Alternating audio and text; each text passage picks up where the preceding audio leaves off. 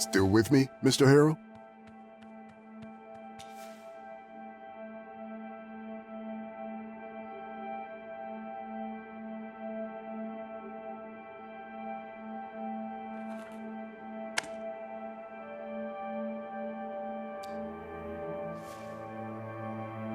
Mr. Harrell, I'm aware that you may be experiencing a slight lack of motivation right now.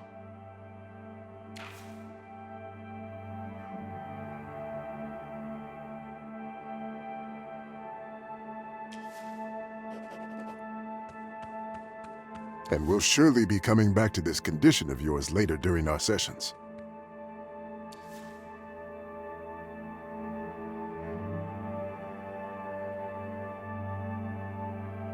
But for now, I just want you to acknowledge its existence and try to stay aware of it at all times, if possible.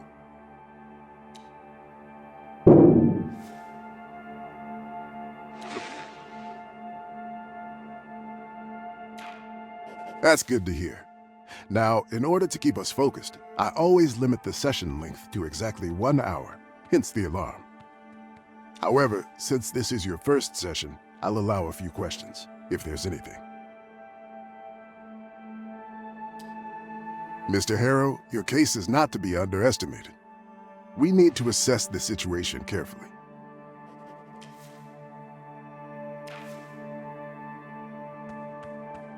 This first session is more for you to get acquainted with me and my methods. We have a long road ahead of us. Any other questions?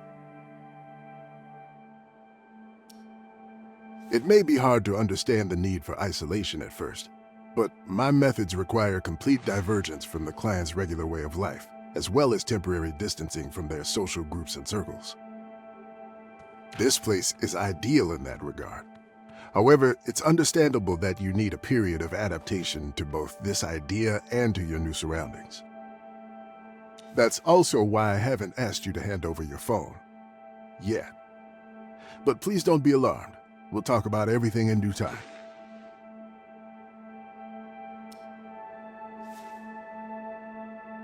I'm flattered that you're interested in getting to know more about me.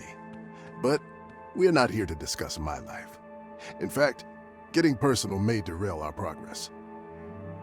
Anything else? Mr. Harrow.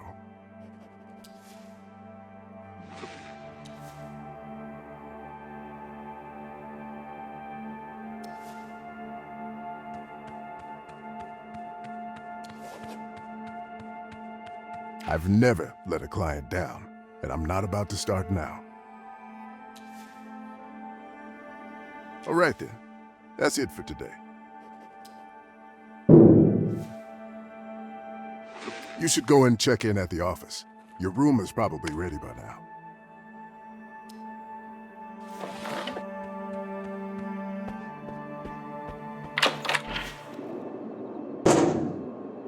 Give me my coffee, you jerk!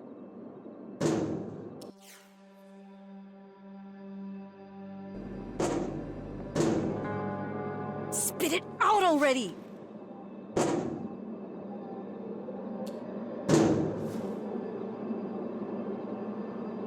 Come on, you thief!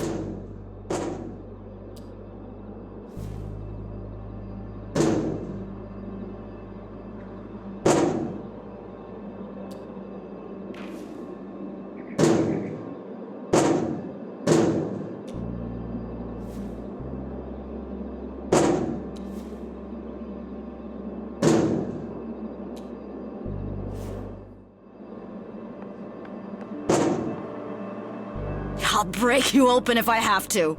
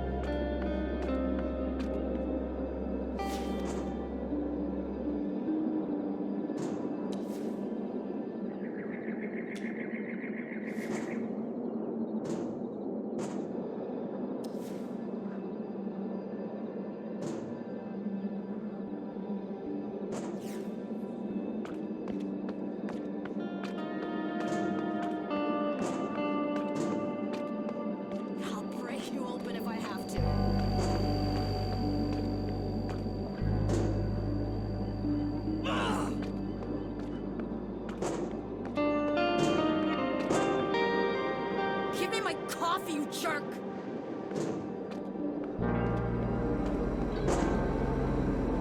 Spit it out already!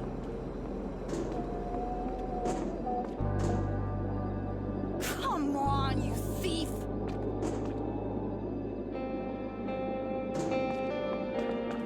I'll break you open if I have to.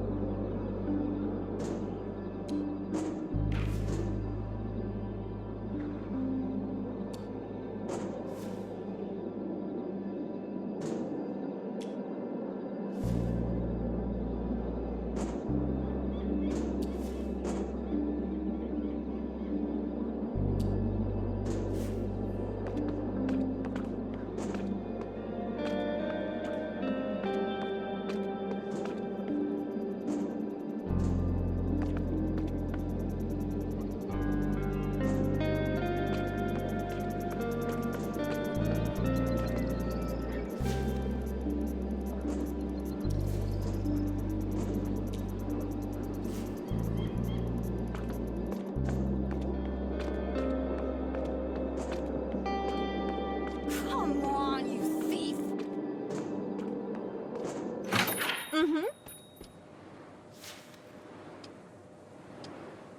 Yes, Rue Valley Motel. Our Coral Destiny internet antenna is down?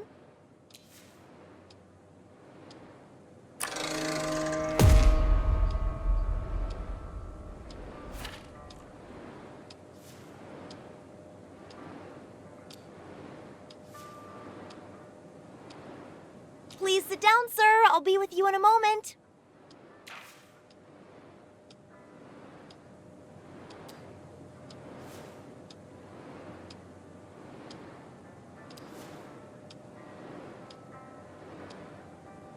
No, the repair tech already came yesterday. Said the internet will be up by noon today.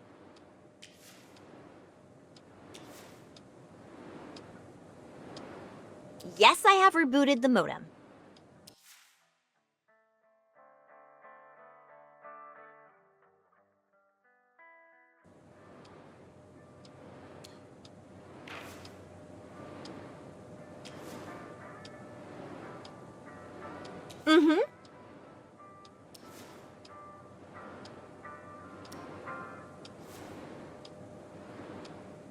Of course it's urgent! Our guests don't have Wi-Fi, the credit card machines are dead, we can't access reservations.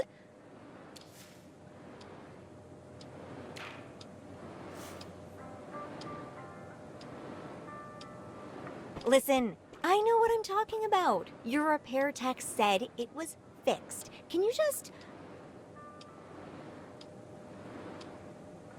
No, I don't want a customer satisfaction survey. I want the internet!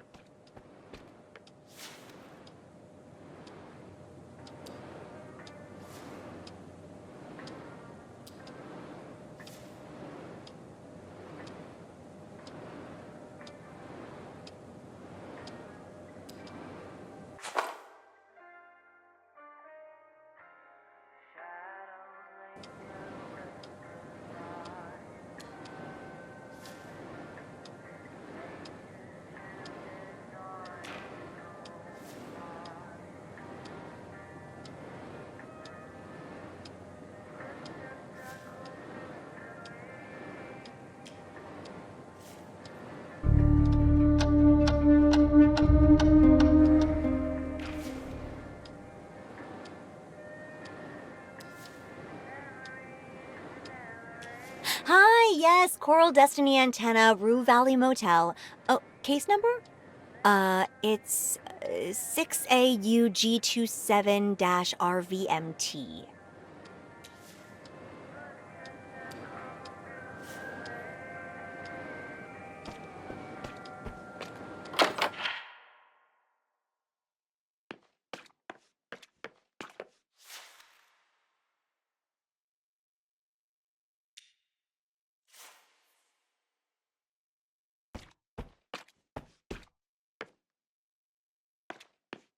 The text said it'd be up by noon today, but it's 8 p.m. now.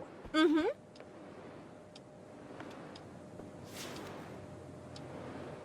Yes, your colleagues already suggested I reboot the modem. I even tried a backup router.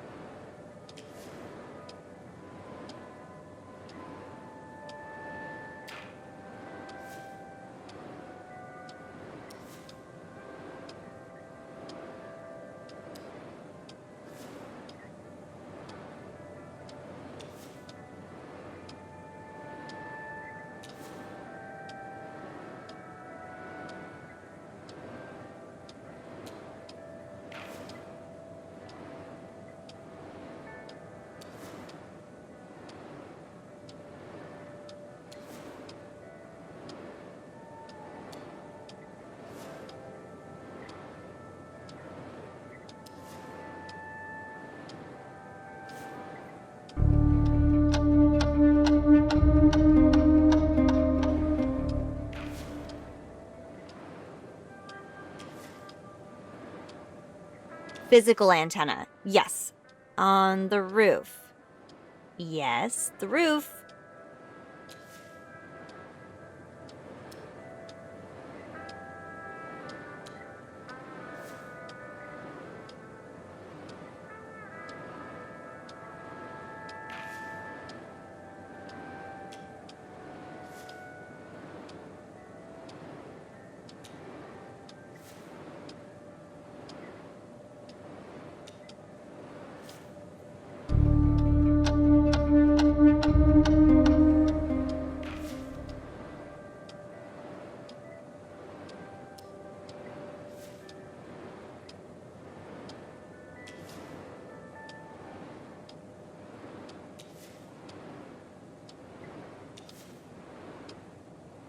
Misheard?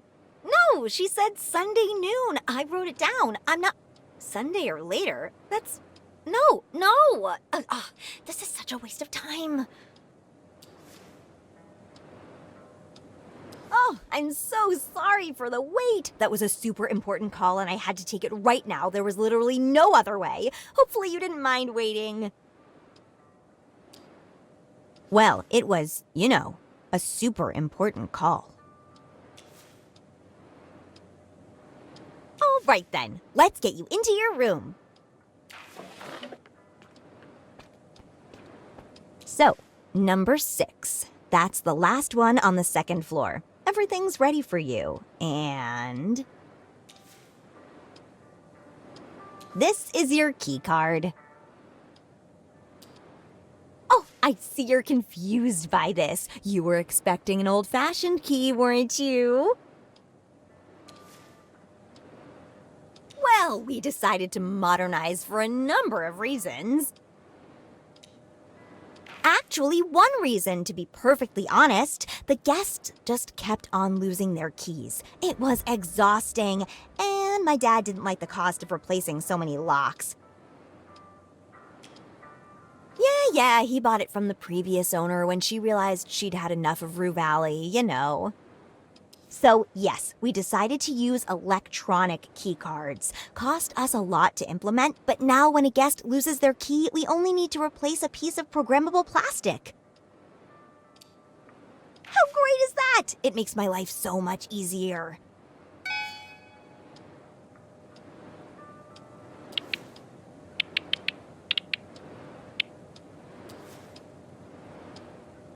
So, here's your key card, and I'll need your signature here.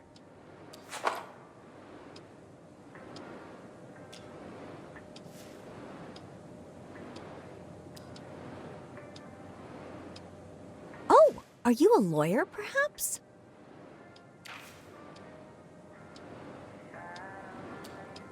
Just that, people usually sign it without reading. It's probably the same in every motel. I bet father copied it from a template he found online or something.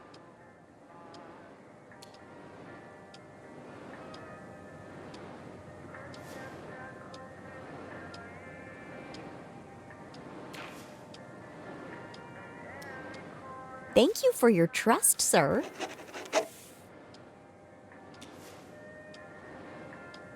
I'm here if you need anything. Enjoy your stay.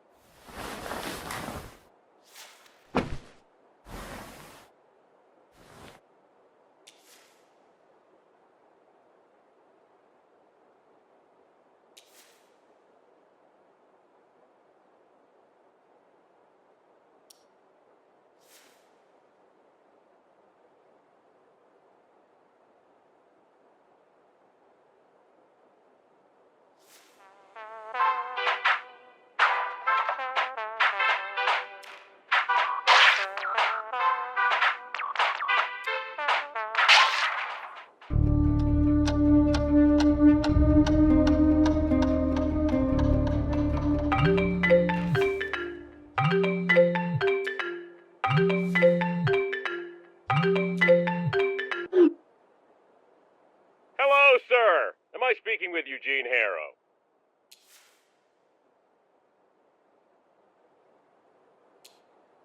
My name is Percy Rugger, and I'm a senior sales executive at Ulterior Paralegal Exploits Consultancy. We'd like to offer our help regarding your case.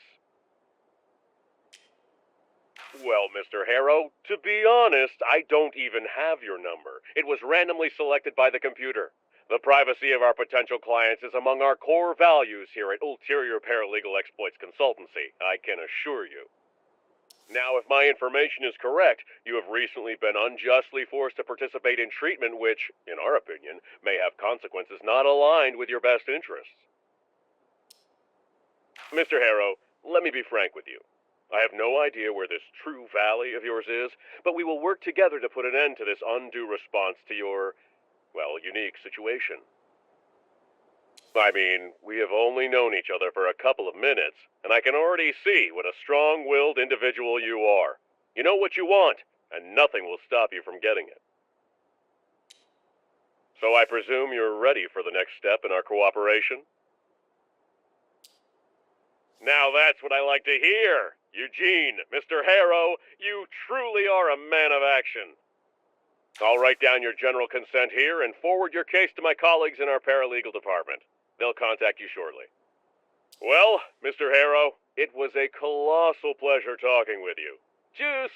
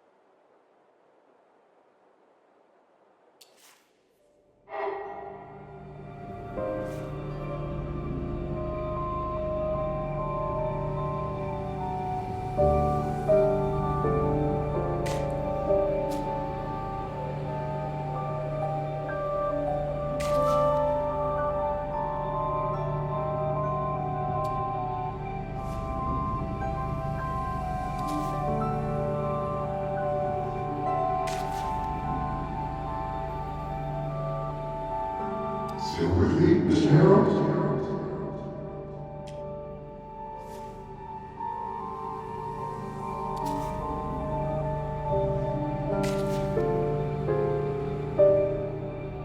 My name is Percy Rugger, and I'm a senior sales executive at Interior Paralegal Exploits Consultancy. We'd like to offer our help regarding your case.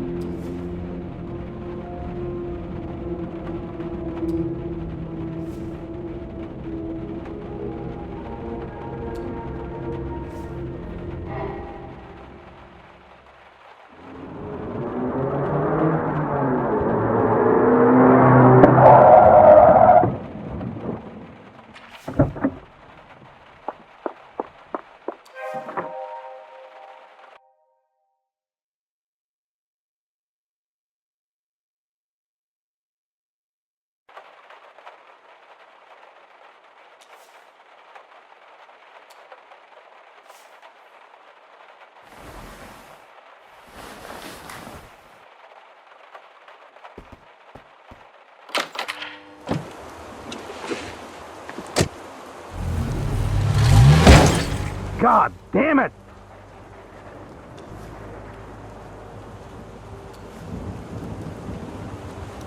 Come on, start, you piece of shit!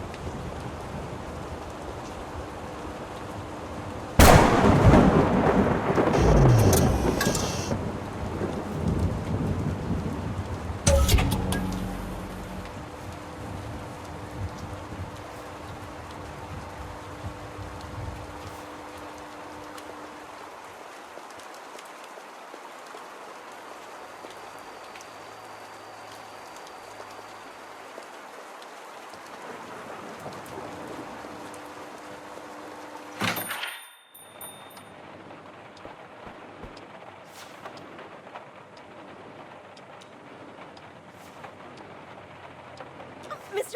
Harrow! Sorry, I didn't notice you. What can I do for you? Yeah, you got my blood pumping. No worries, though. What can I do for you?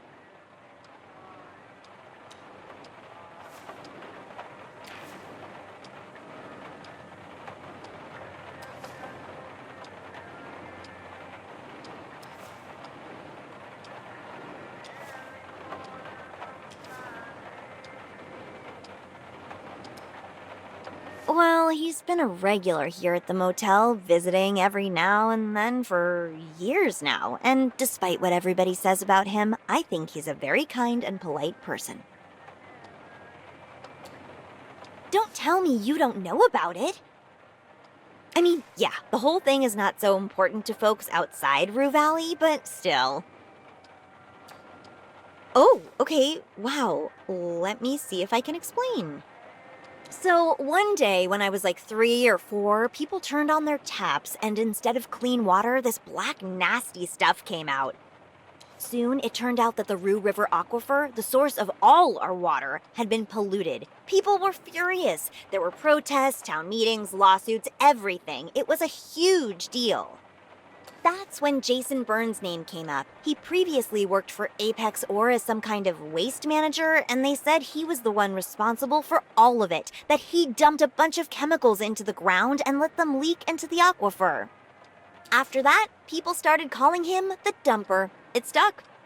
And, well, the water is still bad, so, yeah, I forgot to tell you, don't drink it.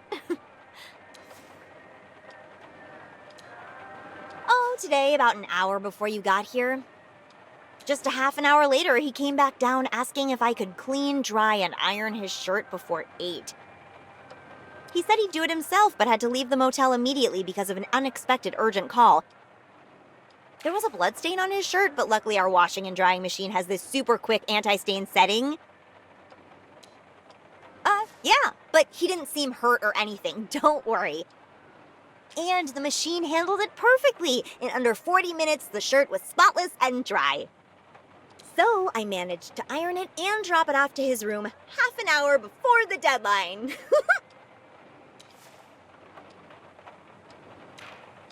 Glad you think so too.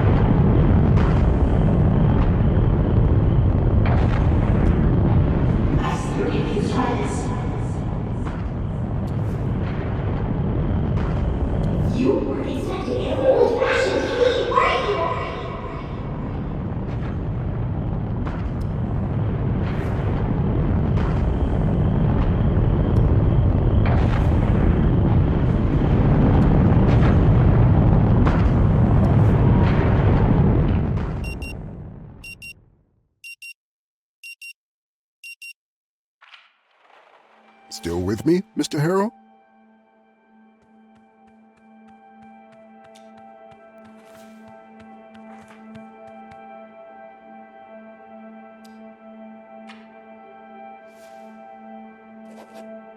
Mr. Harrow, can you hear me? It's all right.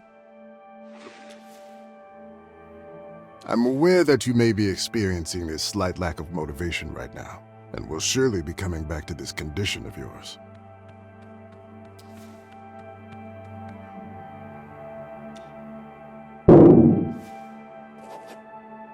At all times, if possible.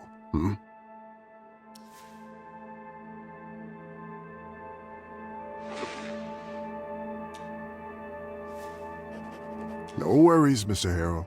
You seem to have had enough talk for today anyway. Mr. Harrow, you're shaking. Are you feeling unwell?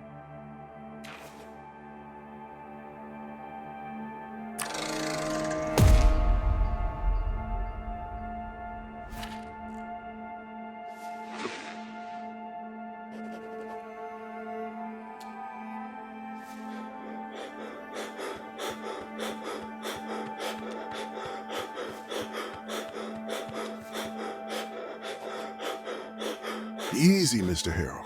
You're not having a heart attack or anything similar. Trust me. You're just getting too much oxygen. Let's try breathing through pursed lips as if we're blowing out a candle. This will help.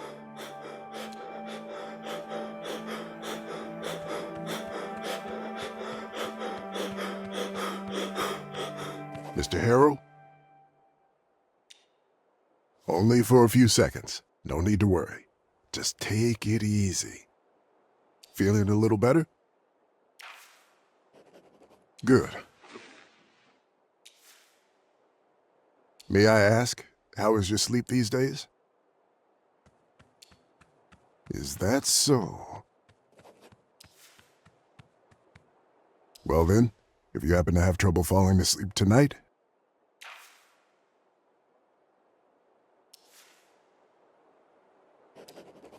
remember, what I'm giving you is a mild, non-prescription herbal hypnotic drug. Nothing more. Hopefully it'll help you calm down and get some rest tonight. We'll continue tomorrow. All right then. Now you only need to pick up the key card for your room. And I'll call the receptionist to make sure everything is in order. Sounds good?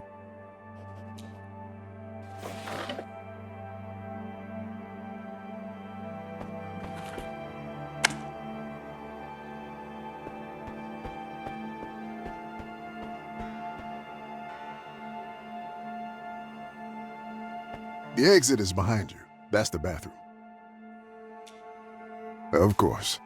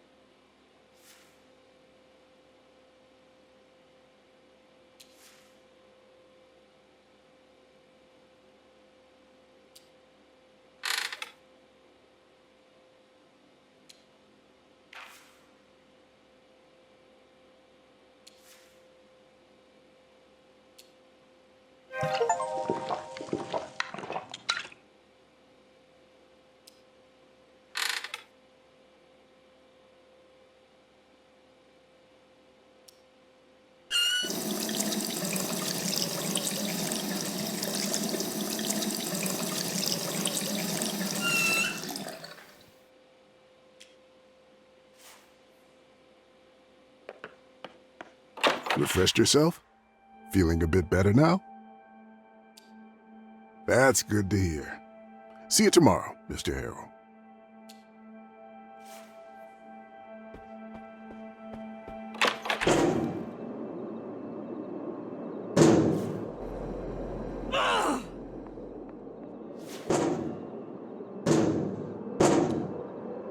Give me my coffee, you jerk!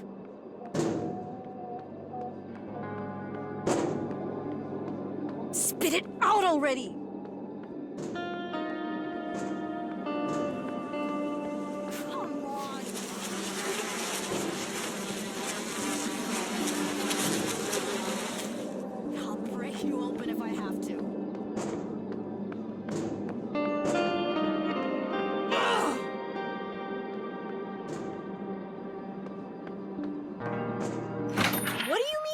settled. I need the internet. Could you...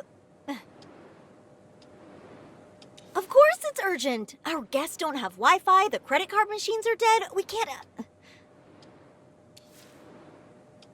Oh, hold on. I have someone on the other line. Hello, reception? Oh, what can I do for you, Dr. Fink? If it's about the Wi-Fi, yes, he's here. Of course, no problem.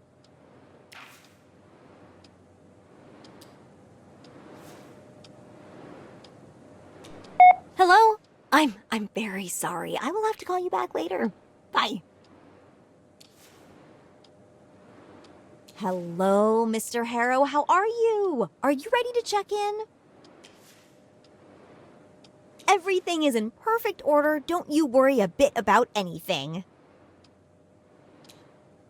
Apology accepted. Okay, let's get you into your room.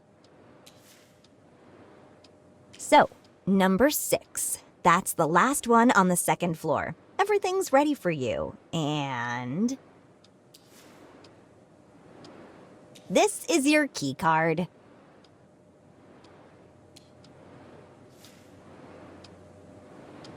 Oh, I see you're confused by this. You were expecting an old-fashioned key, weren't you? Well, we've decided to modernize for a number of reasons. Oh, you must be very tired. Perhaps I'll tell you about it some other time. It's a really interesting story. Here.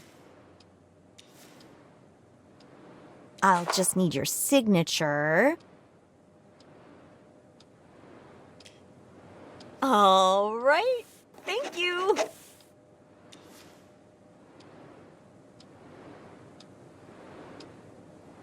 I'm here if you need anything. Enjoy your stay.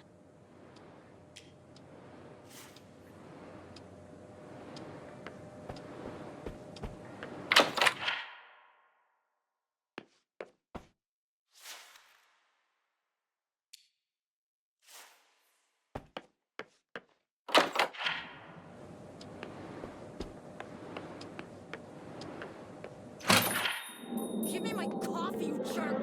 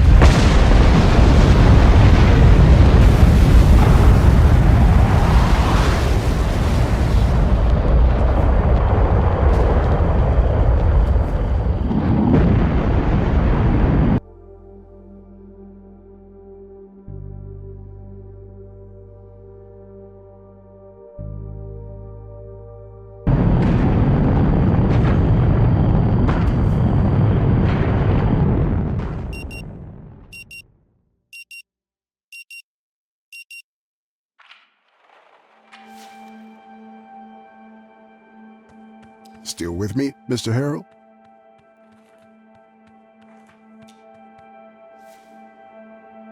Mr. Harrell, can you hear me?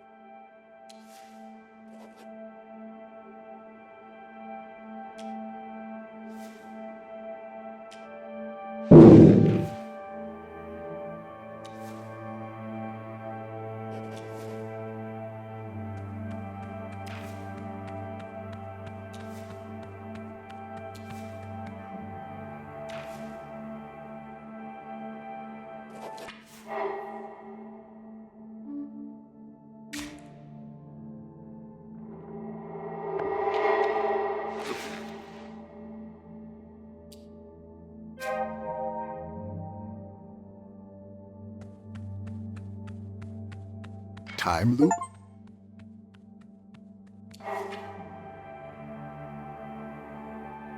I don't think I follow, Mr. Harrell. Would you care to elaborate?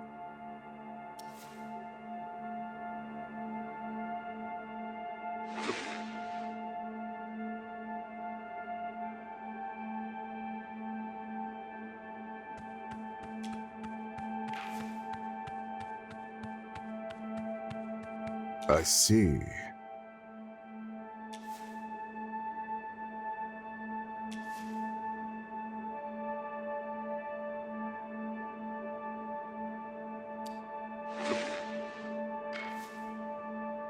Of course not. I'm just keeping notes so we can be on track in our next sessions. For which I think you could use a good night's rest. You should go and check in at the office. Your room is probably ready by now.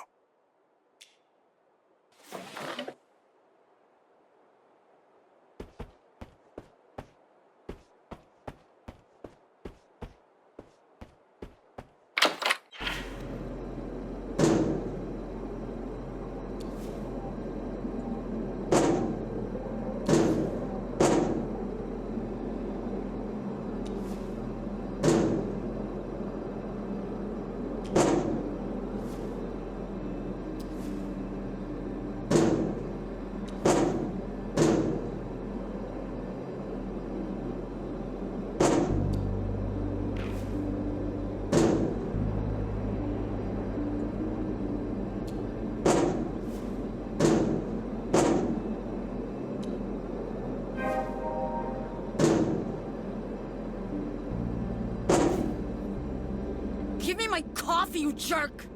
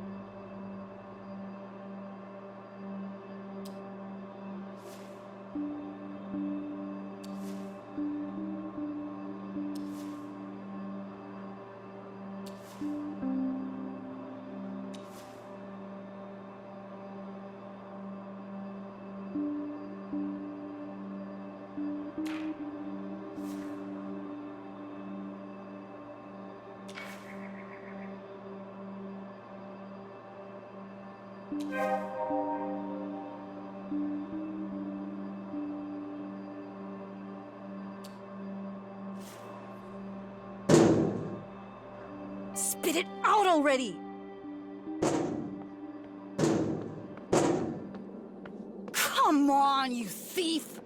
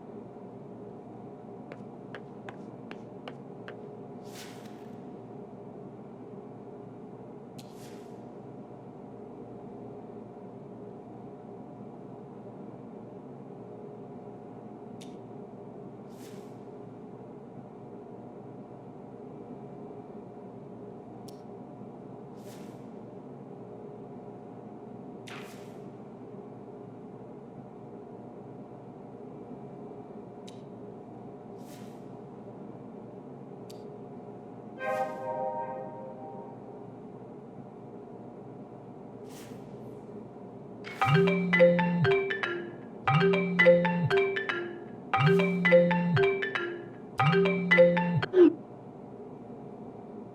sir. Am I speaking with Eugene Harrow?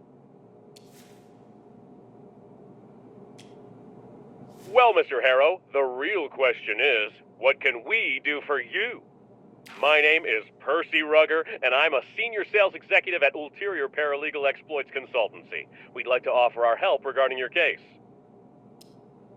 But of course, Mr. Harrow, I'm here to answer any questions you might have. At your service, as they say. If I'm honest, maybe a little. I feel like things have been repeating themselves lately. Well, the last hour seems to last forever. The endless waiting for customers to answer the phone, the exhausting exchanges with each of them about their misfortune and how I can help them. Don't get me wrong, I love talking with you, Mr. Harrow. Your positive attitude towards me and my offer, coupled with your sincerity, really made my day.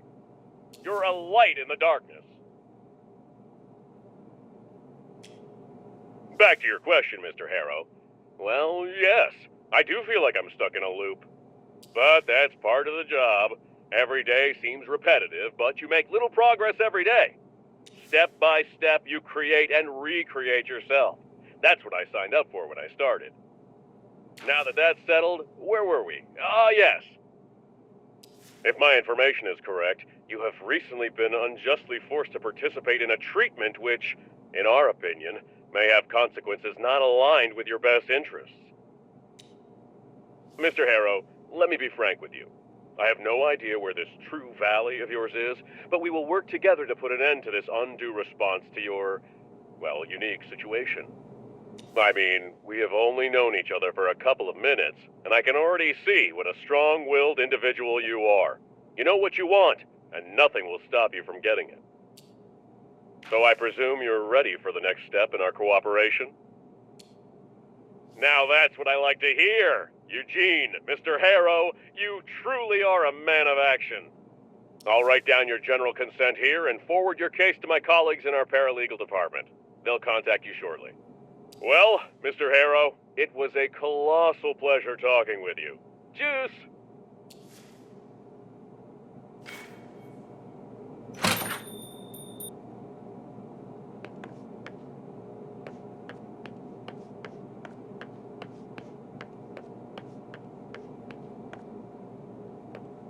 Hey, Max, what's up? Hey, Riley. Here's for the gas.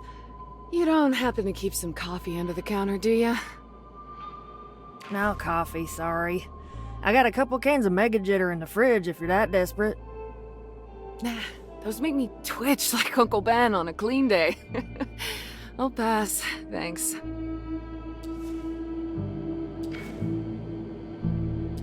See my brother around, by any chance? Yeah, he's right here in his... What the...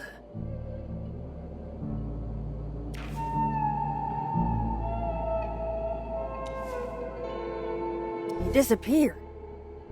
Left without saying anything, huh? Typical Frank. Nah, there's only one road out of here. He couldn't have driven off without me seeing him. Hold on, I'm calling. I already tried calling him, Max. No use. Mm-hmm. Off network. Damn. Yeah. Pity. I was hoping to catch him at the motel before I head out. Oh, where are you headed, by the way? Vacation? Nothing like that. I quit at Coral Destiny. Wow. Really? Yeah, I just need a change. Ooh, thought you'd never leave. I didn't think I would either, but here we are. Anyway, I'd rather not talk about it. I just wanted to say goodbye to Frank before I leave. You know, we've been at odds lately, but I hoped... I know. He's not at the motel, he's not here, so probably drove to Bothwood? Yeah, that sound like him, but still, I swear I've been standing right here looking at the only road the whole time. And I didn't see or hear him leave. No sound, no dust, no nothing. I went outside about an hour ago, maybe half an hour, talked to him. He was fixing to need his car and his blue pickup was still parked there.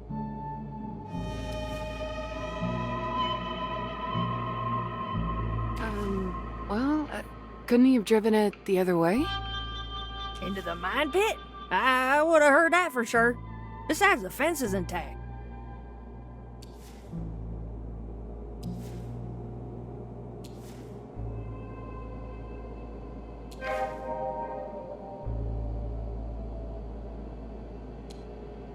Hey, I know. Let's check the security camera footage. We'll see when and how he managed to disappear. Oh, great idea. Let me see. Need admin access to rewind. Just a second, need to log in.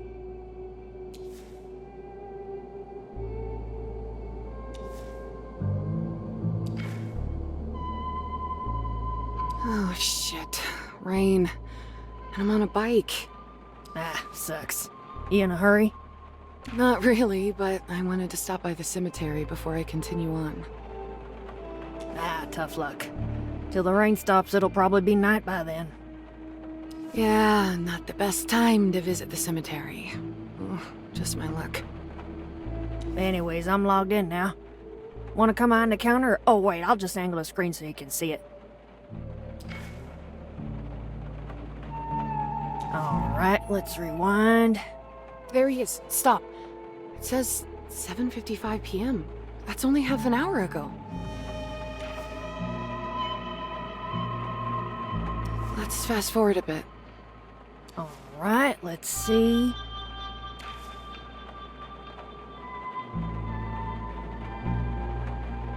Wait, what? He just vanished. What? How? I don't know. There's no way. You must have misclicked or something. I didn't. Look, it says 8 p.m. right there. Go back a little. Maybe we missed something. Okay, let's go back.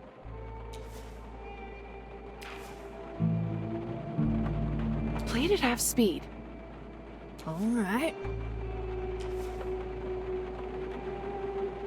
Unbelievable. 8 p.m. on a dot and poof!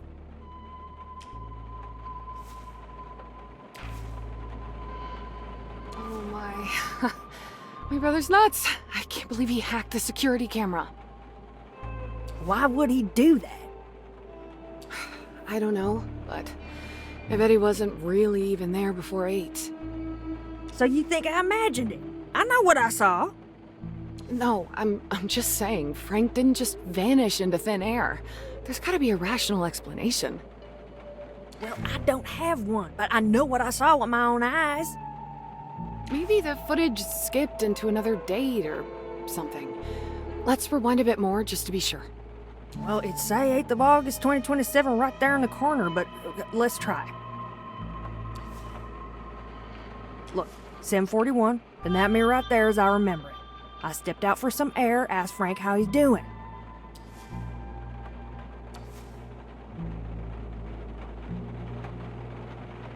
Wait, who's that? Just a rando customer dropped by to ask something. No idea who he is.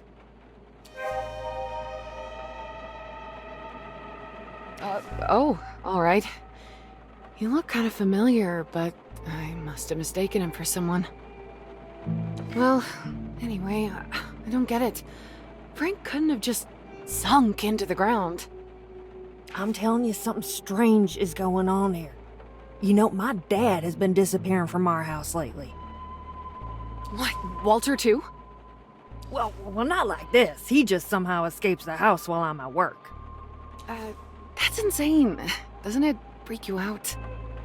Well, he usually comes back on his own, but he never tells me where he's been. And I'm bloody worried something might happen. He's 86 after all. Oh, well, of course you're worried. That's crazy. Yep, he's done it again today. I asked Alex to look for him, but he's too busy with his project to leave the house. So as soon as that roadblock is down, I'm gonna close here and go look for him. But how does he exit the house on his own? I don't know. We got a fancy new door, we boarded up the windows, but it doesn't help.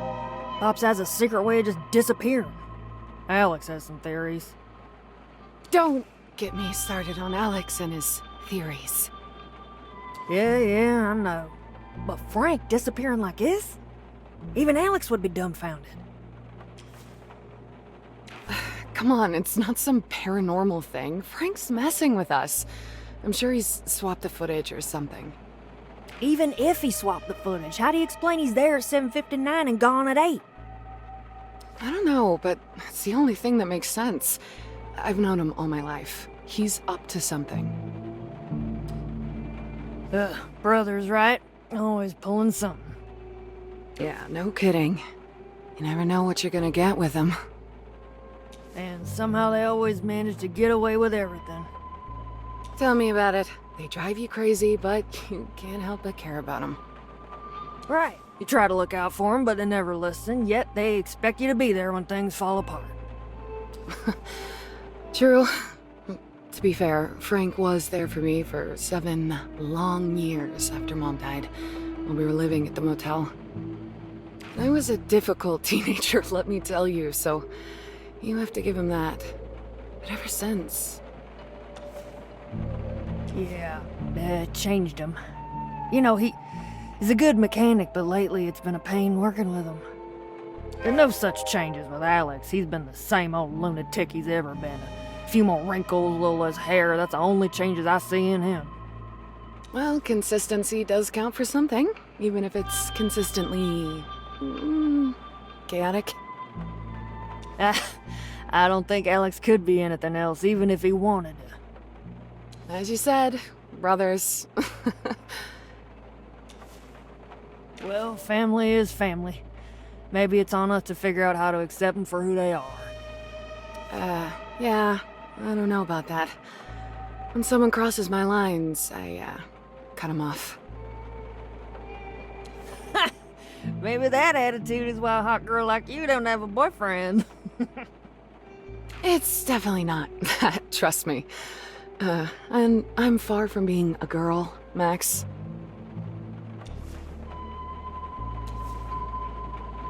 Oh, come on, take the compliment. I'm 9 years older. I wouldn't complain about being called a girl.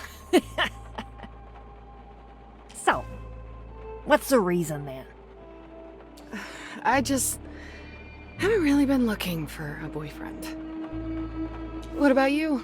Anyone special? Whew, I wish. If only I could have found someone decent and respectable. Pops would be so proud.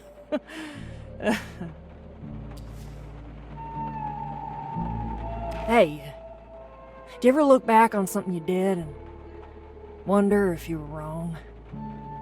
Even though you thought it was the right choice at the time? Well, I keep asking myself if I made a mistake every day since I quit.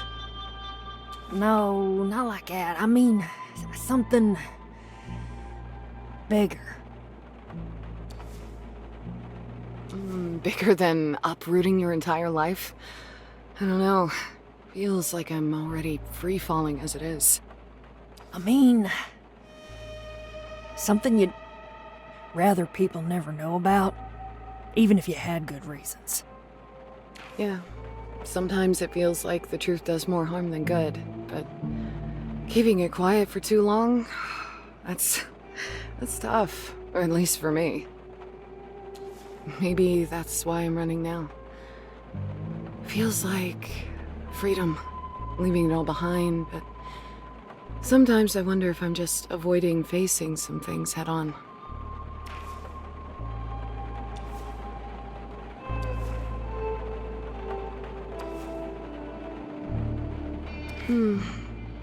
I think the rain is letting up. Hope it'll stop soon. Hey, do you sell those little croissants? You know, the ones filled with stuff? 24-hour butterbloom choco? No, the ones with the vodka-flavored cream or something. Ah, these. Ah, yes! How much are they? $9.89. Here. Anyway, I'm glad we ran into each other, even if it was just in passing. Yeah, everyone's leaving one by one. I get it, though. Yeah, well, people change, things change. New faces come eventually. Perhaps, but it's not the same. Us K's, though, we were the first to arrive, so nothing could convince us to leave. I just hope we don't die out soon. You won't. Don't worry. I still don't know what to make of Frank vanishing just like that. I know. It's weird. Gotta admit, something feels off. Wait, I just have to see it once more.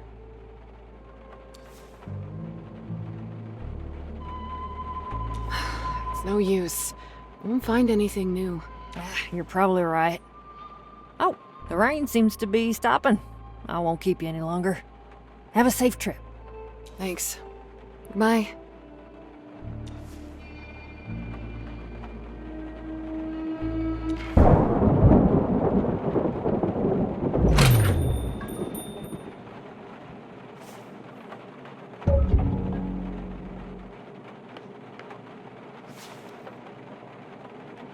Welcome to Max Gas.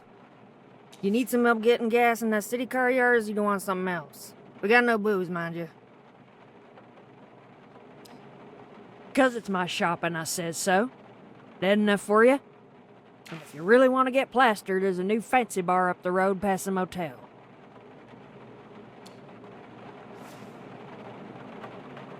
Apologies. You're right, we've gotten off on a bad foot here. Maxine K.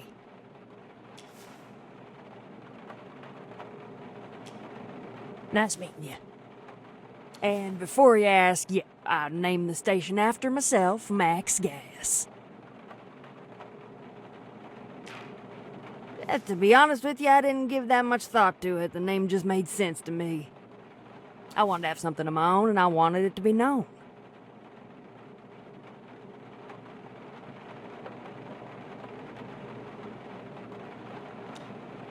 This little piece of former Apex or shit shack, it could never bear the K name. I reckon this might look strange to you, but my family used to own this whole place from the mountains and the source of the River Rue to the canyon that goes to Gray City. But the only thing that's left out of all is the ranch house up north. And from the whole large family, the only ones that's still alive are Pops, Alex, and me. Yes, Anne. I don't know how you city people live in those rat holes of yours. Space is what a human needs. And empty space is the only thing we have left. You didn't come here to listen to me rambling about the sad history and state of the K family. What can I do you for?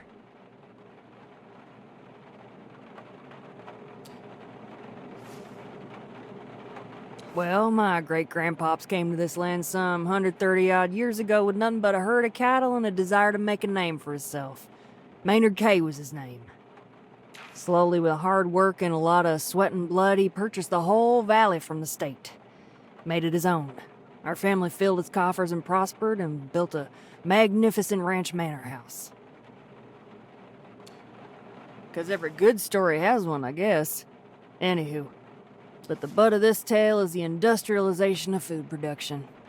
It became much more profitable to cram as much cows as you can into concrete and metal boxes, make them live in their own shit, and pump them full of antibiotics. I even heard the poor things are forced to eat their own dead.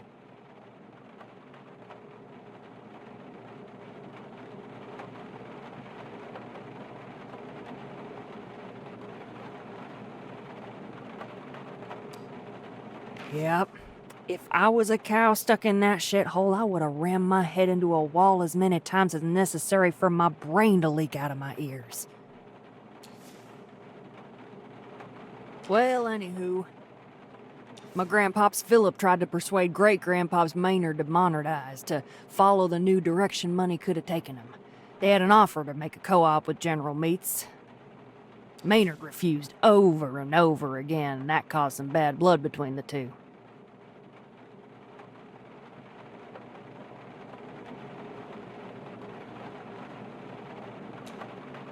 That was kind of the point, you know. If they industrialized the cows, Maynard would lose both the only thing he knew how to do and his way of life. So, Kays kept on doing as Kays ever did, herding through the whole valley. But the industrials were making more cheap meat over, flooding the market, and eventually that choked the family business dead. And as his business was dying, Maynard died. I'm just grateful he bit the dust before all he built with his own 2 hands fell to nothing. Yes and no. When Maynard died, there wasn't a whole lot left. Philip always claimed the old man died out of spite, but I think he died from a broken heart. Still, he tried to rally the family, to industrialize, but it was too little too late. We were cornered out of the Gray City market by then. So, with no source of income, the family was forced to declare bankruptcy and sell the land back to the state at dirt cheap prices. And that was the end of us. Within 1 generation, rise and fall of the House of K. Guess not.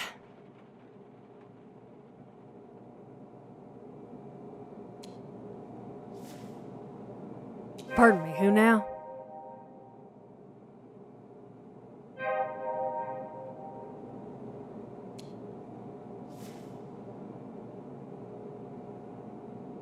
Listen here, I don't know this fella, don't know him. End of story.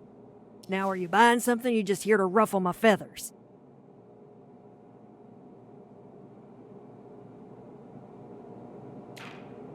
Not any dime.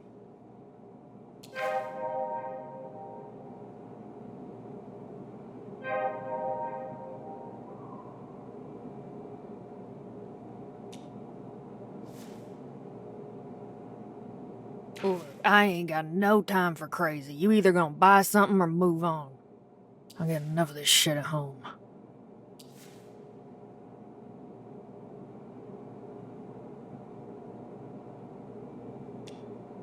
Oh, it ain't that I don't believe you. I just don't give a shit about a rando stranger and his weird-ass ideas. The thing I do give a shit about is whether you're gonna buy something. So what's it gonna be? Alright, listen now. Just follow this road north and you'll reach the motel. Ask there for Doc Fink and you'll be all settled. Now either buy something or move on.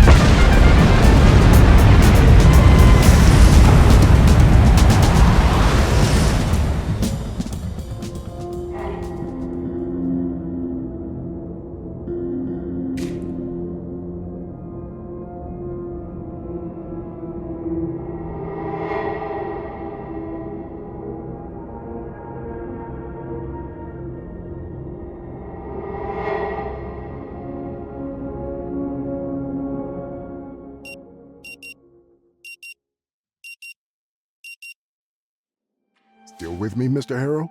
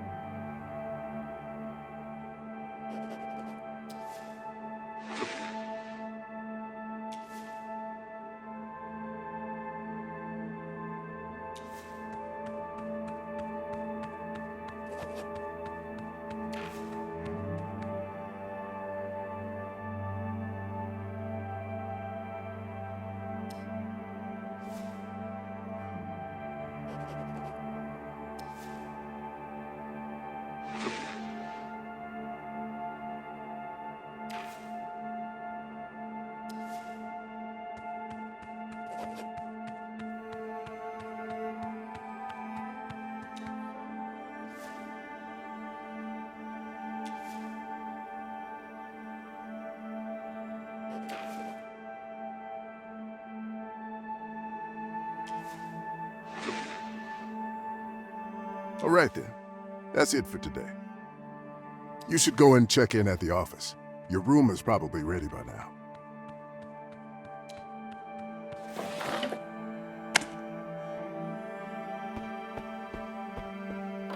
I'll break you open if I have to.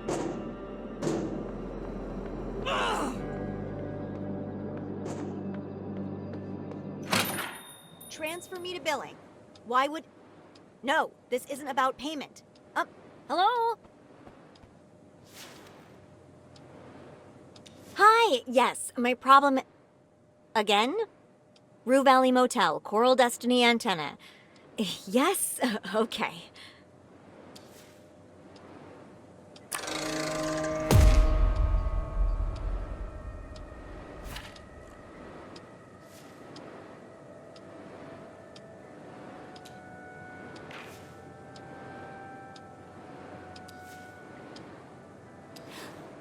Got it. I'll be with you soon.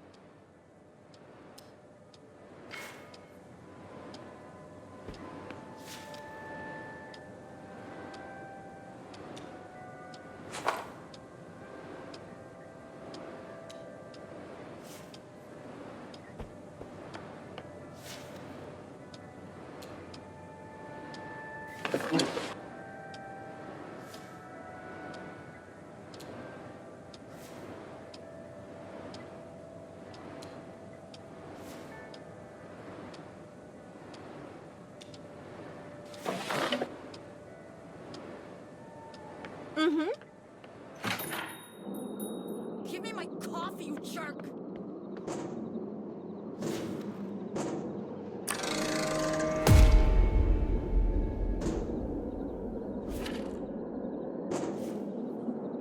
Spit it out already!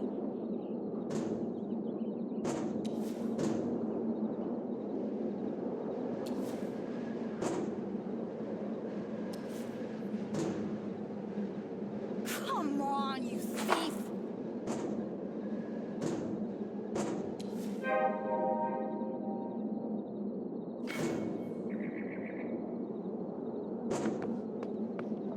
I'll break you open if I have to.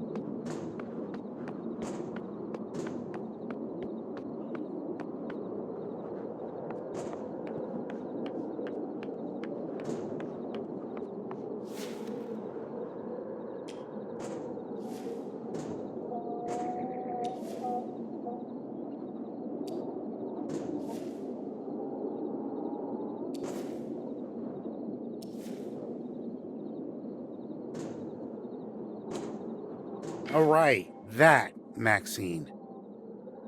I met her a few times during my earlier stays in Rue Valley.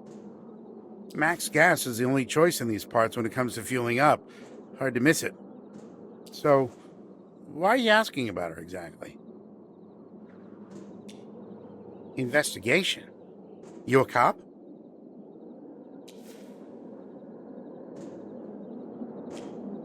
Can I see your ID?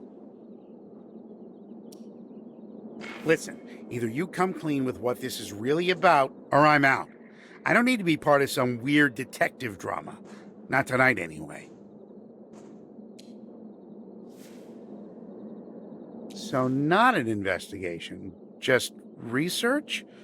What kind of research are we talking about? You know, you don't have to dress this up as some kind of investigation.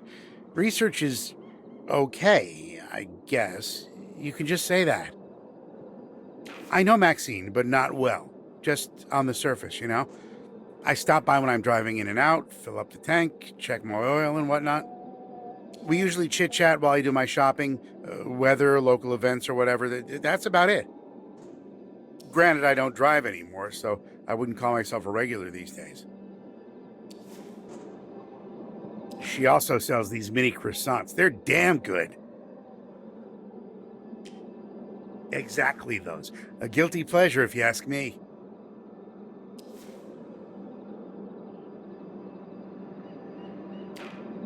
Does that answer your question? Sorry, it's all I got.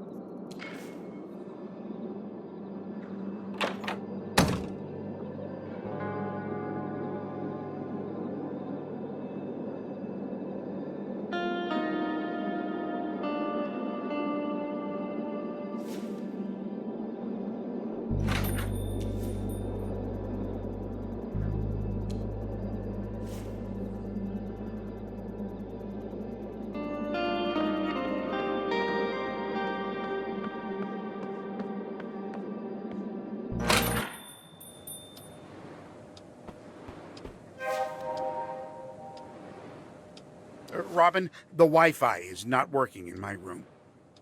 I'm really sorry. The whole motel's been without internet since Friday. Since Friday? You've had no internet all weekend? I know. The internet antenna just stopped working all of a sudden. All right, no time to lose. Let me take a look at that antenna. Oh, no need for that. A repair technician already came yesterday and fixed it. She said the internet should be back up today around noon. But the day's already over. I know. I just got off a call with customer support. And? Well, the first operator said this issue falls under another department and he could connect me to them, but since it's Sunday, probably no one will pick up. But since that's the only way, they put me on hold with that awful elevator music, and then... Can we cut to the conclusion, please?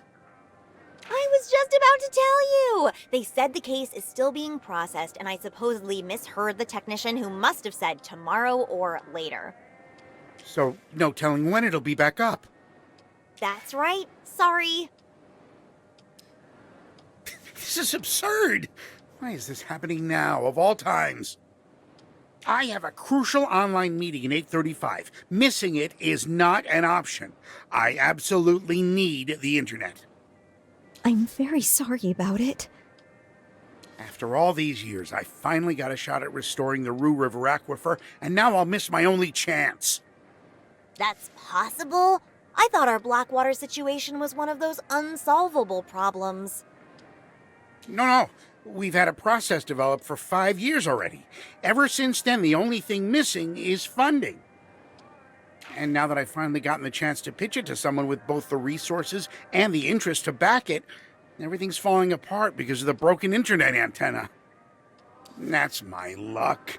I tripped at the finish line and lost the race at the last second. No, come on! The race isn't over! We are not going to lose! I won't allow it! You won't? Of course not! If the future of my hometown hinges on this meeting, I won't let your defeatist attitude drag us down. The motel may be offline, but there's internet at the belt.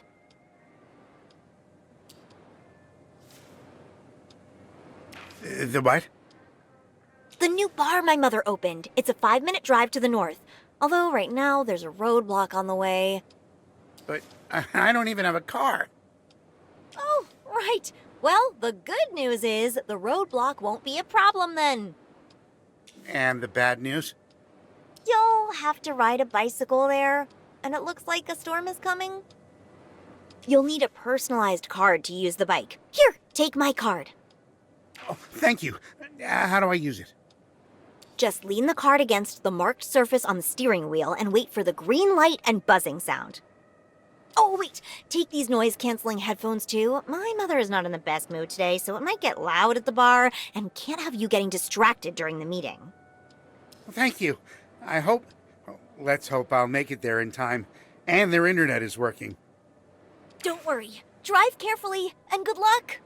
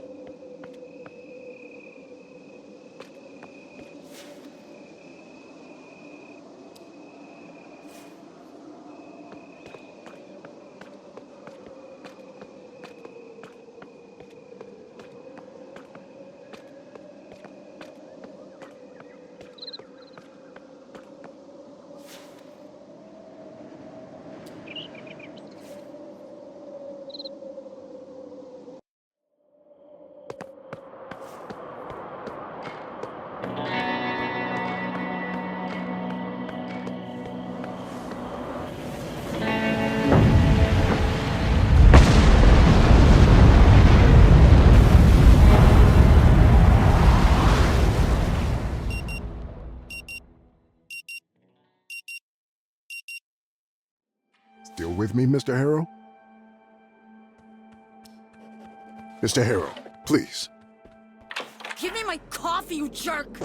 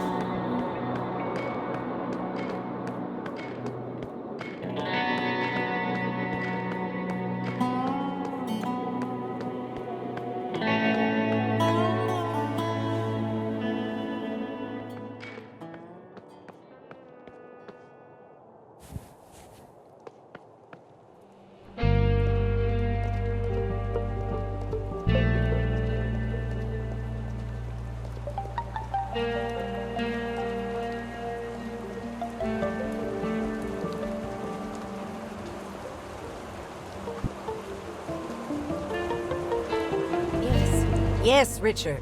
I don't care. I've already told you what needs to be.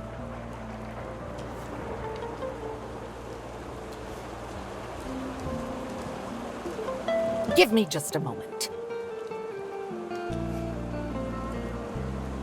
Do you always eavesdrop on the conversations of strangers so flagrantly? Or am I a special case? If you've come for the bar, the entrance is right there. Just remember to wipe the sand from your shoes. Wipe at least 3 times. Or, if you didn't come for a drink, move exactly 5 yards away from me. It will get much worse, Softy, if you don't move away. Right now!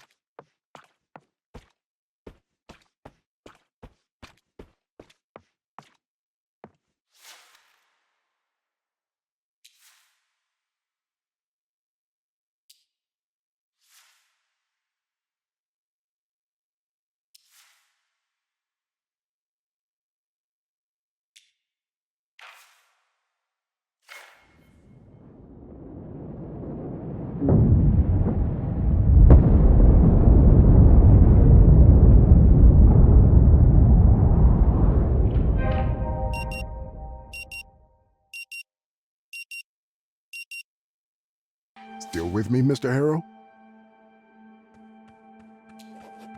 Mr. Harrow, please. Spit it out already!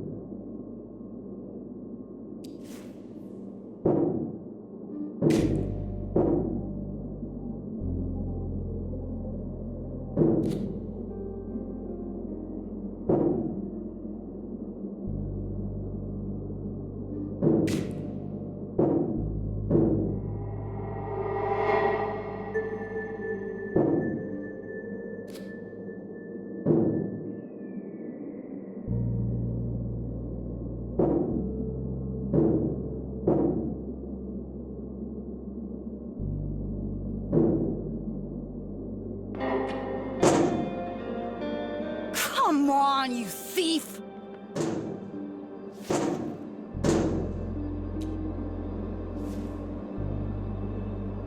Sure, give it a go.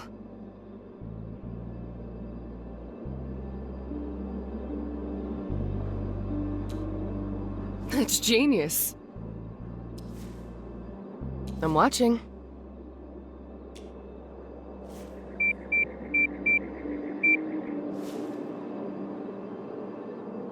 Yeah, I tried that before.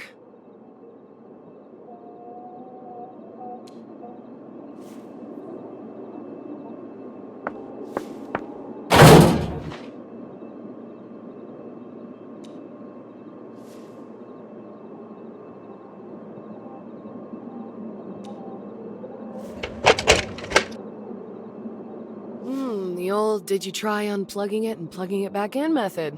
Good idea.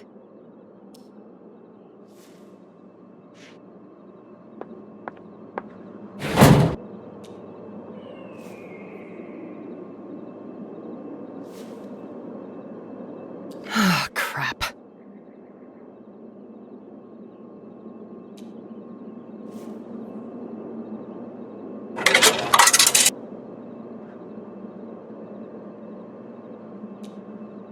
The honor's all yours.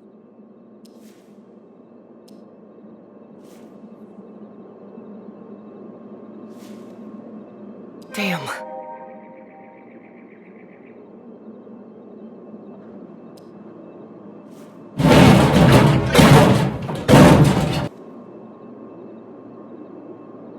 Well, I guess it needs more than a hug.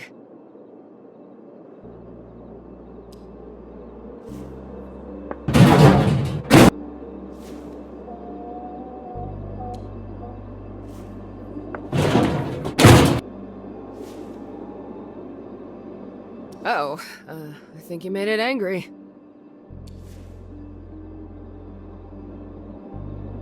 I don't think that was coffee.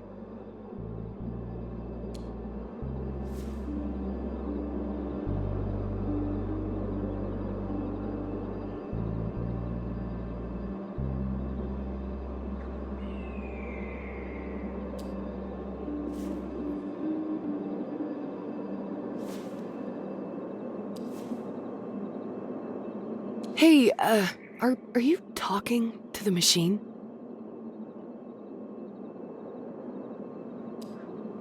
Whatever, was just curious.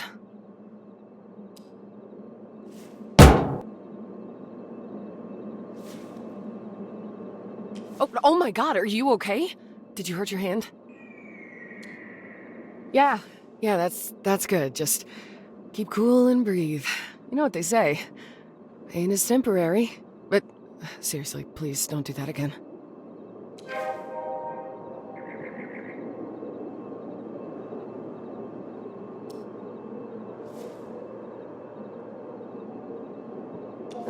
Well, thanks for trying.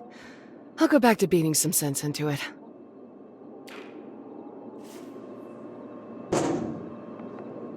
I'll break you open if I have to.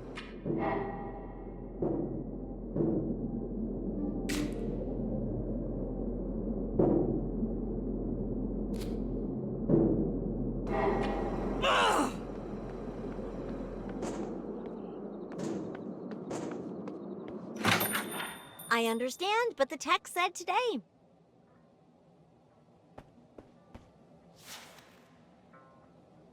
No, I don't need to unplug the modem. Of course I've rebooted it 12 times already.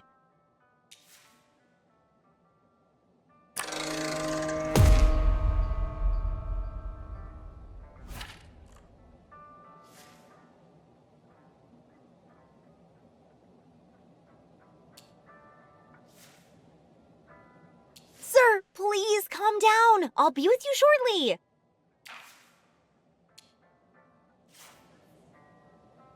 No, I didn't misconfigure the firewall. Give me my coffee, you jerk!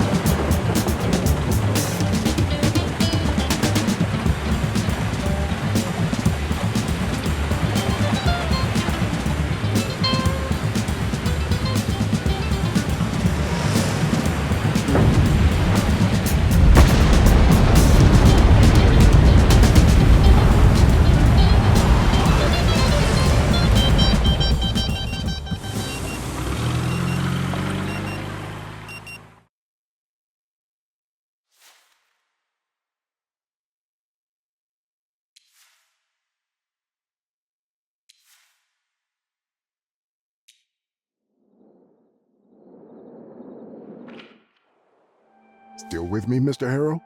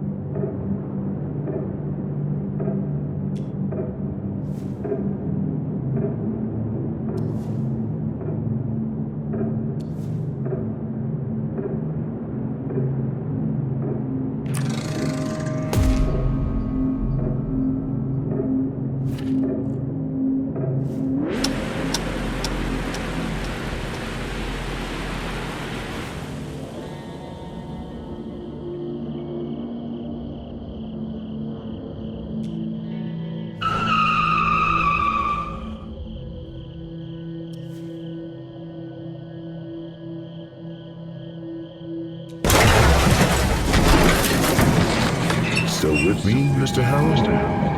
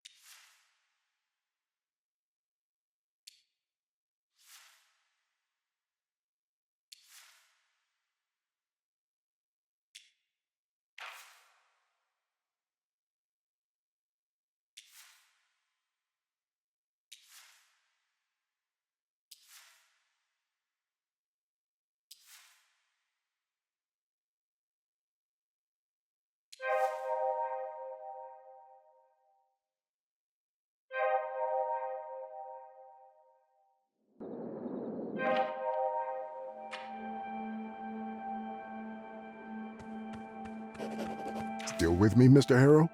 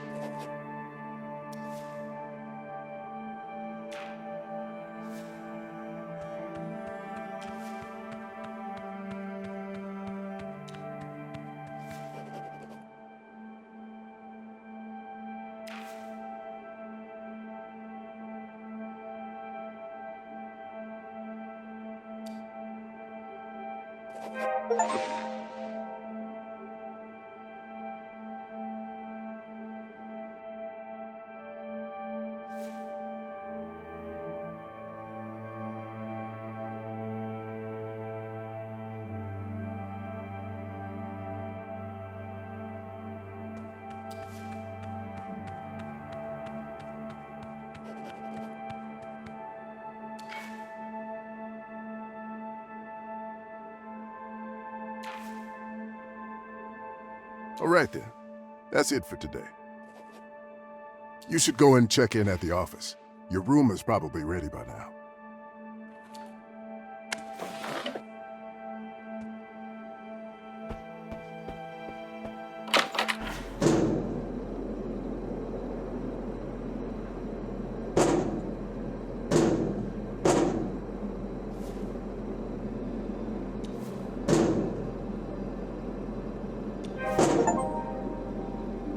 Come on, you thief! I'll break you open if I have to.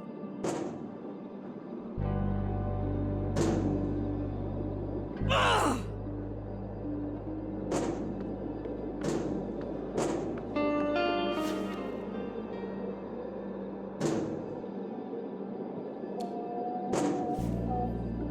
Give me my coffee, you jerk!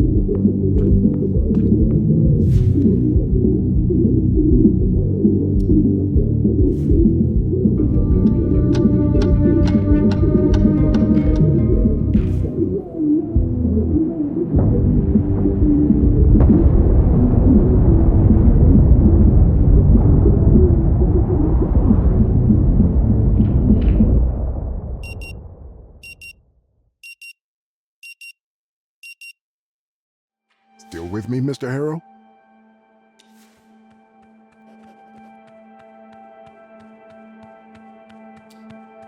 Mr. Harrow, please. Spit it out already!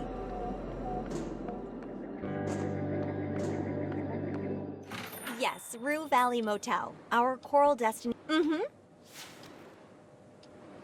No, the repair tech already came yesterday. Said the internet will be up by noon today.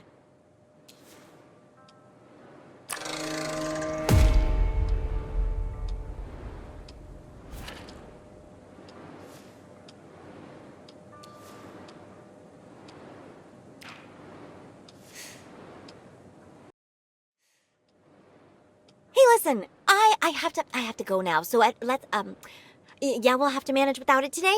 I know, sorry. Bye. Oh, hello, Mr. Harrow. How are you? Are you ready to check in?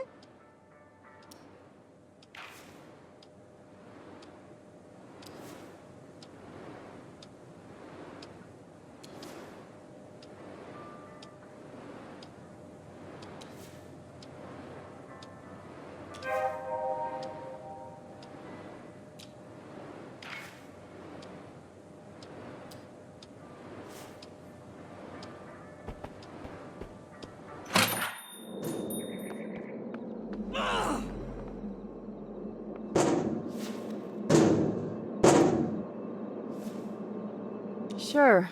Give it a go.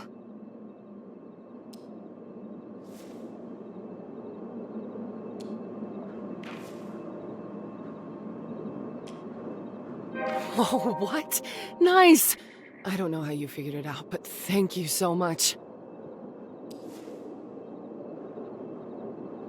Here. To strangers fixing machines. Speaking of strangers, I'm Riley. So, first session? Me? No, I live here. I mean, in Rue Valley, not in the motel. So, How was it? I don't know. I wouldn't dismiss it so easily. Give it some time. Not that I have any personal experience with therapy. I only ever go during our mandatory assessments. My brother, though, he used to visit Dr. Fink daily for quite some time. And trust me, I saw him getting better and better as the months went by. Until he quit. He had a minor disagreement with Dr. Fink regarding some of his, beliefs. But other than that, therapy really helped him get on his feet again. But enough about that. So, how do you like the motel? Met the crew yet? There's also Uncle Ben. He's the owner, and Robin's father. Aunt Anita was around until a year or two ago, but she's not a part of the place anymore. No, it's just that I lived here for a while. A long time ago, to be precise. The Flemings took me and my brother in after we lost everything. They became like family to us. We lost our mom in a house fire, and our dad had passed before that, so... yeah.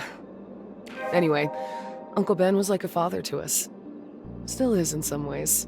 He's a little quirky, but he's got a good heart. Robin, too. I guess what I want to say is, you're in good hands here.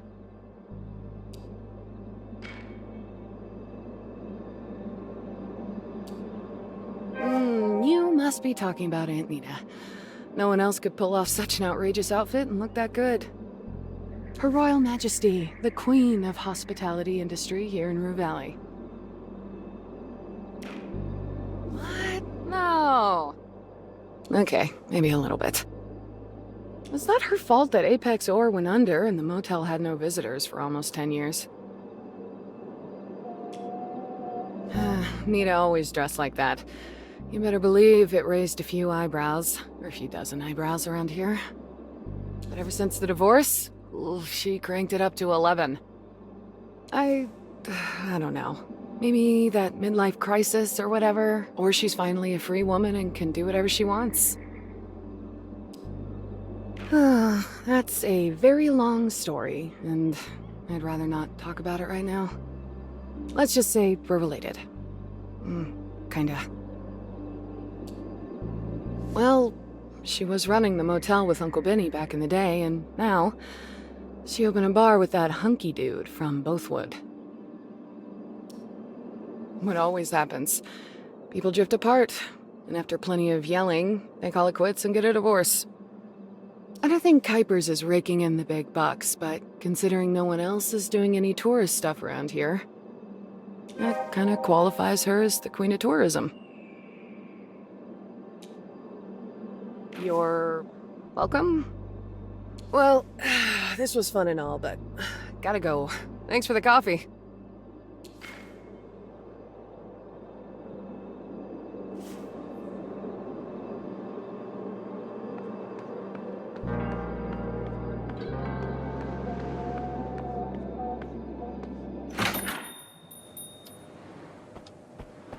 Are you ready to check in now, Mr. Harrow?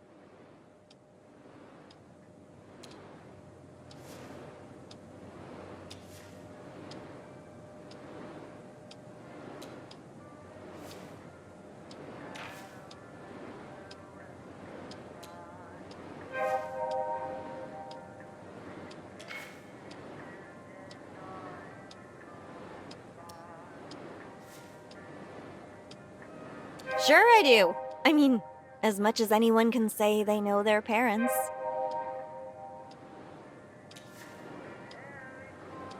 But I get why you didn't make a connection. We don't look alike, like, at all. Just the other day, I looked through some of the stuff she forgot here, and there was this camera. I saw Anita young, real young, and we look nothing alike.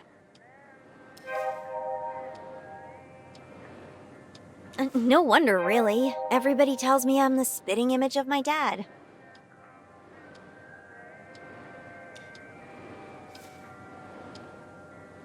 Yeah, there's a whole box of it down. She forgot some of her stuff here when she left us. After the divorce, you know. She's running that Kuiper Belt bar up the road with her new boyfriend Travis. But before, yeah, this was a family-run operation. Though it would be better to say she was running things and Dad just followed her orders. Oh man, Anita would never allow me to install the key cards. Oh, no, Travis is a decent guy. My problem is with Anita. To be honest, I don't understand why she left us. I guess I never will. Ben, he's running the motel now, and I'm helping him, which means this is still a family business, despite Anita walking out on us. Yeah, Dad tells me it's edgy. Look, I know it's stupid, but somehow I feel this need to hurt her a bit, and maybe calling her by her first name does that. Don't get me wrong, Mr. Harrow. She's my mom, and I'll always love her, but she decided to walk out on us. On me. Mom still calls me every day, still pushes me to do the things she thinks are best for me, and I know she's pushing Dad the same way. She doesn't have the right to meddle in our lives so much, because everything changed. Is there anything I can do for you, Mr. Harrow? If not, I have some things to take care of. Oh! Well, that's an interesting thing to hear.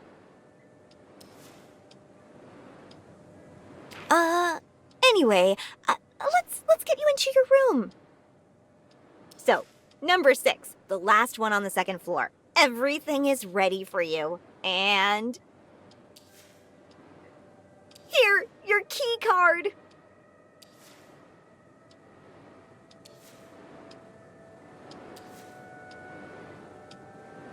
Don't you worry about anything. Dr. Fink is the best.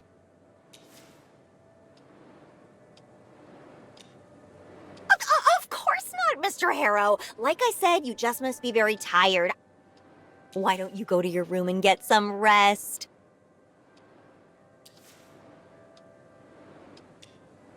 Thank you for your trust, sir.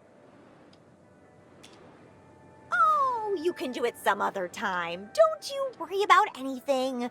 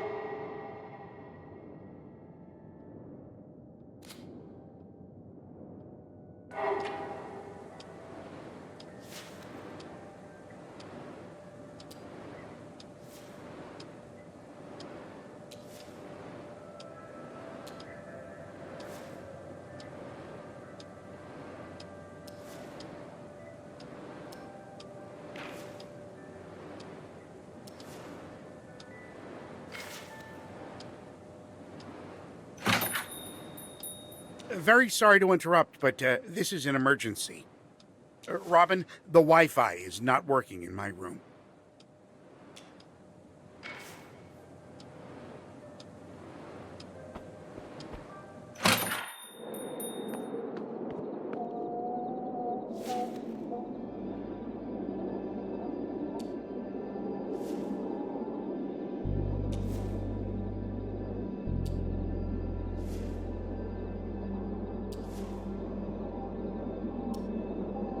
Right? Is that person an adult?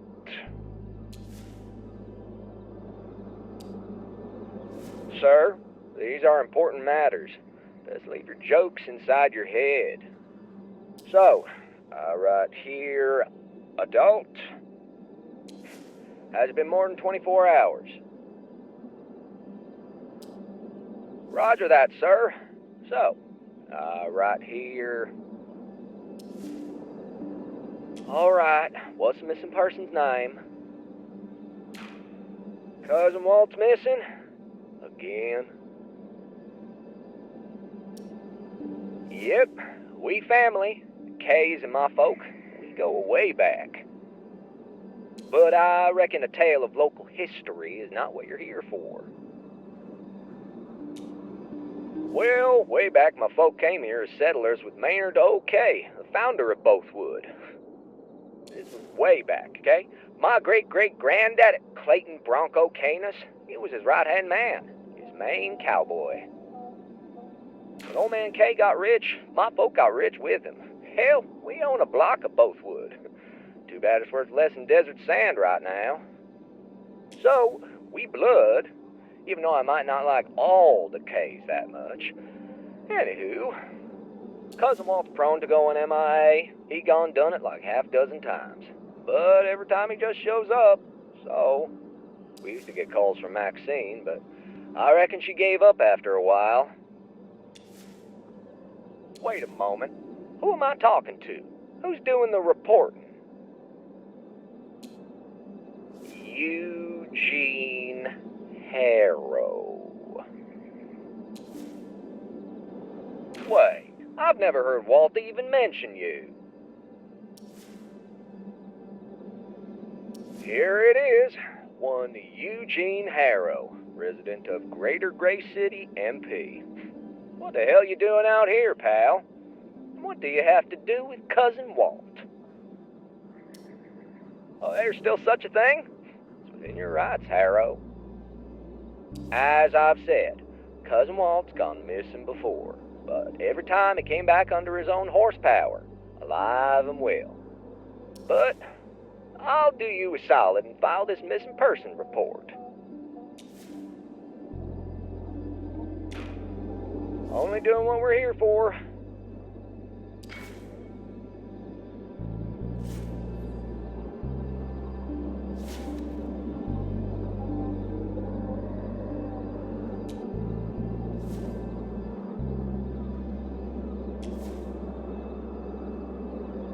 Ben Fleming. Sorry, can't talk now. Quite busy. Call later. I don't know, around 8:30 or later. Gotta go now. Bye-bye.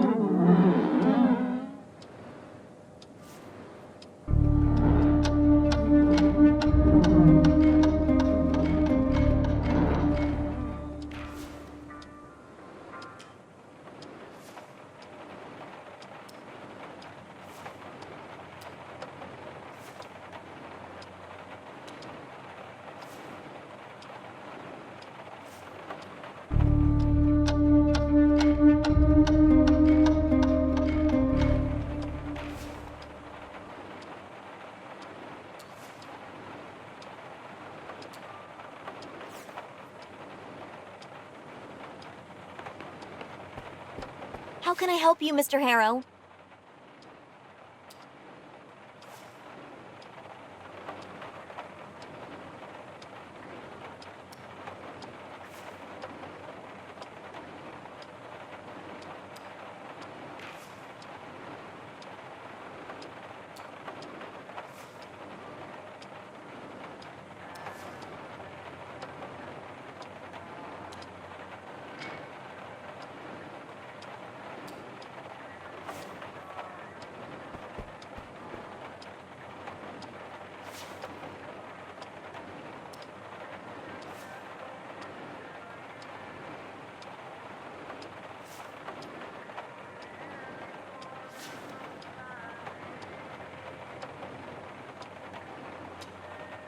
Yeah, hello?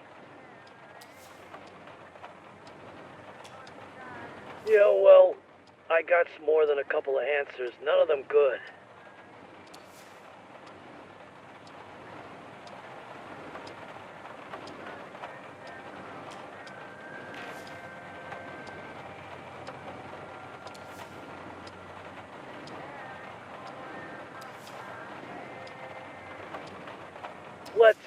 Let's keep this short, please.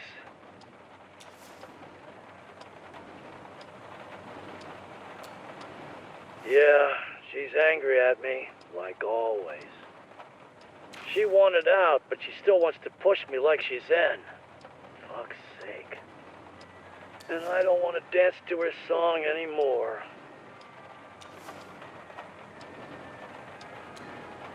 That's my Nita, yeah. The more problems there are, the tighter she grips.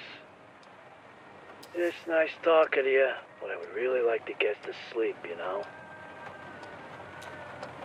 I think about that often. And the guessing answer is, I think I told her no one time too many. She never liked no's, you know? It's nice talking to you, but I would really like to get to sleep, you know? Yeah, Nita's doing Nita things. Robin got my hard-headedness, so she's fine. It's nice talking to you, but I would really like to get to sleep, you know? Yeah, nice talk.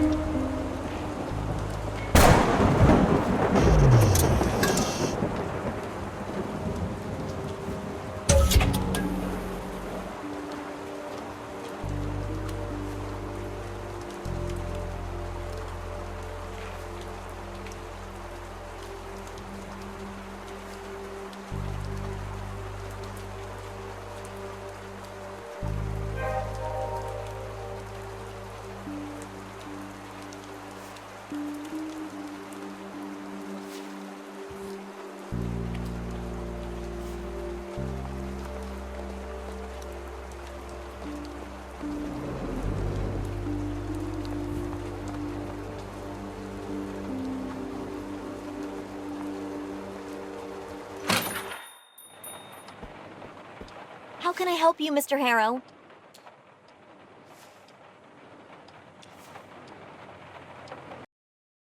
He's a family friend, actually. Oh, well, he's really my dad's friend, not mine. And even the two of them don't hang out anymore. It's just that they go way back. I guess that's also why he lets him stay at the motel for free. Yep, right here. In fact, he's been living here for the last 2 years. Dad says he's a good man that fell on some hard times. I want to believe it, but I don't see it. So, why are you asking about him? Oh, all right. His room is number 1, but I don't see his pickup outside, so he's probably not in there.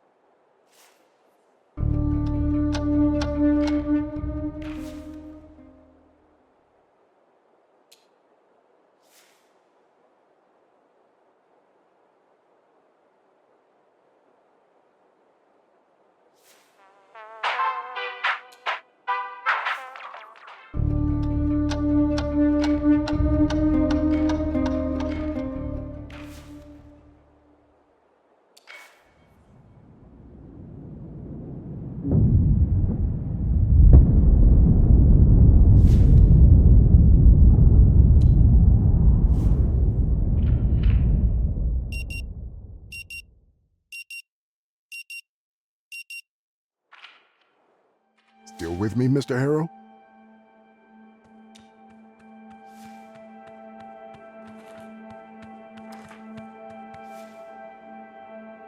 I'm sorry. Whom exactly are we talking about here? That's quite an important subject. All right, let me give you a general answer and we can dig into the details afterwards. There could be many reasons why someone develops an intense need to control others and their surroundings. More often than not, it stems from an experience of helplessness or deep uncertainty, usually rooted in childhood. Those experiences might have been triggered by traumatic events or events perceived as traumatic, without anyone there to provide comfort or safety. Mr. Harrow, please, let's not undermine what these experiences mean to others, especially with the presence of helplessness and uncertainty in one's life. Whether you care to admit it or not, they shape who we become, especially in those formative years. Those experiences can lead a person to develop an intense need to control their environment, trying to ensure that they never have to feel helpless or uncertain again. As a child, they cling to routines, to what's familiar and predictable. Later in life, that need can grow into micromanaging, or worse, outright intrusion into the lives of those around them. With time, and often through therapy, such a person can learn to strike a balance between their need for control and the unpredictable nature of the world around them. I hope that satisfied your curiosity. Now, tell me about your parents.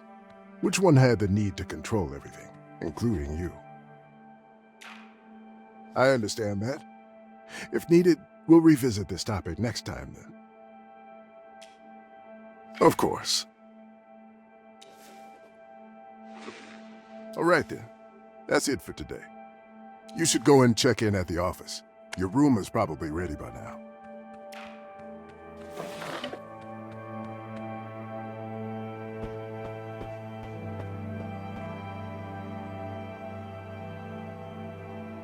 The exit is behind you. That's the bathroom. Of course.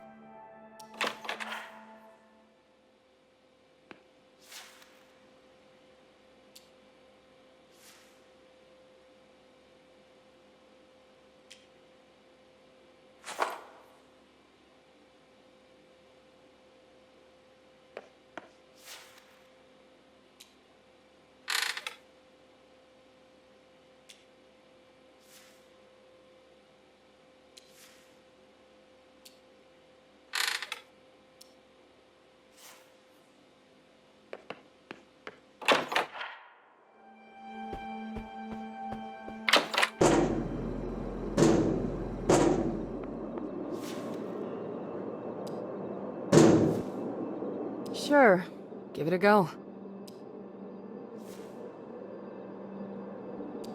Wow, nice! I don't know how you figured it out, but... Oh, thanks so much.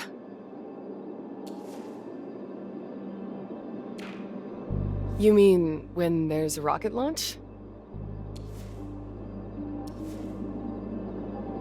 You must have heard of Coral Destiny, right? Well, Coral Destiny operates a spaceport not too far from here. And when there's a rocket launch, you can see the whole sky ablaze with this mesmerizing red hue, like a portal to another world. Even from here, it looks amazing. And your timing couldn't be more perfect. There's a launch scheduled for tonight at 8:45. Unless...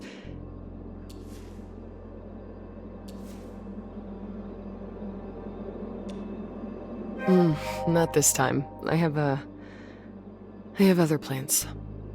Well, this was fun and all, but gotta go. Thanks for the coffee.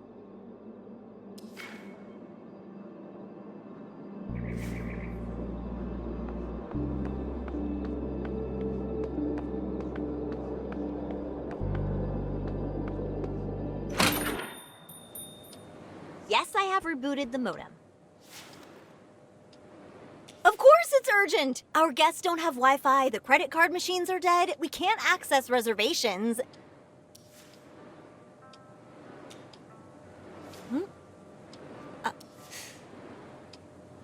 listen, I have to go now. So yeah, we'll have to manage without it today.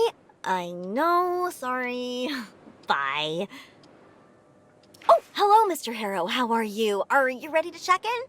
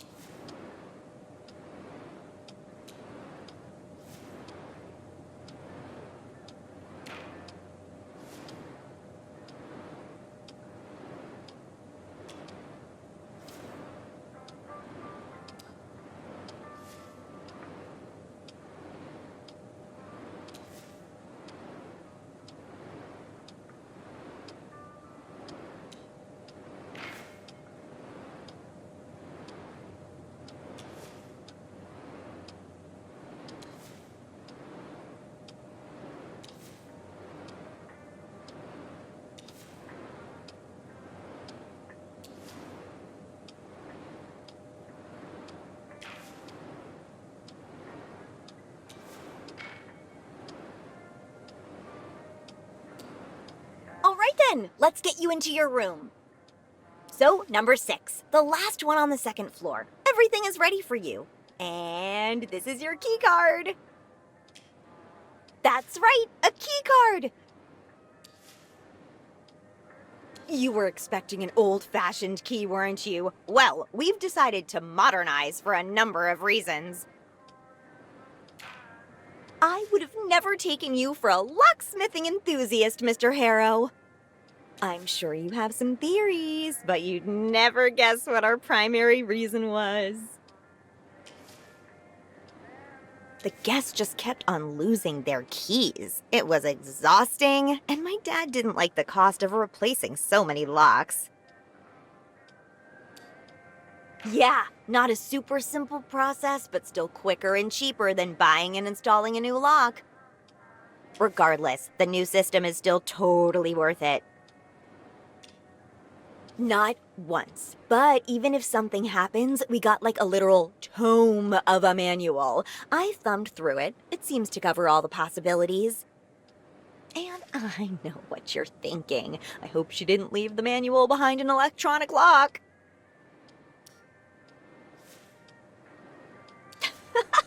Don't you worry a bit. It's safely tucked away in the storage room with the other manuals and warranties and whatnot.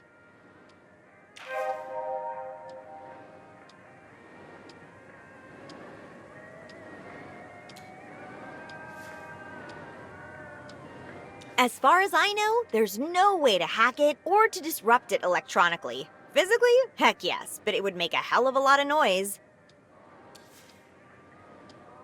That's the advantage of the electronic system: safety and cost. In the long run, nothing beats your keys being pieces of programmable plastic. Sure they can, if you have the right equipment, that is, which I don't. Whenever I need a new key, I have to take a card to a company in Bothwood. They take care of it in minutes and get me the card back. This makes my life so much easier. No more stressing about whether to change the lock or risk that lost key falling into the wrong hands. How great is that? Oh, well, that's easy. I have a master key card that can open any lock. So when I'm cleaning before a guest arrives, or if there's an emergency, I can open the door no problemo. So, if you don't have any more questions, Mr. Harrow, here, I'll just need your signature. Thank you. I'm here if you need anything. Enjoy your stay.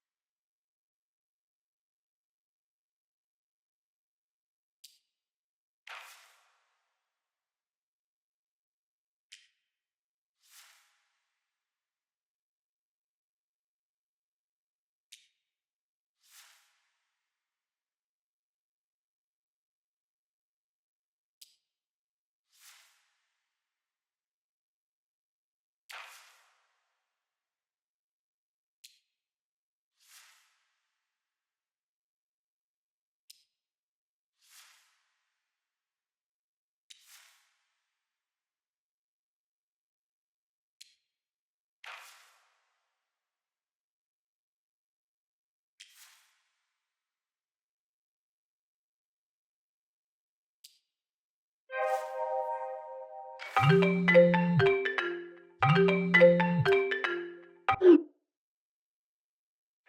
sir. Am I speaking with Eugene Harrow?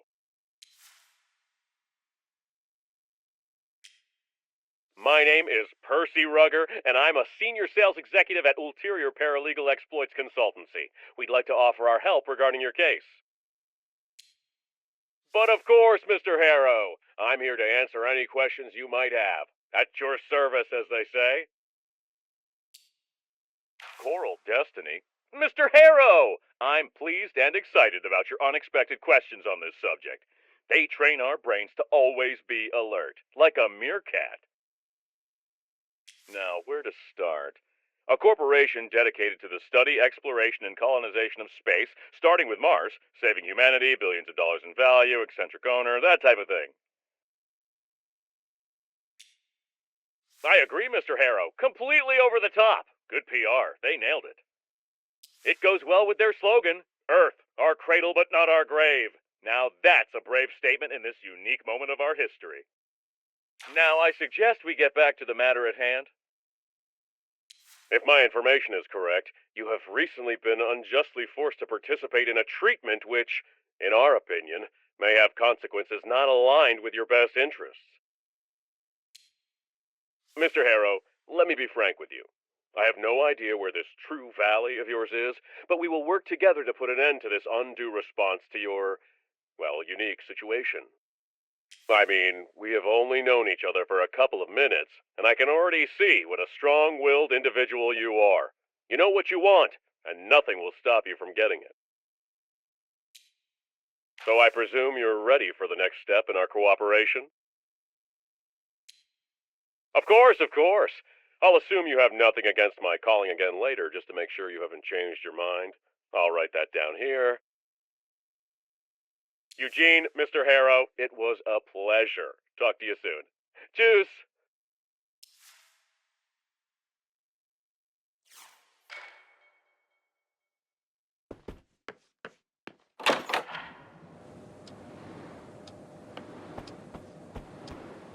How can I help you, Mr. Harrow?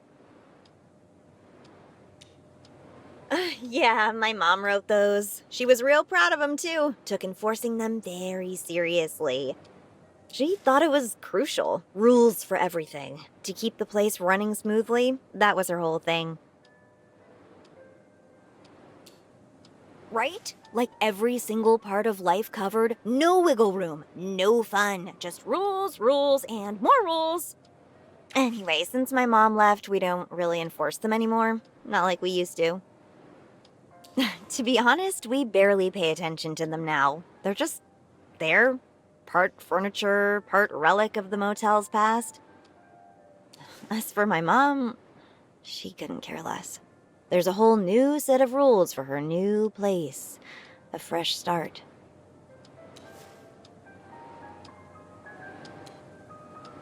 It's all those rules. They're like her shadow, stretching into every corner of our lives.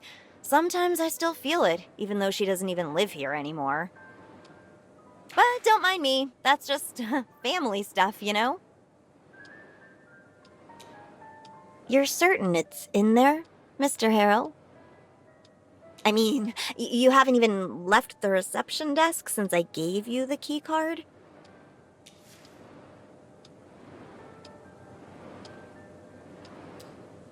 I'm so sorry, Mr. Harrow, but I don't think I can help you. Do you want me to call Dr. Fink for you? I'm sure he'll see you if the situation is critical.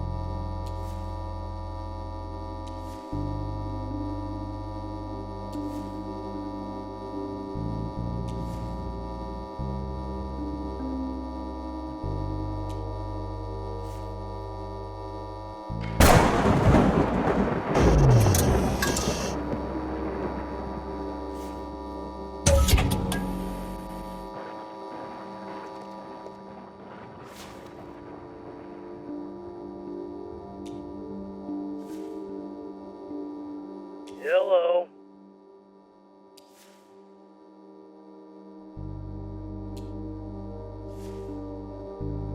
I'm not buying anything. Yes?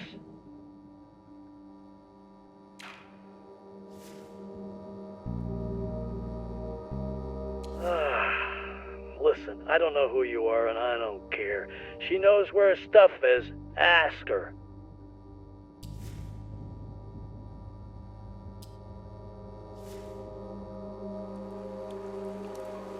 And I'm telling you, leave me alone. Nope, and I don't care. Listen, I'm out.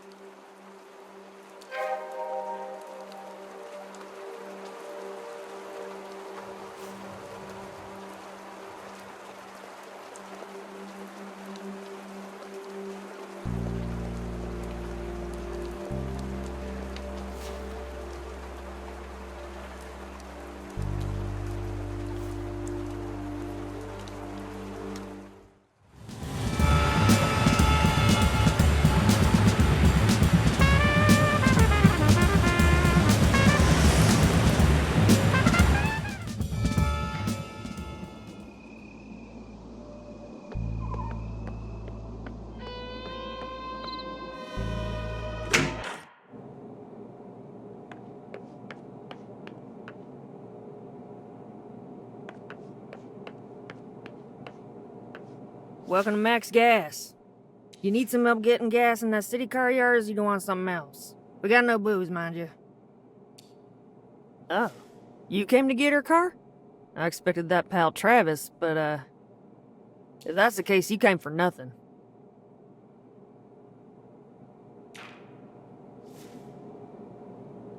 Yeah. Frank towed it this morning. It's sitting in the garage, and I reckon it's gonna stay there for a long time. Anita drove to Bothwood, probably to do some errand for a fancy place up there. But her car broke down and she had to call Frank. He is the only mechanic around here. And lo and behold, her car is here to stay for a while. Or forever. She usually sends them. Like she doesn't want to have anything to do with us, like she divorced the whole valley instead of Ben. What about the car?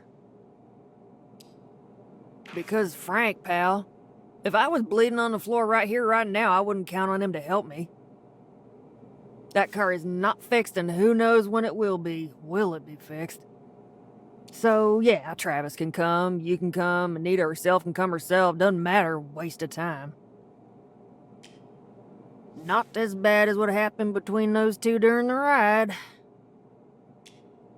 Don't know about the details, but when they arrived, Anita left his truck red in the face. Didn't even say bye.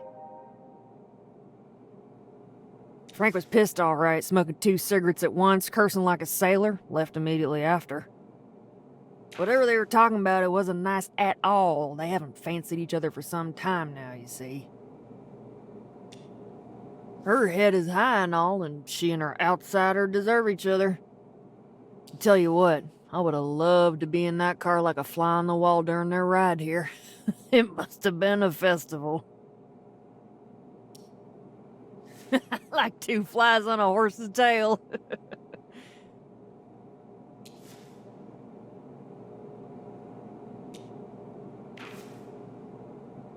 You're welcome?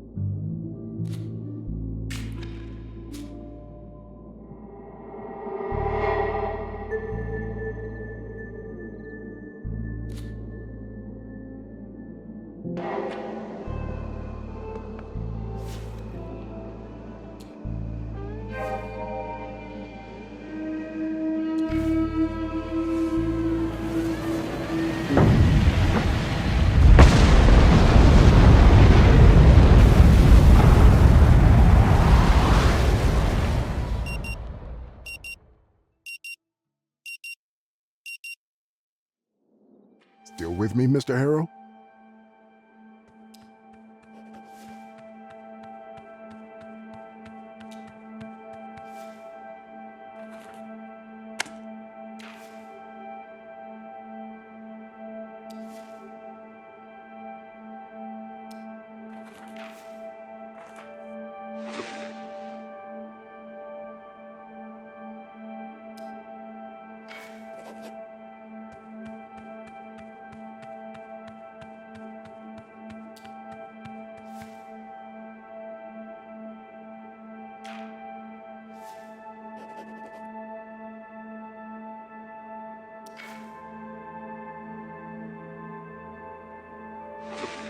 Any other questions? All right then. That's it for today. You should go and check in at the office. Your room is probably ready by now.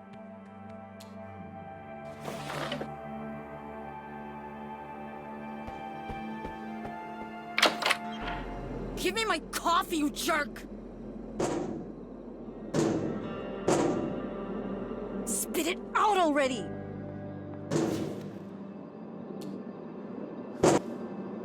Sure. Give it a go. Wow, nice. I don't know how you figured it out, but... Oh, thanks so much.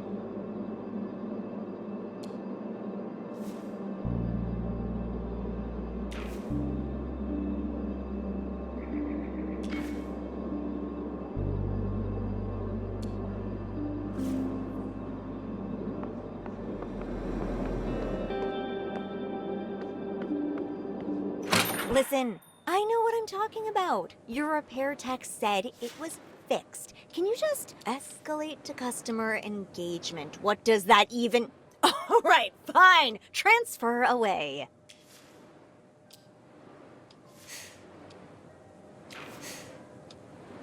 Hey, listen. I have to go now. So yeah, we'll have to manage without it today. I know. Sorry. Bye. Oh, hello, Mr. Harrow. How are you? Are you ready to check in? All right then, let's get you into your room. So, number 6, the last one on the 2nd floor. Everything is ready for you. And this is your key card. Sure. Sorry. Here. I'll just need your signature. Thank you. I'm here if you need anything. Enjoy your stay.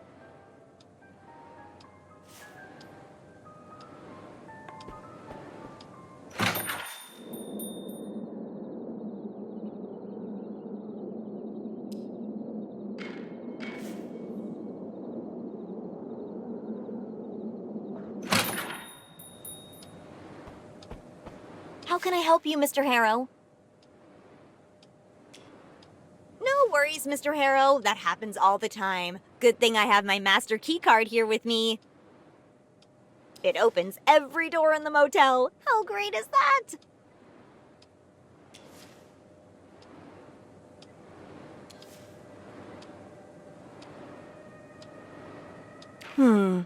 Let me just check something real quick.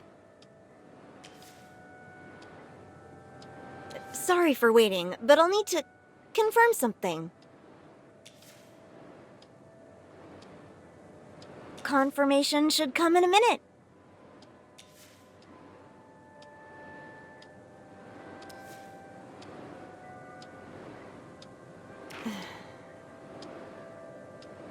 Listen, I'm really sorry, but we'll have to wait for my father to return.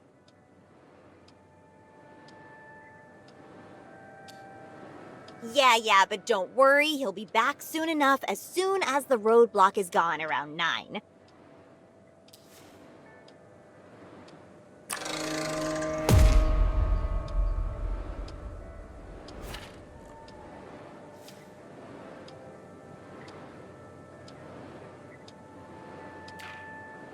Well, we have to wait for him because I'm expecting a super important call and I don't know when it's coming, but it's crucial. Yes, but the battery is almost empty and I need to be close to the charger. The call might come any minute now.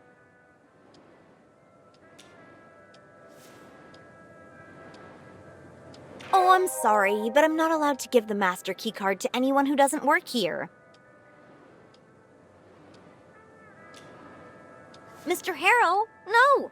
Now, is there anything else I can do for you while we wait?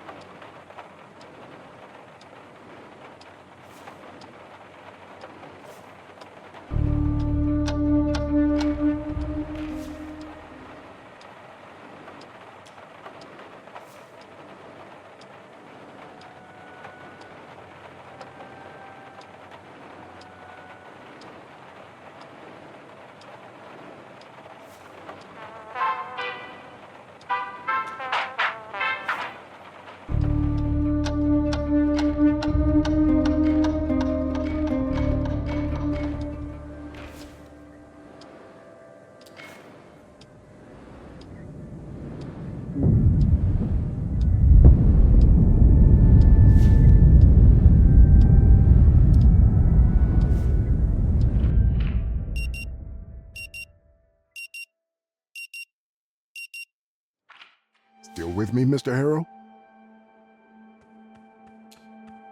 Mr. Harrow, I'm aware that you may be experiencing a slight lack of motivation right now, and will surely be coming back to this condition of yours later during our sessions. But for now, I just want you to acknowledge its existence and try to stay aware of it at all times, if possible. That's good to hear. Now, in order to keep us focused, I always limit the session length to exactly 1 hour, hence the alarm. However, since this is your first session, I'll allow a few questions, if there's anything. All right then, that's it for today. You should go and check in at the office. Your room is probably ready by now.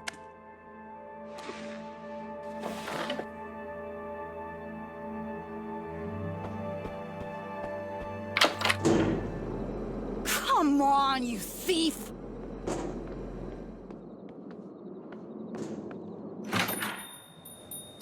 The text said it'd be up by noon today, but it's 8 p.m. now. Yes, your colleagues already suggested I reboot the modem. I even tried a backup router. Hey, listen, I have to go now. So let's yeah, we'll have to manage without it today. I know, sorry. Bye. Oh, hello, Mr. Harrow. How are you? Are you ready to check in? All right then, let's get you into your room. So, number 6, the last one on the second floor. Everything is ready for you. And this is your key card. Really? Oh, so that's why you didn't even flinch when you got a key card instead of an old-fashioned key. As a fellow electro-lock connoisseur, you can probably guess why we ditched the old locks. So, you probably already saw what we have on Dr. Fink's store. What do you think?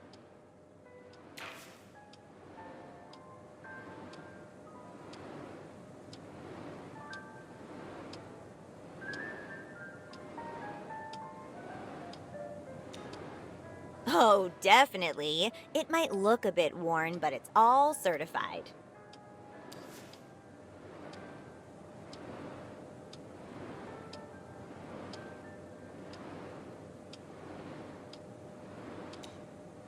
I tried, but Deputy Sheriff Cody is a bit slow with technology, so I'm not sure it's hooked up correctly. Luckily, we haven't had any real emergencies that needed him, yet.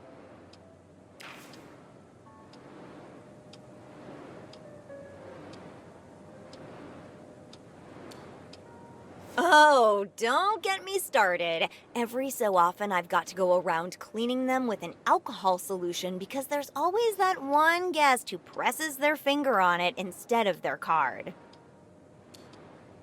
Nope, no risk of sensor override here.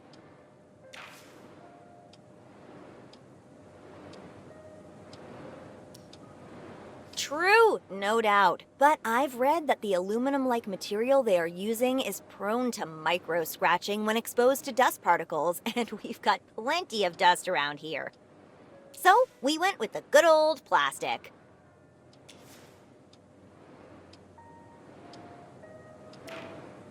I'm not sure, honestly. Didn't even know there were different versions. It's probably just the default one that came with the locks. I didn't see anything about it in the manual. Any idea how to check? Oh, all right. Let me grab it. Oh, it's not here. Oh, well, it looks like I kinda lost the master key card somewhere. Well, yes, my father has it. But I need to find mine, hopefully before he comes back. Oh, lost, which is the good news. I think the last time I used it was to unlock your room before your session when I brought in your suitcase. And since you still haven't checked in, I'll use your keycard to get inside and find the master keycard. Oh, no, wait! I did visit Mr. Burns' room after that. I'll just go and ask him if the master keycard is there. Be right back, Mr. Harrow. I'm back with the master keycard. It was right there on Mr. Burns's nightstand. Okay, now are you gonna tell me everything about the different versions of the master keycard and which one this is?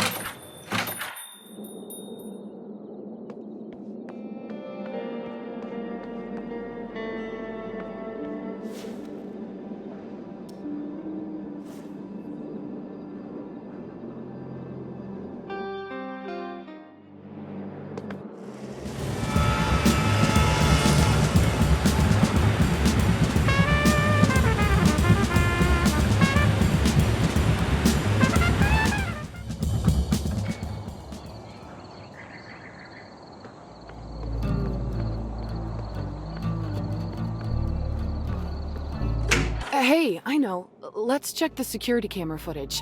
We'll see when and how he managed to disappear. Oh, great idea. Let me see. Need admin access to rewind. Just a second, need to log in.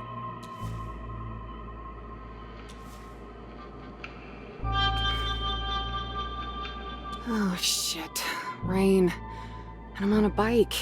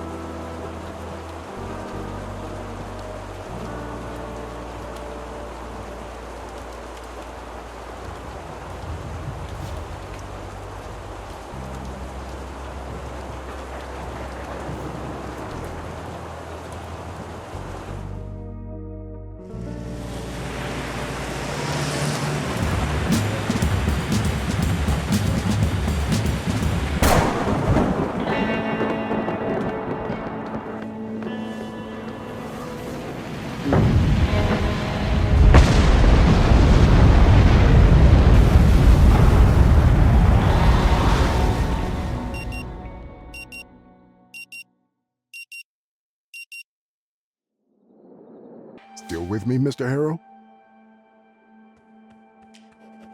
Mr. Harrow, I'm aware that you may be experiencing a slight lack of motivation right now, and will surely be coming back to this condition of yours later during our sessions. But for now, I just want you to acknowledge its existence, and try to stay aware of it at all times, if possible. That's good to hear. Now, in order to keep us focused, I always limit the session length to exactly 1 hour, hence the alarm. However, since this is your first session, I'll allow a few questions, if there's anything. All right then, that's it for today. You should go and check in at the office. Your room is probably ready by now.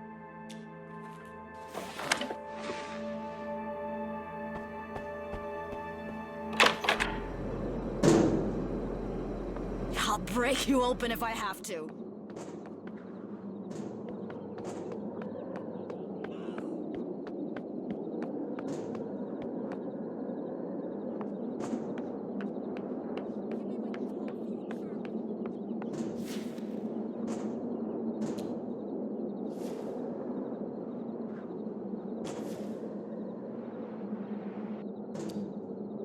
Oh, right. Honestly, I'm in the middle of something and didn't see a thing. Let's see.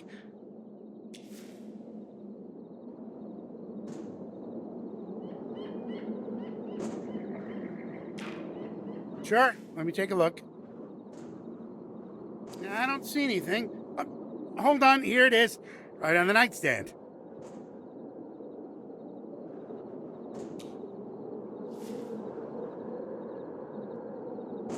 How do I know you'll actually give this back to her?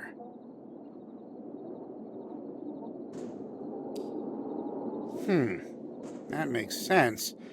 Although you could have overheard her complain about losing it. All right, I've got much more important things to worry about. Here's the key card, but I'll be checking with her later.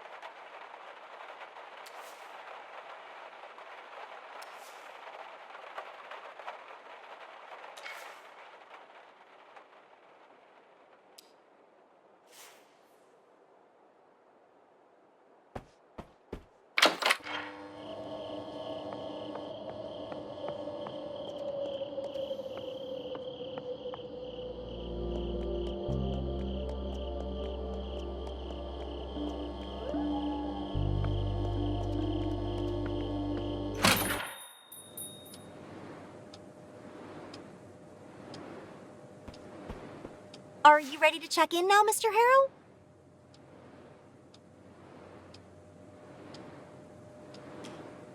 Oh, it's one of those things this area is known for.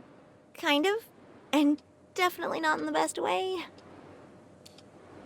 If you have to ask, it means you haven't read all about it. I can spoil it for you if you're okay with that. Guiding Light is the name of a mission involving a manned starship that was supposed to make it all the way to Mars.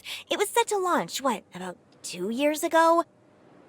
Except it never really left the planet. It blew up in Earth's orbit and the entire crew died. Since it launched from the facilities here, you can see why it's kind of a local thing. Well, it's hard to say. I mean, everything official says it was an accident, but I get why people question it. It's not like space is a safe place to begin with. Either way, it doesn't make it any less tragic. But I suppose that's just how life is sometimes. You take the good with the bad.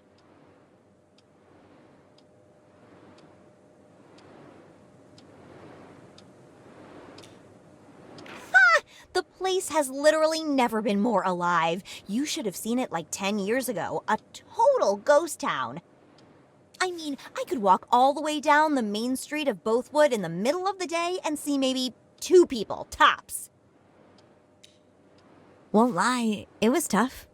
Even if you're happy just being on your own, the loneliness kind of gnaws at you. Slowly.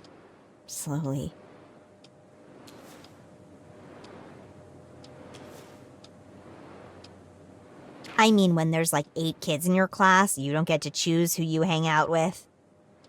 And it makes cheating on exams impossible, let me tell you.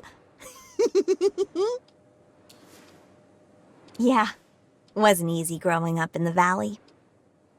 All that changed when Coral Destiny came here. It was like our ghost town was being raised from the dead by the magic of space money. Anyhow, Bothwood is still a small town, with a small town mentality. Most young people still leave as soon as they can. Yeah. But listen to me ramble on and on and on. Can I actually help you with something?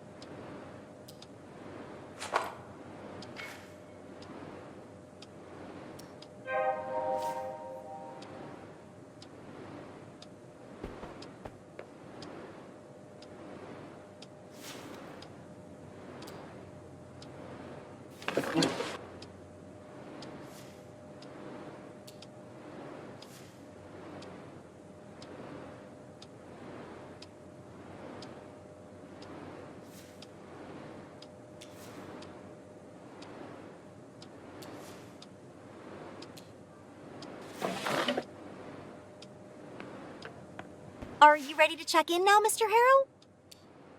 Of course! I hope it's charged enough. Here.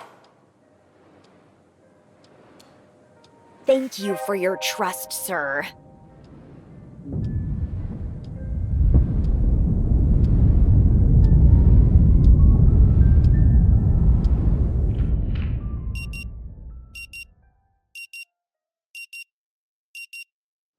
Still with me, Mr. Harrow?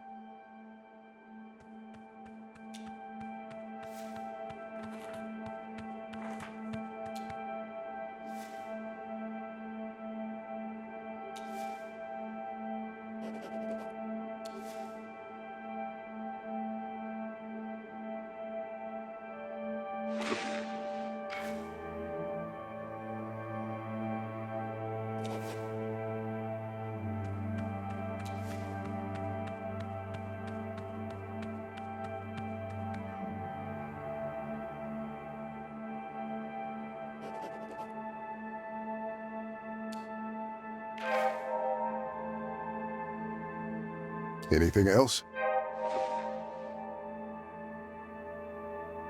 All right then. That's it for today. You should go and check in at the office. Your room is probably ready by now.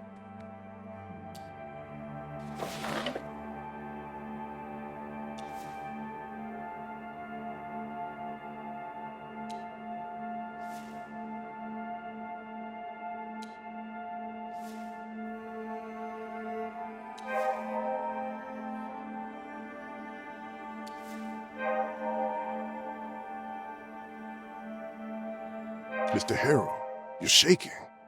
Are you feeling unwell?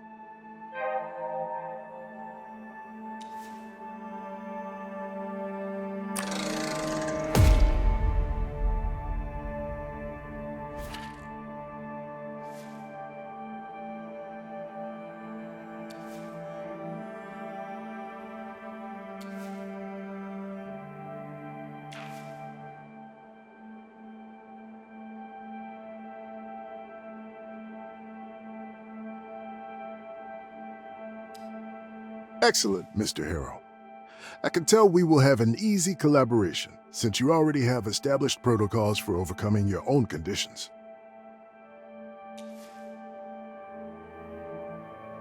Then, if that is all...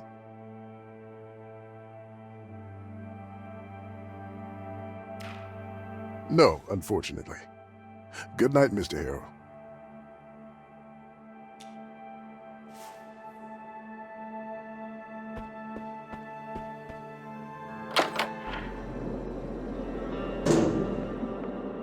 Come on, you thief!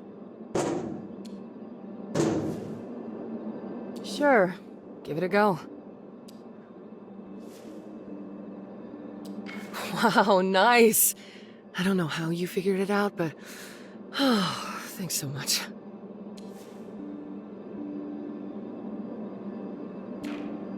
Why do you ask? Is there a particular reason? Here's the thing about therapy. You don't need to know your therapist. All you need is trust. That's the point, right? So they say.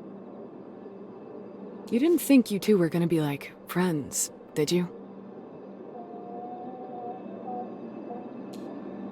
Sorry to break it to you, but that's probably not the case. Most definitely, probably. Well, if you need help feeling better after I just crushed your dreams, go ahead. Ask away. Maybe my answers will help. Maybe not. Who knows? If you're asking how long he's been in Rue Valley, at least 10 years. He came here to work for Coral Destiny. Lived and worked on campus at Starbase 1. That was his life. Until a few years ago. Specifically, he stopped working for them 2 years ago. Packed up, left the campus, and moved to the motel. He's been living and working there ever since.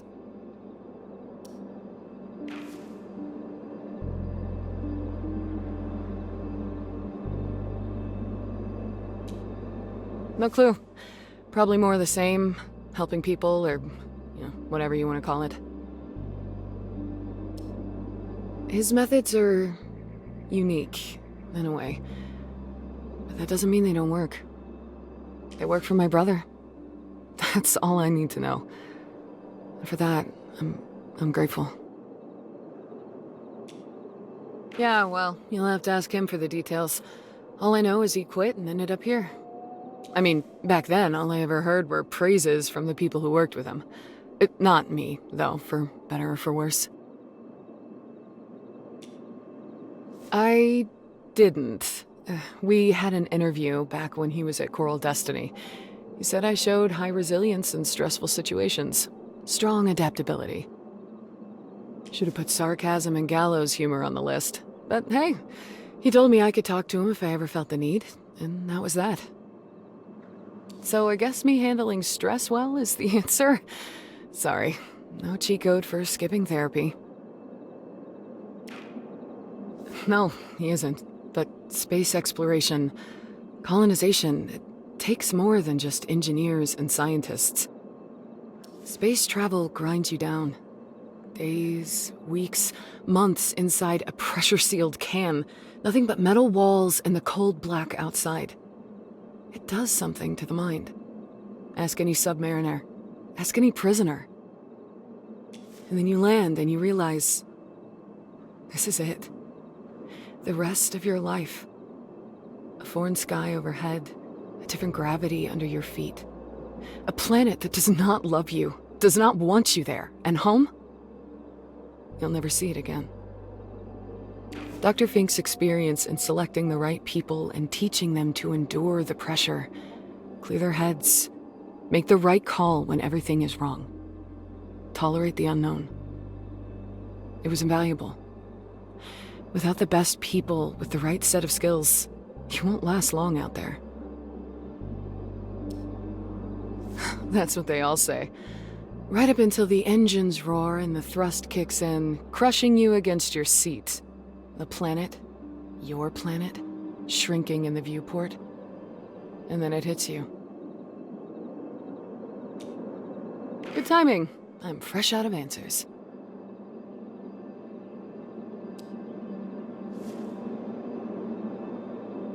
Do I have a tattoo on my forehead that says I worked at Coral Destiny, or is it just my energy today?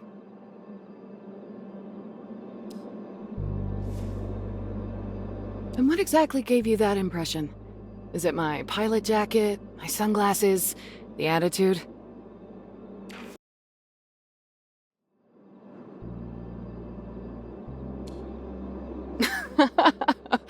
Well, I wasn't expecting that as an explanation. All right, you managed to cheer me up somewhat, so I guess it's my turn to return the favor. Do you need the whole story from the beginning, or just the part about the accident? Guiding Light was a crewed space mission destined for Mars. The mission was to prepare the groundwork for a future colony. It carried supplies, everything from food to construction materials.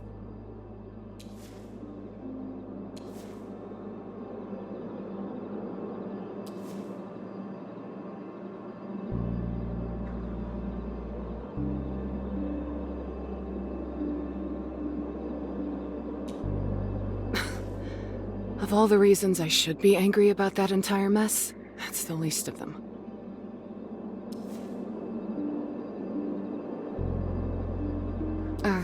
Now, concerning the accident.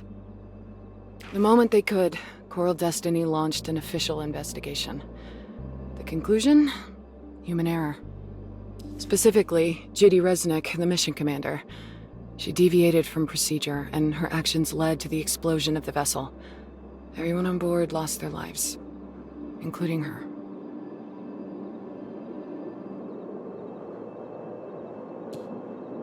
It is.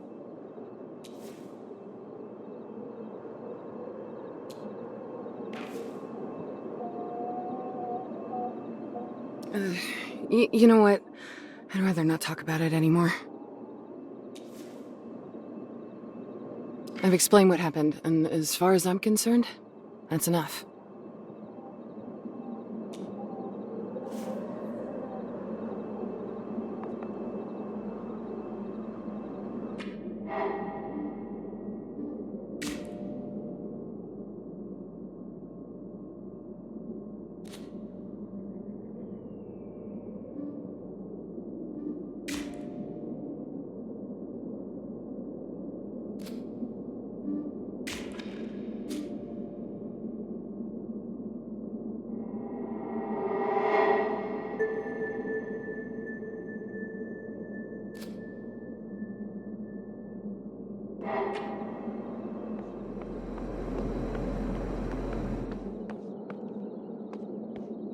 Physical antenna, yes. On the roof. Yes, the roof.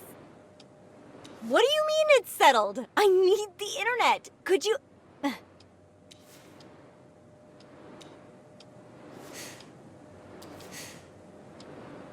listen, I have to go now. So let's yeah, we'll have to manage without it today. I know, sorry. Bye. Oh, hello, Mr. Harrow. How are you? Are you ready to check in?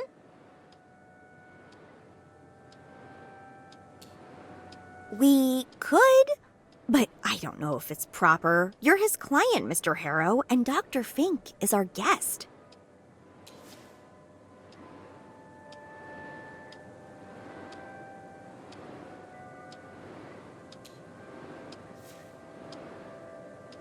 Please, Mr. Harrow, this has to stay between us. I don't want people to think I'm a tattletale. So, what do you want to know?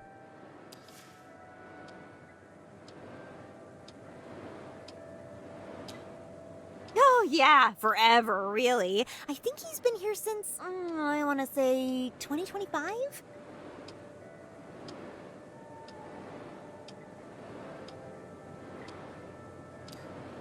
Come on, Mr. Harrow. You're not that old.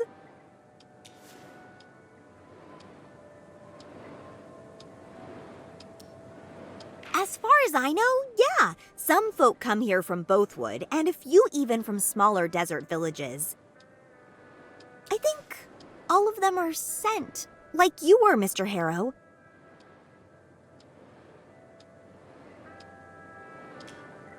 Not really. It's not like we're ever hanging out, so he casually talks about his life before. One thing I do know, he worked for Coral Destiny before they parted ways, and he came to live here. Everybody thought it would only be a couple of months, but there you go.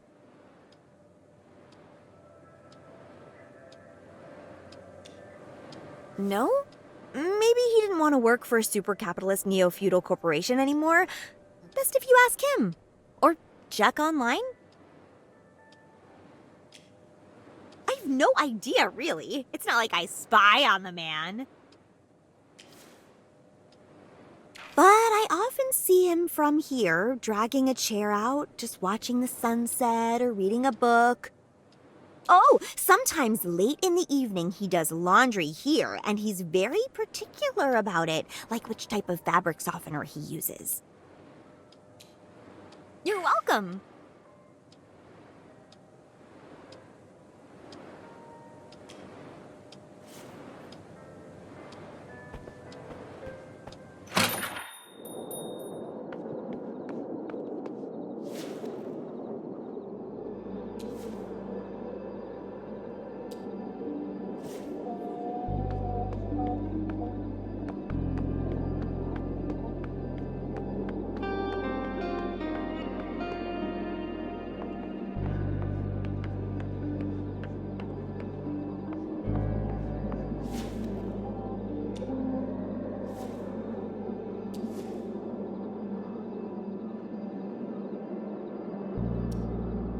Who?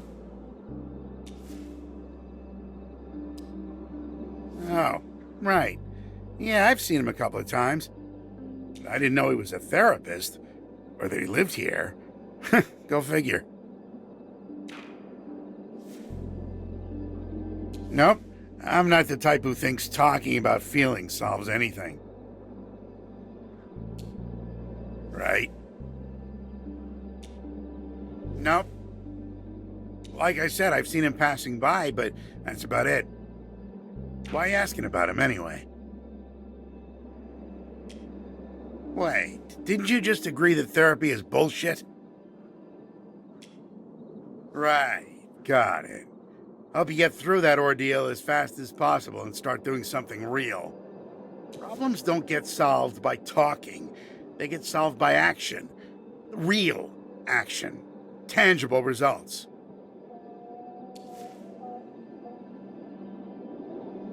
Can't sleep? Take a pill.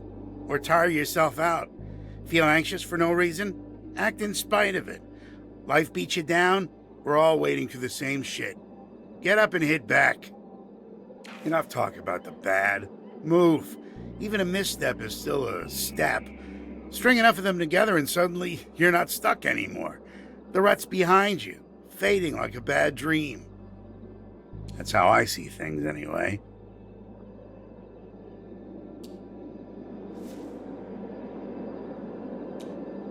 You're welcome.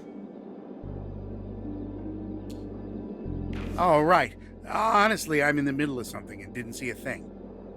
Let's see. Ah, it's right there.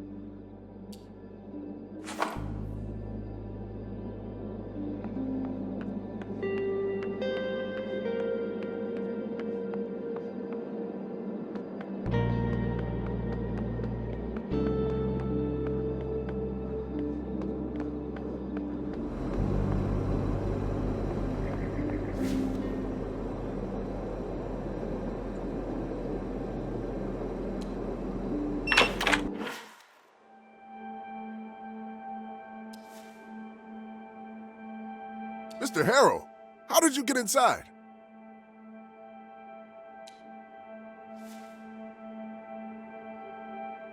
Yes. In any case, our session is over. This is my private time, and I would like to spend it by myself, in peace. Mr. Harrow, I am your therapist, not your friend. Please learn to differentiate the two.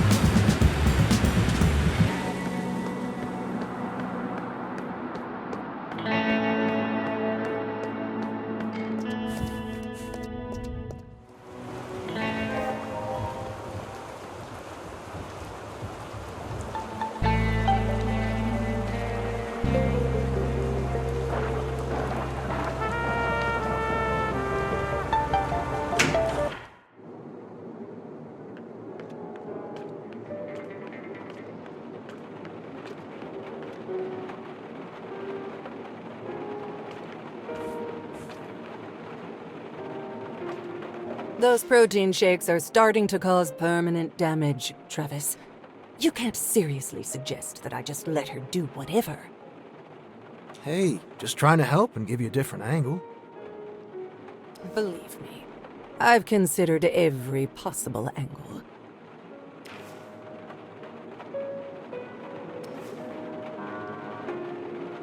I understand this is a public space, but this is a private talk. Move exactly 5 yards away and let us finish.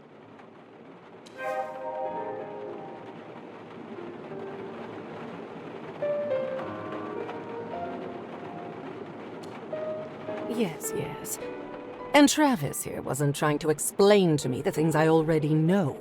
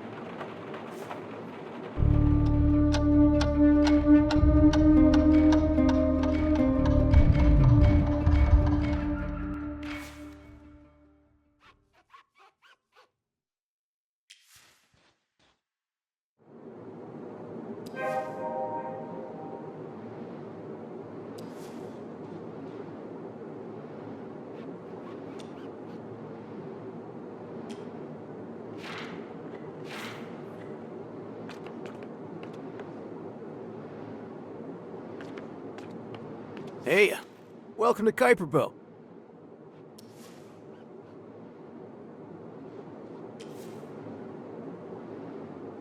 I'm Travis, and you look like you could really use a drink.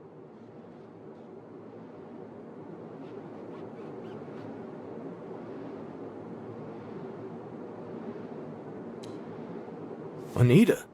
Yeah, she's tough, no question about it, in every sense. She can lay down the law, push you around when she feels like it. And I'm alright with that. It's part of what pulls me to her, along with everything else.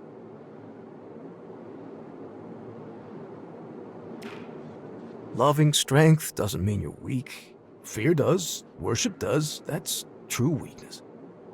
Yet despite the love tethering us together, today she's a storm and I'm caught in its path.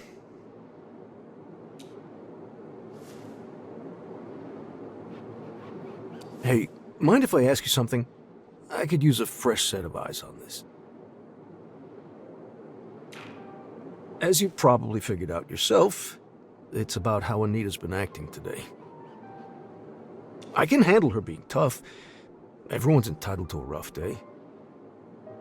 But it's not every day you find out someone you love just pulled a huge sum out of your bank account. And even that I could tolerate, but when I asked for an explanation, all she gave me was a trust me.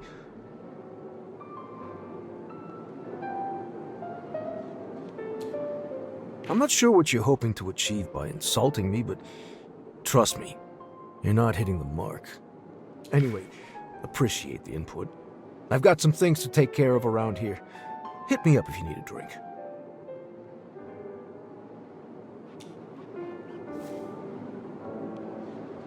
Not much. Anita was, probably still is, angry at Ben for giving him a better price for a long-term stay. That's the extent of it, really. Well, there's a bit more. Some of Fink's regulars come to the bar every now and again, after their sessions. They've got nothing but praise for the man and his methods. So I thought about starting counseling with him. Don't get me wrong, my current therapist is amazing, but I prefer to have sessions in person. No use, though. Fink doesn't accept regular clients anymore. Only court-mandated cases. Altruism, benevolence, compassion? I don't really know, but you can take your pick. Of course, there's that old adage, healthy mind and a healthy body. You can't have one without the other. Don't want to sound arrogant or boast, just giving you an example from my personal life. Disclaimer done. I know it's hard to believe it when you see me today, but I was a slob, both in mind and in body. There were days when I couldn't get out of bed. Didn't see the point. There were days when I drowned myself with food just to feel that shred of the cheapest possible happiness from the dopamine kick. I'm here and not in a psych ward and or diabetes ward because of therapy. Only because of therapy. Hey, try it. And if you don't like it, it's not for you, don't do it. Easy as that. Just because therapy helped me doesn't mean it's the right jam for you. No prob. Care for a drink, perhaps?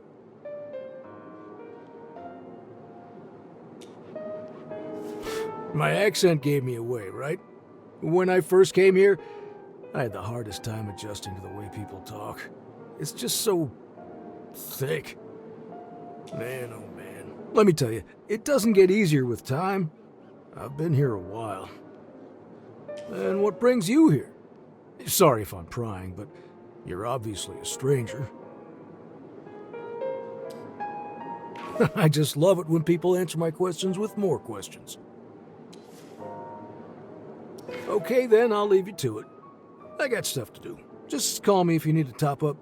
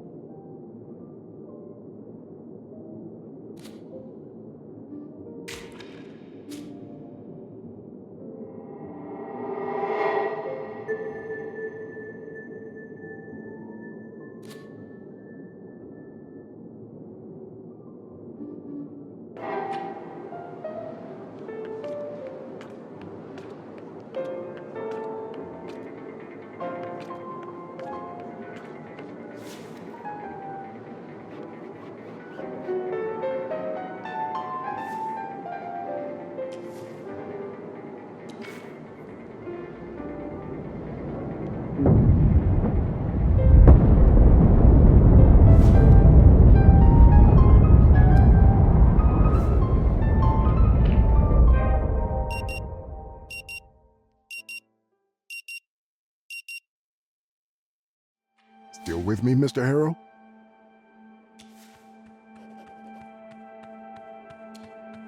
Mr. Harrow, I'm aware that you may be experiencing a slight lack of motivation right now.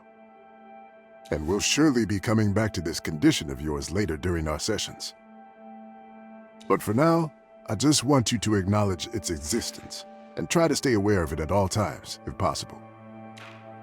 That's good to hear.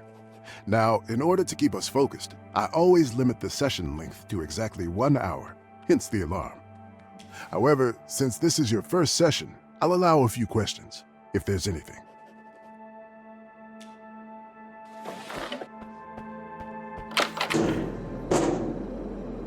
I'll break you open if I have to.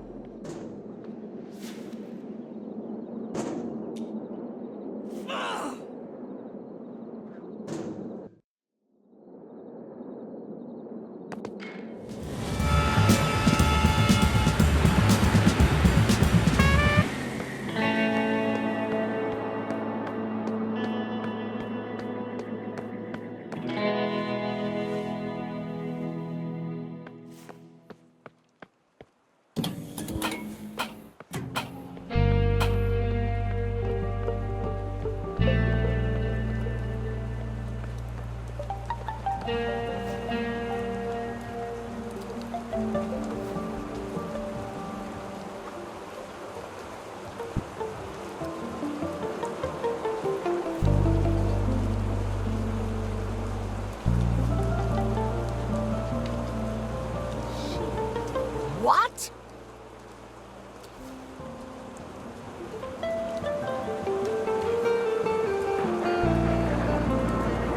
I understand that, Richard. But you don't seem capable of understanding my instructions. So, I'm going to repeat them one more time and hope they get through all the noise in your head. Here's what will happen. What is it now?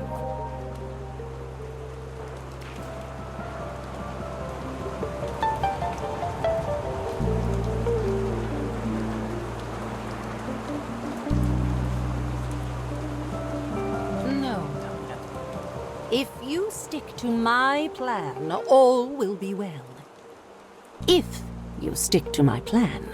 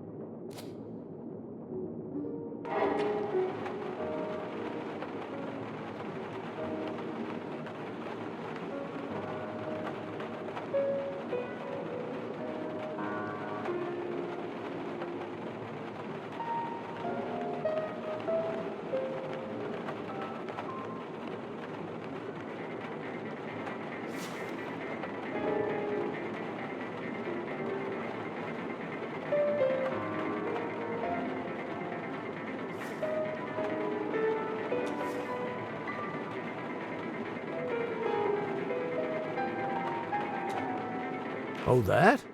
It's a game where you land different flying vehicles. Give it a shot. It's fun.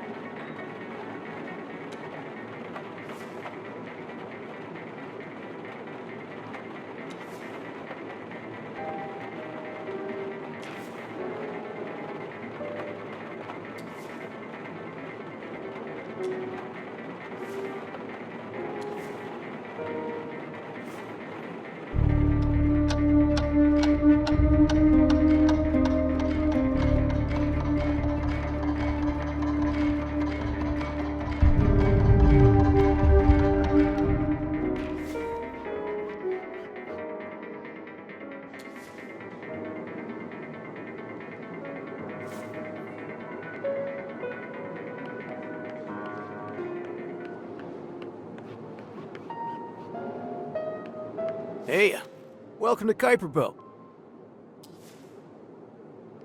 I'm Travis, and you look like you could really use a drink.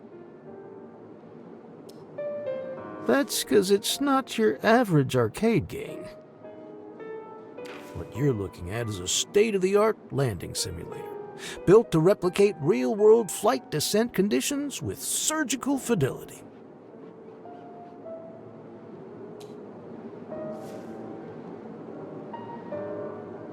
I give it a go sometimes. Not great at it, but I can get the paraglider down in one piece. Most days.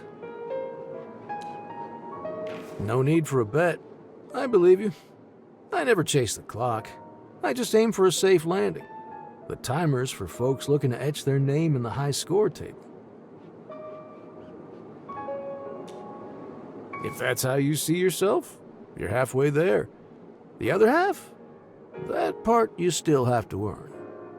Good luck.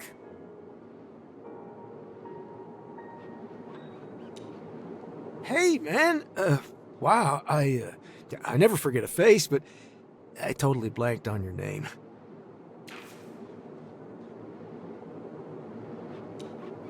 Ah, now it came back.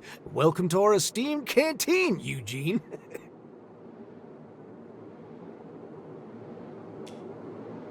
Fresh out. Anyways, the charger? It's right behind the pool table. Just place whatever you need charged on it, and it takes care of the rest.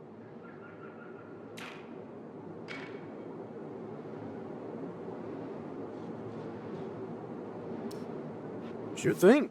What do you want? Our bar is top-notch. Not even Bothwood has some of the stuff we have. Here. First one's on the house.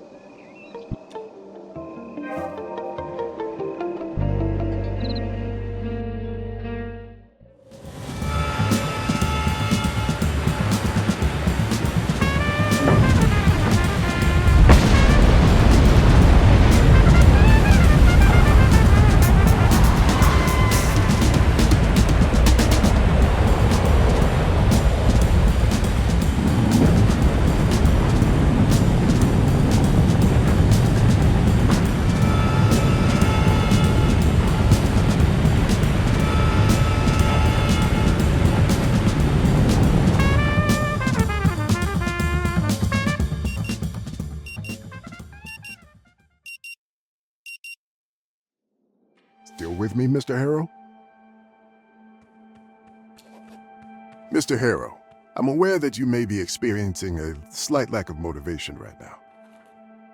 And we'll surely be coming back to this condition of yours later during our sessions. But for now, I just want you to acknowledge its existence and try to stay aware of it at all times, if possible. That's good to hear. Now, in order to keep us focused, I always limit the session length to exactly 1 hour, hence the alarm. However, since this is your first session, I'll allow a few questions, if there's anything.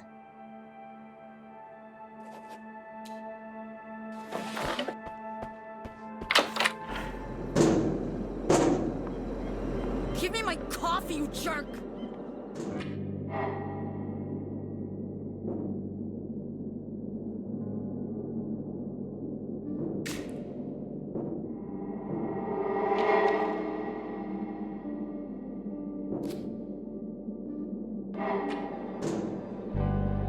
Spit it out already! Come on, you thief!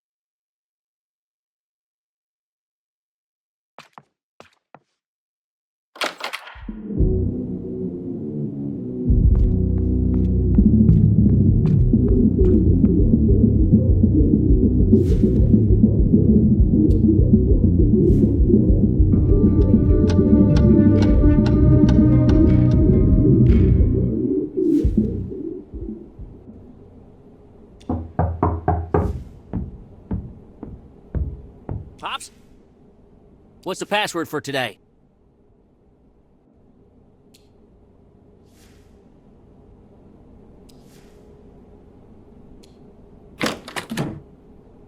Hands up!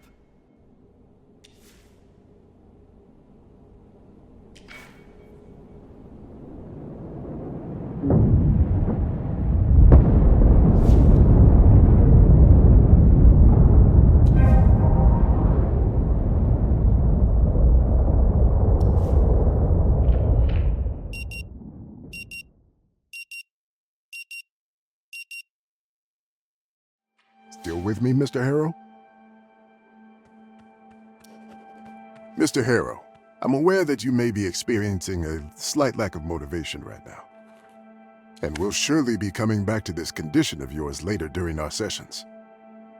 But for now, I just want you to acknowledge its existence and try to stay aware of it at all times, if possible. That's good to hear.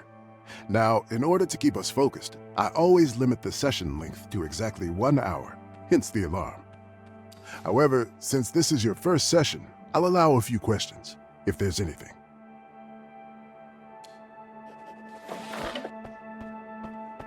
I'll break you open if I have to.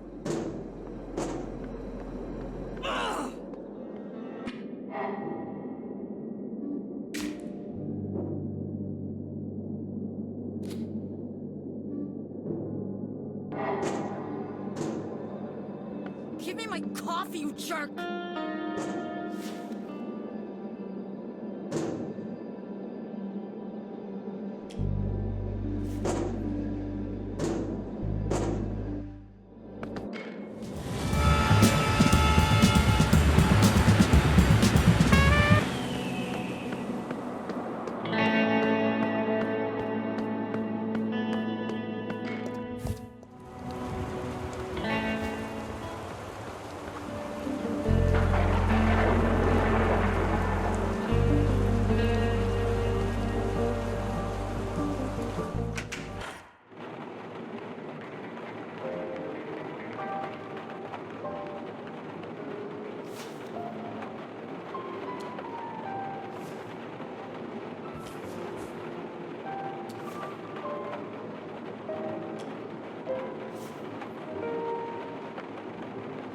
Hey, welcome to Kuiper Belt. I'm Travis, and you look like you could really use a drink. Sorry, buddy. It's reserved for guests only. Rules are rules. But we can quench your thirst as well as your curiosity. It's just a 1-drink minimum. Protein shake? It's not exactly on the menu, so I don't think so. Anything else? Coming right up, along with our specially brewed Wi-Fi pass. It's Kuiper's Cipher, bud. All lowercase. Came up with that myself.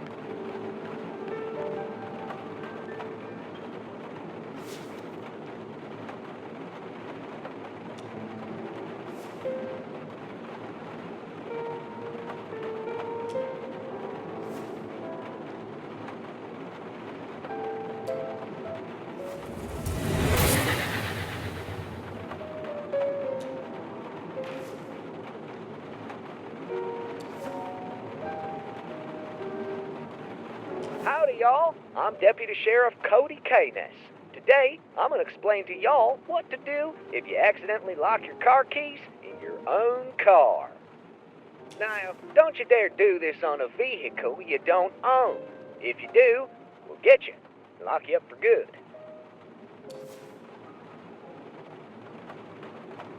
Come on, pal. Why can't you do one thing proper? Keep that thing straight, will you?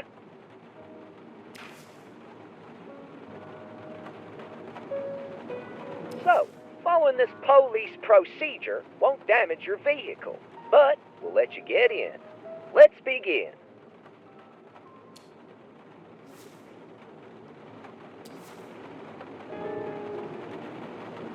Now, every modern vehicle has hydraulics. Same goes for all your doors. That's why even you with door arms can open them. But what happens when you cut the hydraulics pipes under the car? That's right. Ah!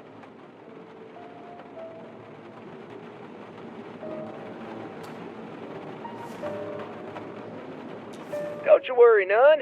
All part of the plan. Now, with the hydraulics cut, you just need to get underneath the car and... there.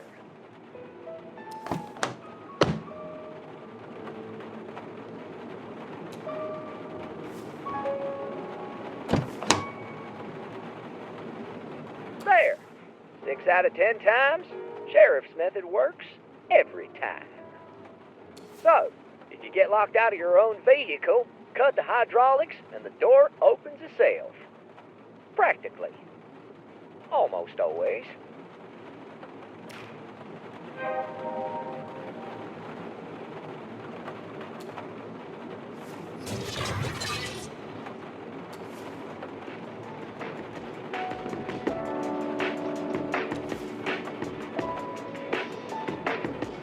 Hey yo, sly side, not gonna lie, not gonna waste your time. Just explain how to crack cars with a killer rhyme. Yours or not sly's worry. If it's illegal, you better hurry, or 5-0 will get you caught, and you'll do time for not. So listen well. Car's locked, so's the trunk, the handle has a button, you press it till you hear a clunk, and that's your tell, you sign you're doing it well. After that, easy peasy. Just press it in the rhythm. Tap, tap, tap. 1, 2, 3, 4. Open up the trunk door. Just crawl through that mother. Drive away before you get caught by the blue brother. Fly out.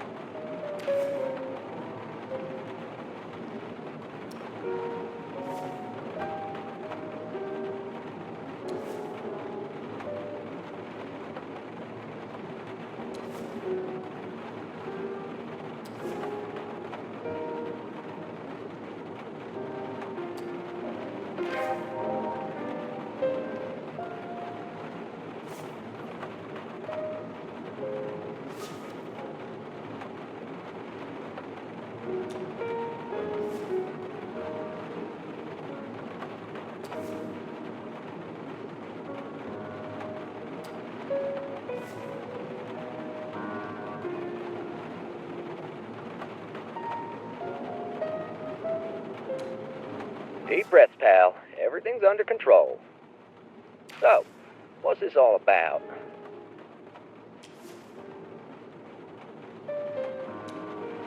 Walter K? Cousin Walter K? Mister, I have to inform you that Walt's disappeared before, many times in fact, but he always comes back home, alive and well. Maxine, his daughter that is, he even stopped calling us. What? Walt's a tough guy. If his head was any better, I guarantee you, he would outlive all of us. I just don't know what you expect me to do about it.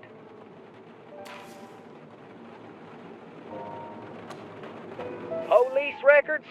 That would be very illegal. But that's for Uncle Walt, so give me a few to boot up the app.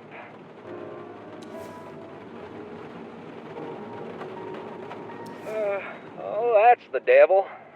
You're lucky the sheriff insisted on records digitalization, or this one here would be a blank slate. All right now, what exactly are you looking for? Sure, a whole bunch of them. For instance, there's one 5 months ago, and again 8 months ago, reporter missing but spent all the time in the old corral.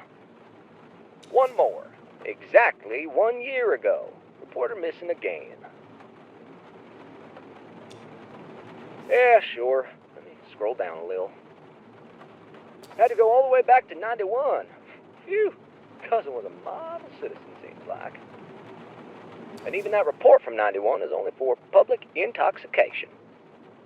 Another from 89 when Apex Orr accused him of inciting violence at a rally.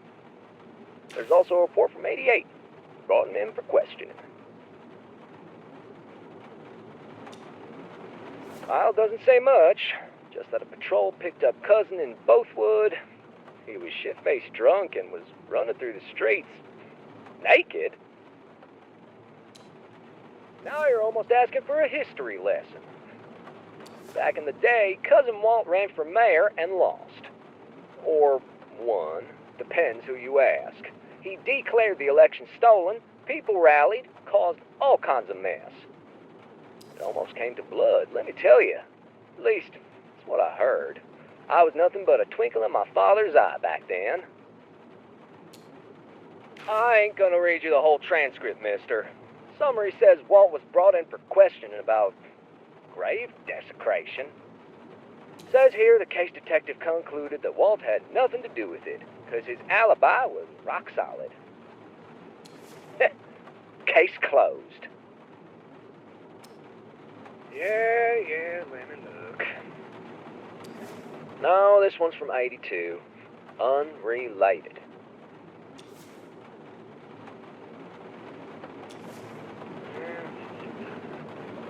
Hell, have to scroll down even further.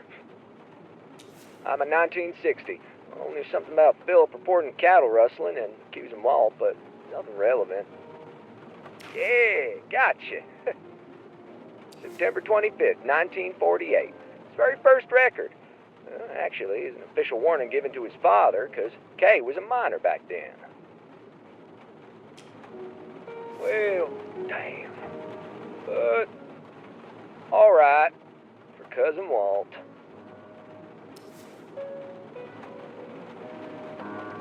This notice serves as an official warning regarding repeated incidents involving your son, Walter K., being found on the new railway bridge, unattended and involved in mischievous activities. Previously, on September 16th, our officers responded to another report of Walter missing and found him in similar circumstances. It is imperative that you take immediate action to ensure the constant supervision and appropriate conduct of your child in public settings. Failure to address these recurrent safety and behavioral concerns may result in further action from law enforcement, including potential legal repercussions. Please prioritize the well-being and responsible behavior of your child to prevent any future incidents of this nature.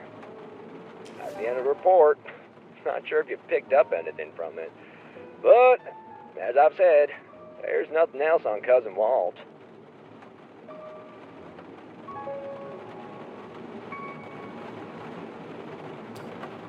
Hey, it's nothing. I'm here to serve and protect. Hope any of this helps you find Uncle Walt. Wouldn't want anything happening to the old man.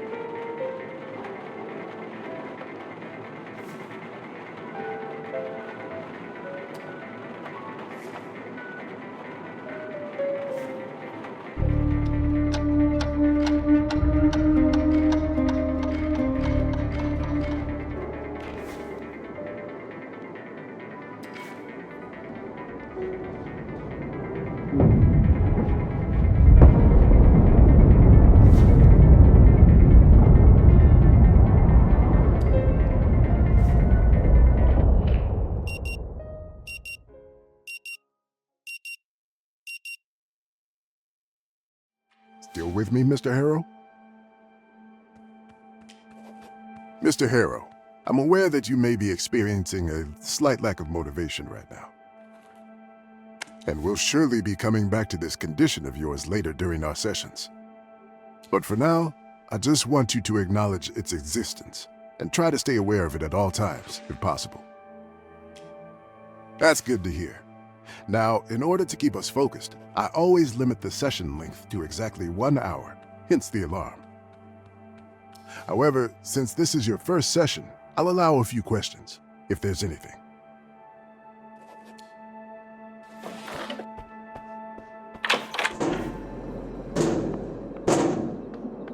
Spit it out already!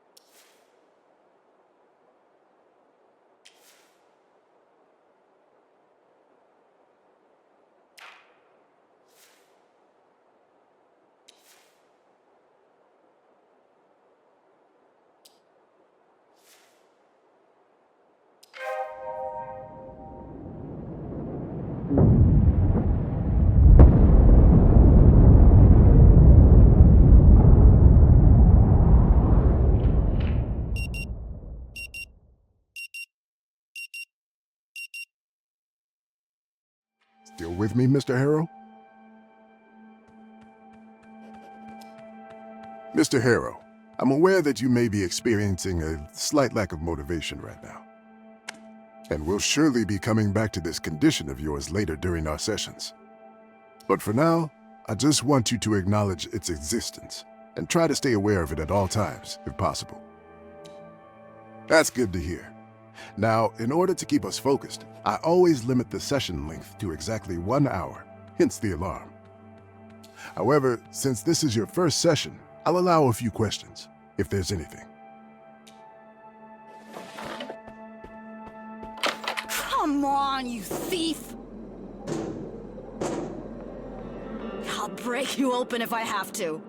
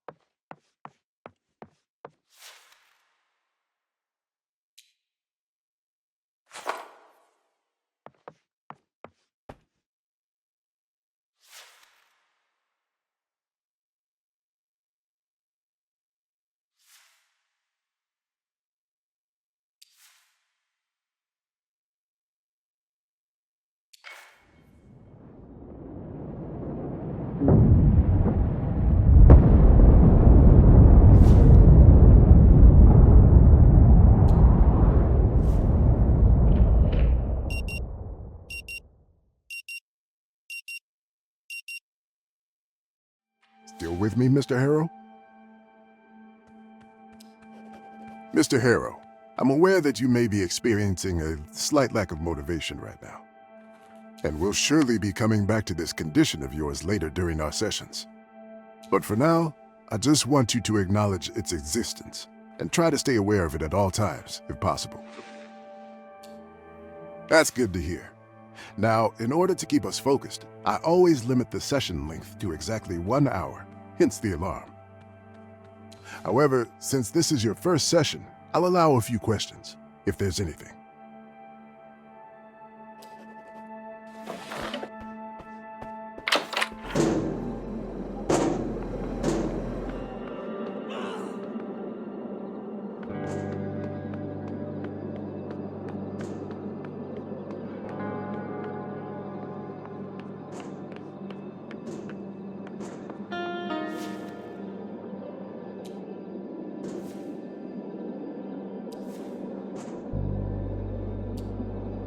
Oh, right.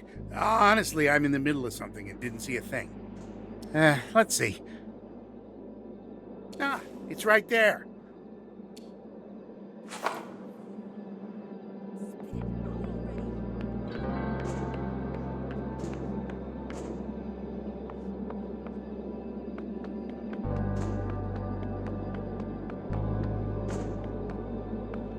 I'll break you open if I have to.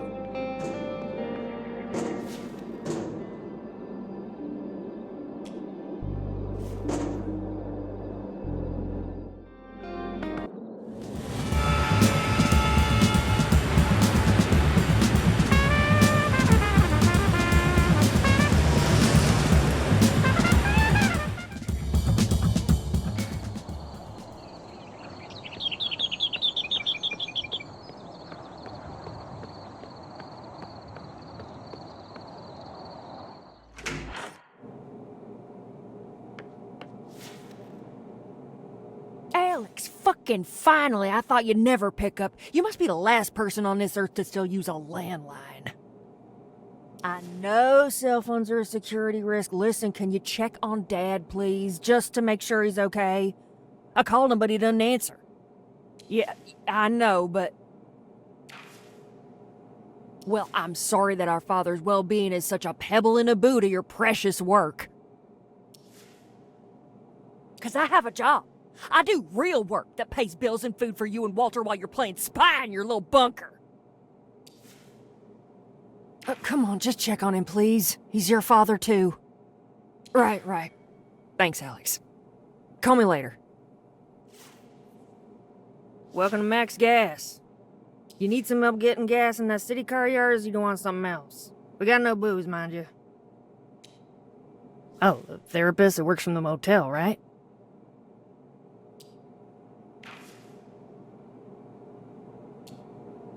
And that's it. I have no interest in the man or his profession. Let's assume the worst first. They know their stuff doesn't work and they're just modern snake oil sellers in it just to drain all your money. Now let's assume the best case scenario. They are good, honest people who want to help others. Then they are just wasters of time. Think about it, pal. Fact is, you don't need therapy. No one does. First of all, what kind of person are you if you don't know what's wrong with you? Or are you lying to yourself? Or are you so weak that you can't look at yourself and truly see who you are?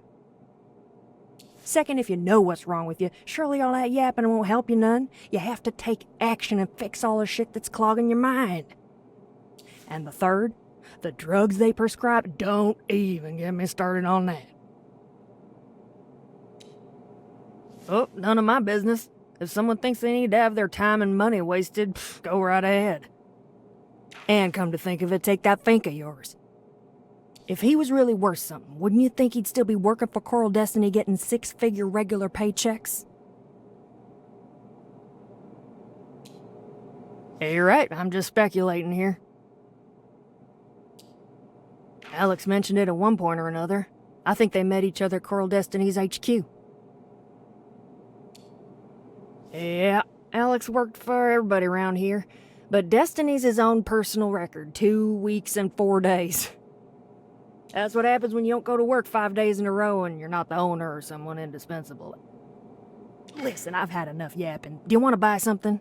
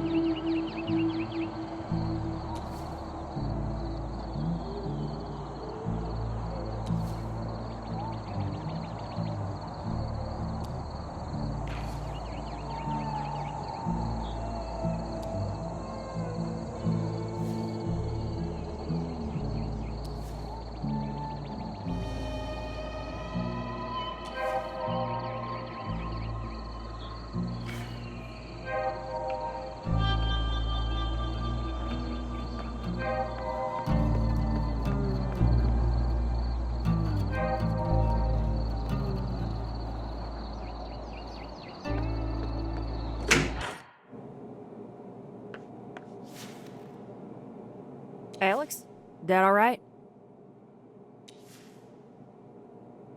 Fuck, he's missing again. You sure you looked everywhere? How does he exit with no key card? He walked through the door like a ghost or something? He'll stumble back. Really? Alex? I know I've been asking a lot of you, but could you please go out and look for him? Just round the house, you know. He couldn't have gotten far on foot. For fuck's sakes, Alex, he's your father too. Do something.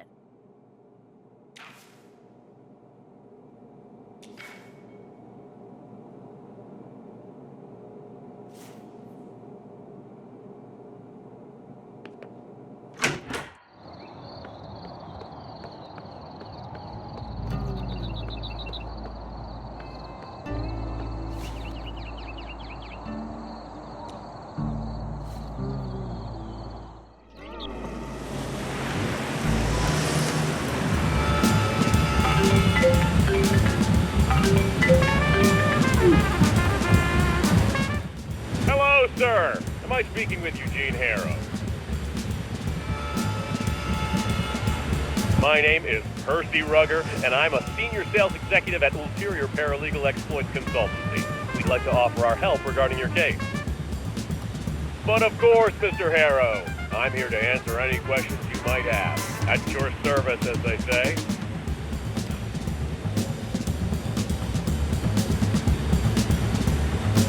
Mr. Harrow, the agency has insight into publicly available documents only, and the name of your therapist is not included in them, for your own protection. But when we take over your case and sign the necessary contracts, we will be able to request access to all court documents.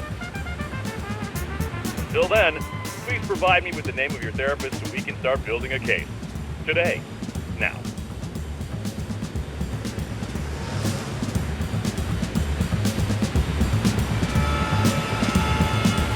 He is not in our database, meaning none of our clients have been assigned to this Dr. Fink.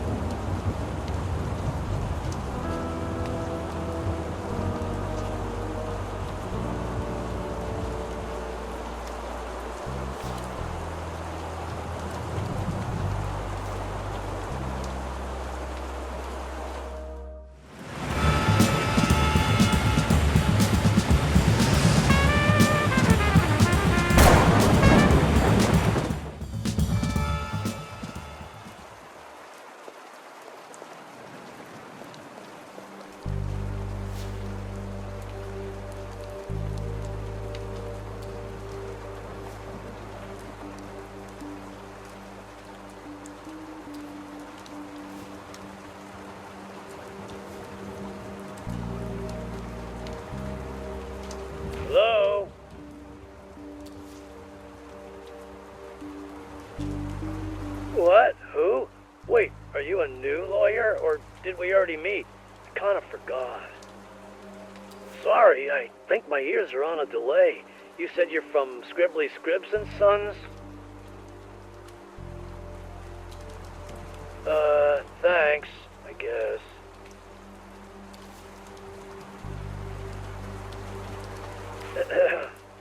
Where's this coming from? I mean, yeah, it's possible. Actually, let's call it probable. Very probable. Her items? You mean this stuff in the box is what she left behind? It's in the lost and found room. Should be a yellow box with blue markings. Hold on a second. Did you say final wish? What happened to her?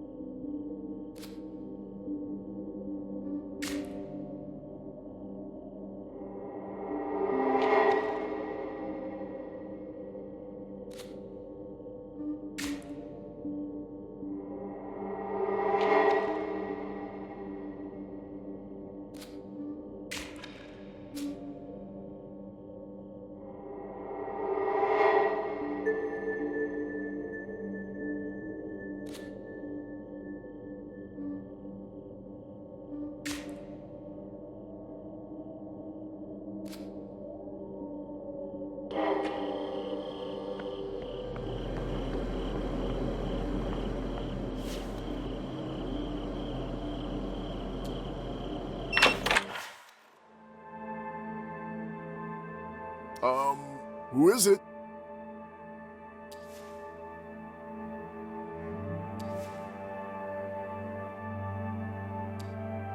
Oh, Robin. I'll be out in a second.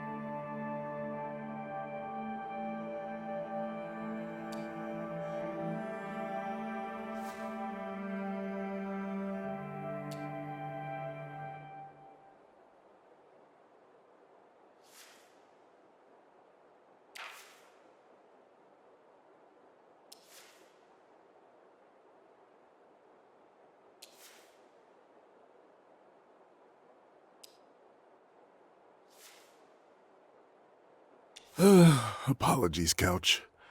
You had to bear the weight of both me and Mr. Harold today. And I imagine he wasn't light.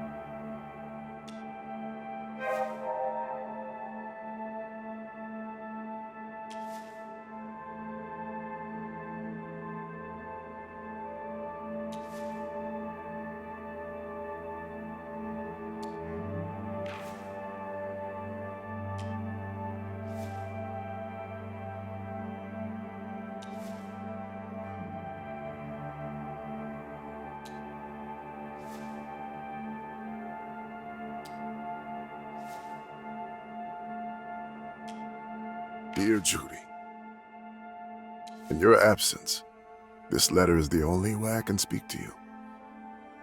I've recommended this method of communication to many of my clients as a way to cope with their loss. The irony of now finding myself writing one of these letters isn't lost upon me. A reminder of how life circles back in ways we never expect. How do you say goodbye to someone who trusted you with their deepest thoughts, fears, and dreams? How do you find closure when life ends so suddenly, so unfairly? It's funny in a way, and sad. No school teaches you something like this, something truly worth knowing. When I heard about the accident, I was hit with a wave of emotions I wasn't prepared for. Shock, sadness, anger. All your courage, resilience, and determination to face life's challenges, gone in an instant. But above all, there was a sense of loss. The thought that we would never meet again, never exchange another word.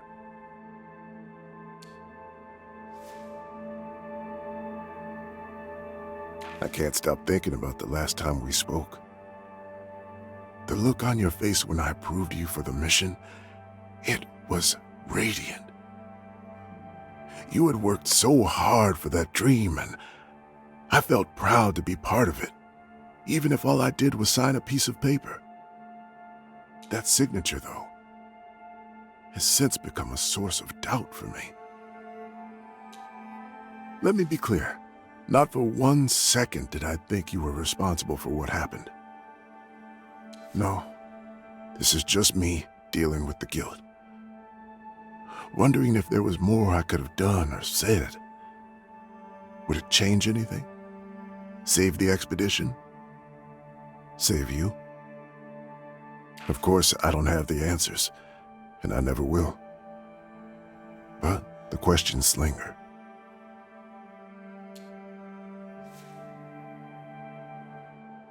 Still, I believe in second chances. Or a third. Or however many it takes. I met Frank at the motel and saw how devastated he was. So, I offered my help. Some of my colleagues might call it a conflict of interest. But deep down, I knew it was the right thing to do. We honor the dead by fighting for the living. I wanted to honor your memory by helping Frank find his footing again. If you're wondering how his therapy is going, it's been rocky. He's a tough one. In that way, he reminds me of you. Progress is slow, but it's there. He loves you. Utterly. Fiercely. But you must have known that.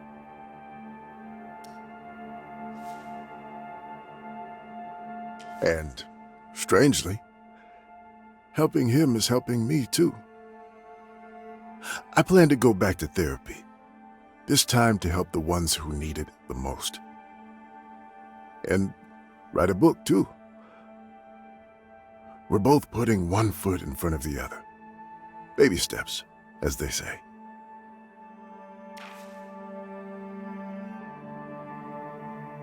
I want to believe that you found your place among the stars. You always said that even though we're not built for space exploration, we belong there. Someone has to fill all that vacuum, Dr. Fink, you said. Well, now you're there, where you belong. I'll look up at the sky tonight and raise a glass to you, to whatever comes next. Yours, Gideon Fink.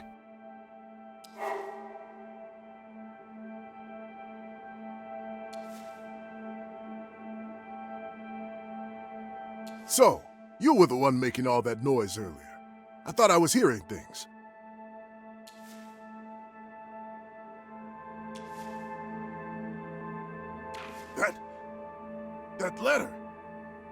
private. You have no right to be holding it. Put it down now, and get out of here.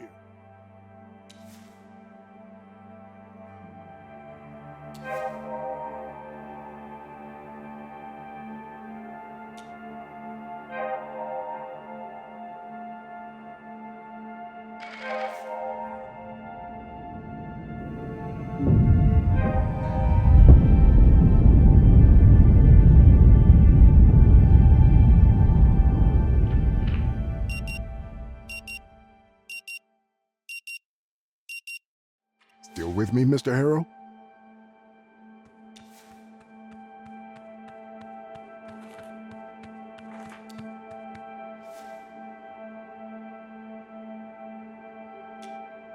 All right then. That's it for today.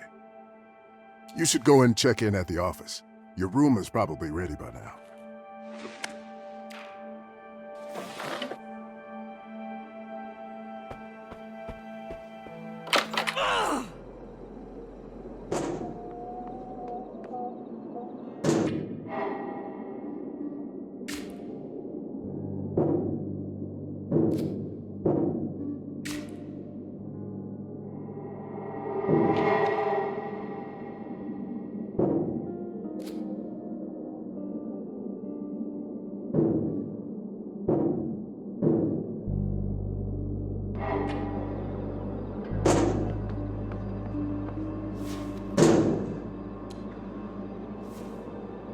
Sure. Give it a go.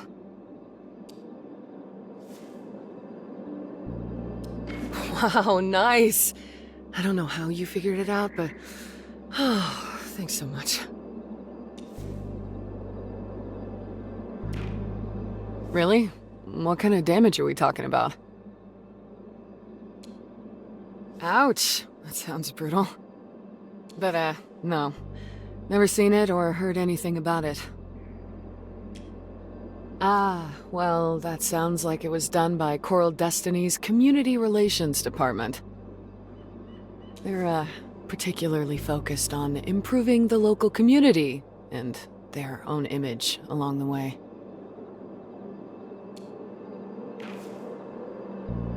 Well, that and a few other things. Believe me, there's a good reason for it. Rue Valley has had a rough history with corporations, and I think Coral Destiny's aware of it. To avoid being seen in a negative light, they put a lot of effort into supporting Rue Valley's community, especially with the Local Employment Initiative. It's a program that prioritizes local residents for employment, offering them preferential treatment in the hiring process. They also develop specialized education programs, ensuring that the local applicants will be well prepared and qualified to work at the company. Over 100 local residents are employed there in various positions, from janitors to astronauts in training. Well, I worked for them until... recently. And I was born and raised in Rue Valley. I lived here until I left to study at the university. I resigned. It was a tough decision, but... I had to do it. About 8 months ago, I bumped into Kathy, the assistant manager in the Community Relations Department, during lunch in the cafeteria. We started chatting, and she mentioned they were considering reviving Bothwood's graveyard. The plan included restoring damaged graves and crypts, fixing paths and vegetation, and ensuring future maintenance. Honestly, I forgot about it until now. I don't know if the initiative ever took off, but if it did, maybe Coral Destiny fixed the statue.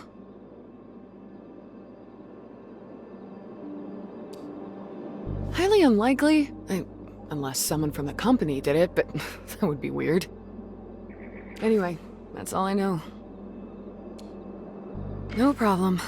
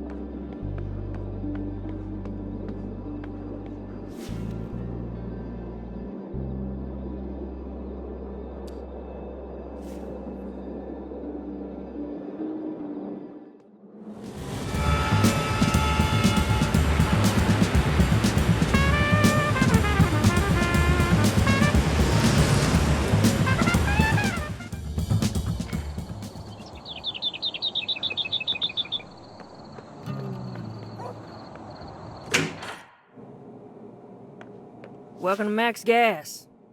You need some help getting gas in that city car yard, or you want something else? We got no booze, mind you. Are you gonna buy something, or what?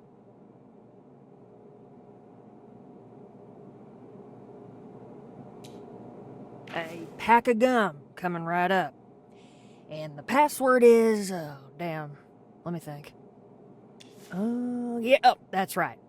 Uppercase T3, ST, exclamation point, uppercase X, 5, uppercase V, 3R, 1 TA5.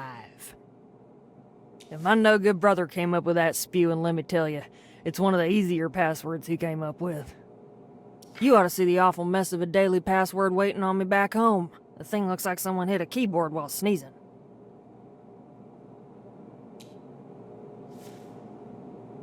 Sure, I know it. Every time Pops took us to see his grandpops, I couldn't help myself and kept staring at it. It's, unpleasant. The damage was done in 1985 before my time, but I know the tale from my pops and others. That's gonna stain the K family reputation forever, it seems. Apex Ore made sure of that.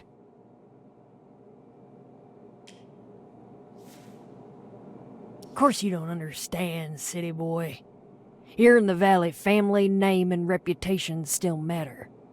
Newcomers from Apex Ore understood that, and they made damn sure everybody would laugh at the K's. At least behind our backs. Don't know or care about them. We don't mingle much. But I reckon they don't care about anything except Mars. Everything. If it wasn't for Apex Ore, this whole valley would be a different place. They made millions digging out our gold. In return, we got toxic tailings and water that's blacker than night and deadlier than poison. My pop saw 'em for the shitheads they were and tried to make 'em go away by running for mayor. But he wasn't aware of just how far those fuckers are ready to go. And the damage to his grandpop statue is a result of that.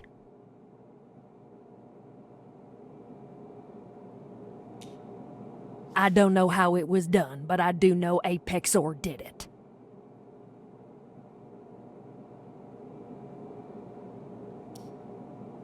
It's simple.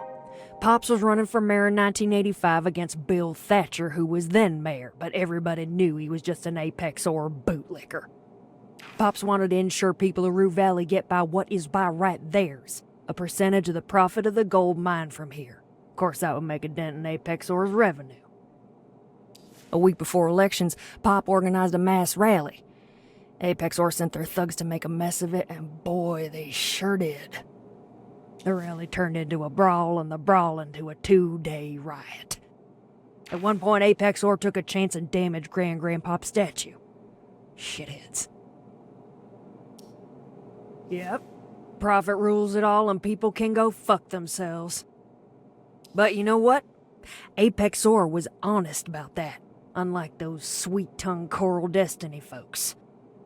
The modern corporation that pretends they care about you but will walk over your corpse for a dime, now they are the real shitheads. That's why I run my own business. Only way to protect yourself is to become financially independent. Oh, many things are not quite right here. Pops lost the election to Thatcher. People blamed him for the riots, thought he caused them. And Apex Ore still does business, and we're left with toxic water and infertile soil. So, yeah. I hate telling it, but we must remember.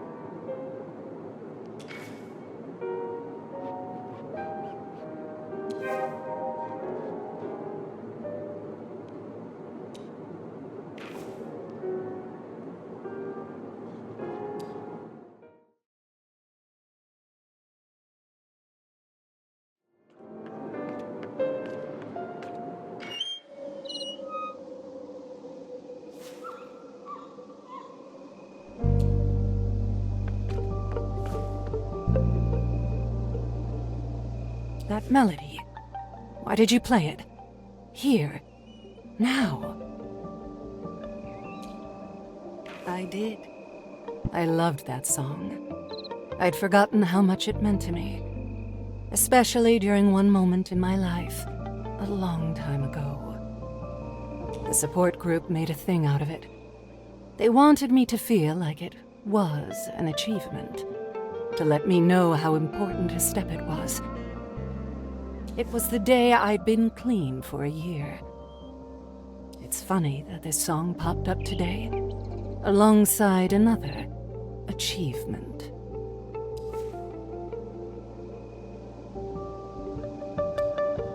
I decided to respect my daughter's and my ex-husband's decisions.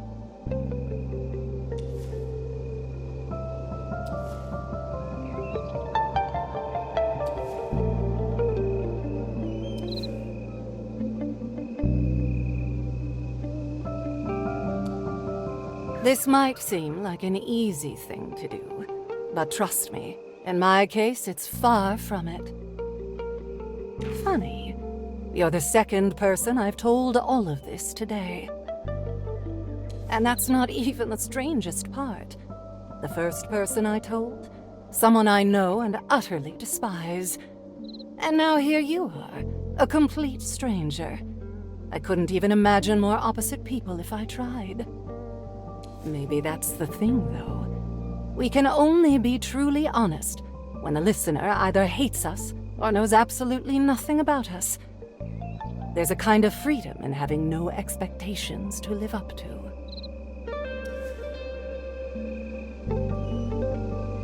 Thank you for the song and your ear. I think I'll stay here for a while.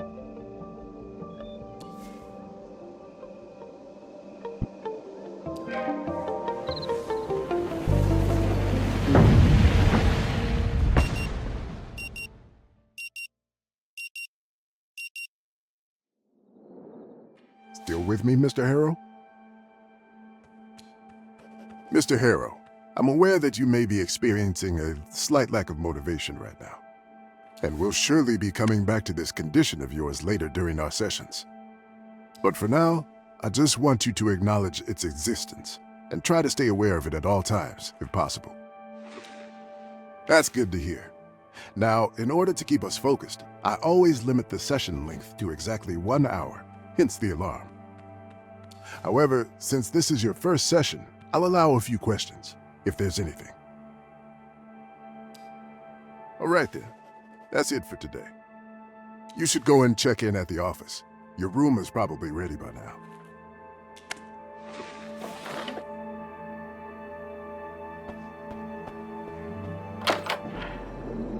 Give me my coffee, you jerk!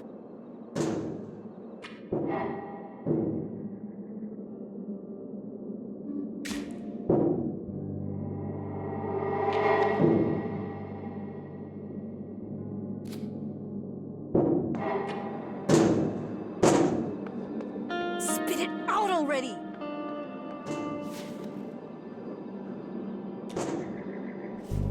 Come on, you thief!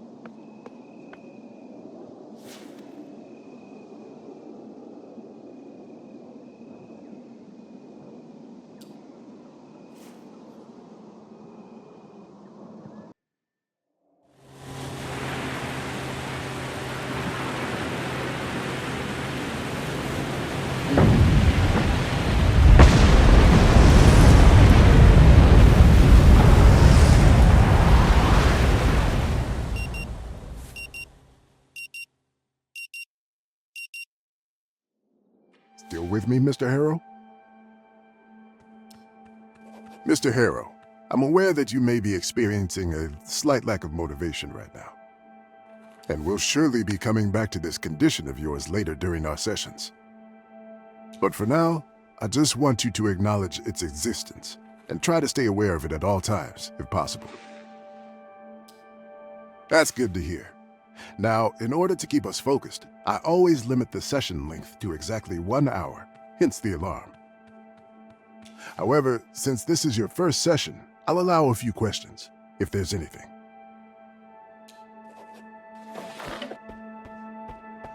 I'll break you open if I have to.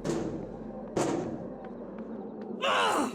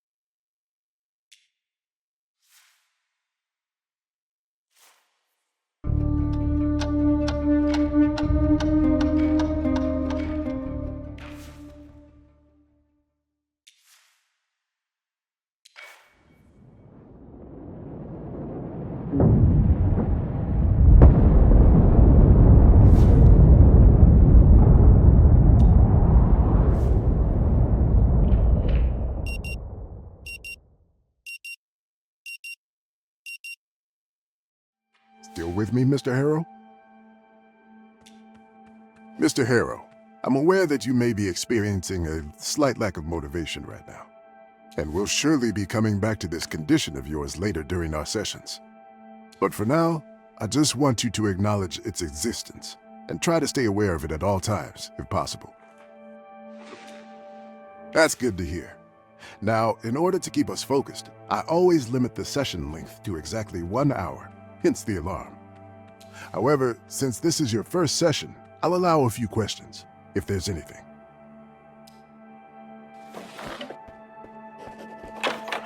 Give me my coffee, you jerk! Spit it. Mm-hmm.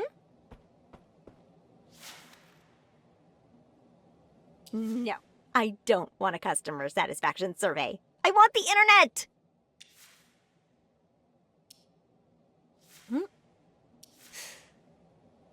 Hey, listen, I have to go now. So yeah, we'll have to manage without it today.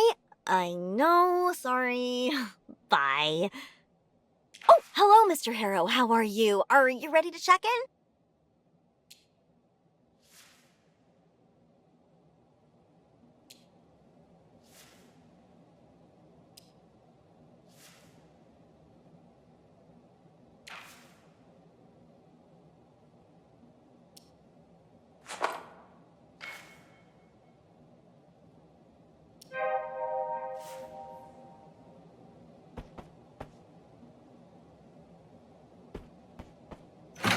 Come on, you thief! I'll break you open if I have to.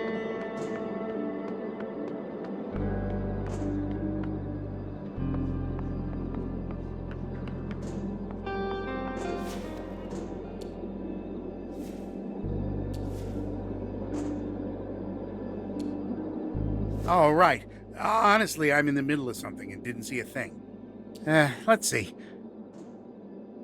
Ah, it's right there.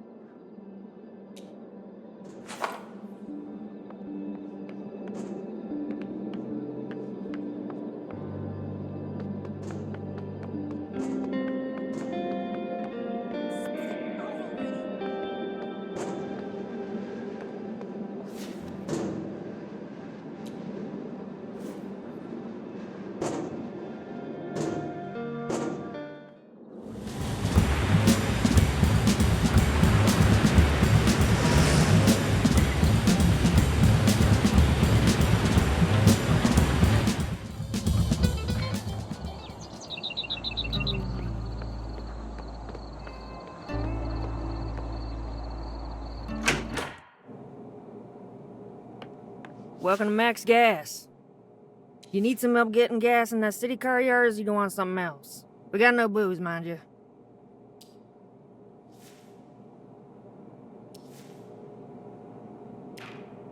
Are you gonna buy something or what?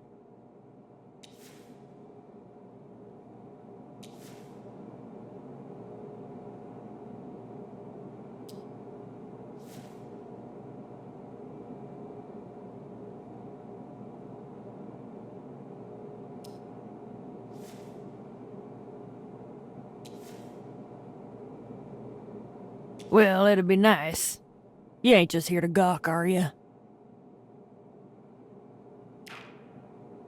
Don't you go get all riled up. I got the password here somewhere. It's T3ST exclamation point X5V3R1TA5. Yeah, my no-good brother came up with that spew, and let me tell you, it's one of the easier passwords he came up with. You ought to see the awful mess of a daily password waiting on me back home. The thing looks like someone hit a keyboard while sneezing.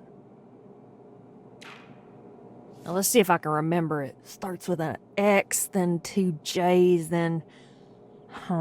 728, I reckon?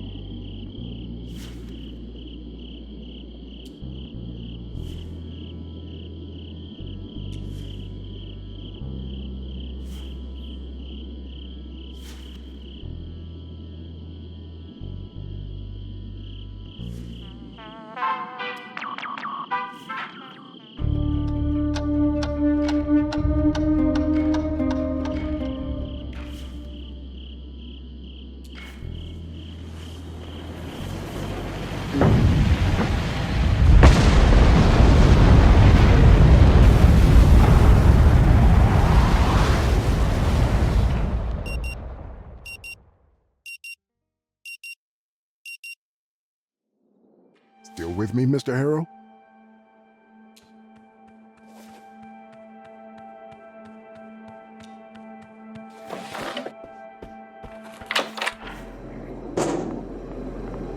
Come on, you thief! Hi, yes, my problem... Again? Rue Valley Motel, Coral Destiny Antenna. Yes, okay. I understand, but the text said today.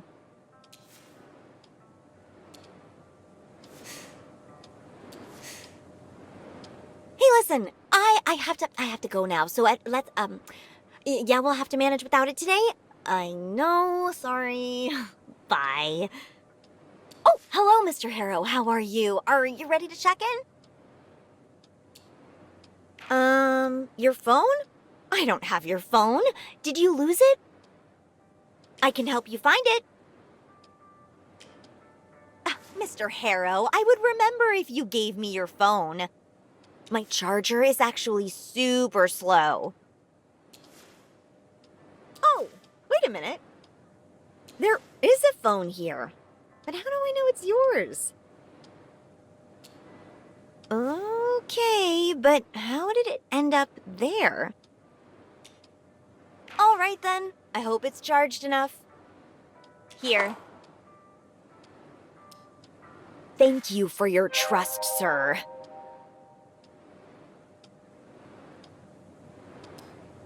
All right then, let's get you into your room. So, number 6, the last one on the second floor. Everything is ready for you. And this is your key card. Sure. Sorry. Here. I'll need your signature here. Thank you. I'm here if you need anything. Enjoy your stay.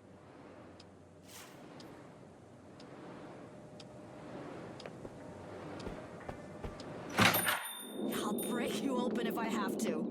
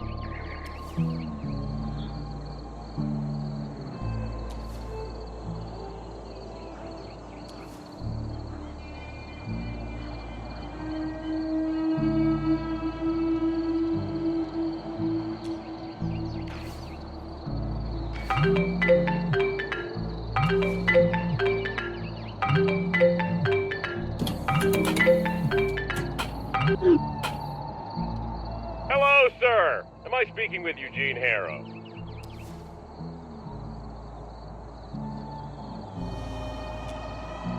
Oh, well, my name is Percy Rugger, and I'm a senior sales executive at Ulterior Paralegal Exploits Consultancy.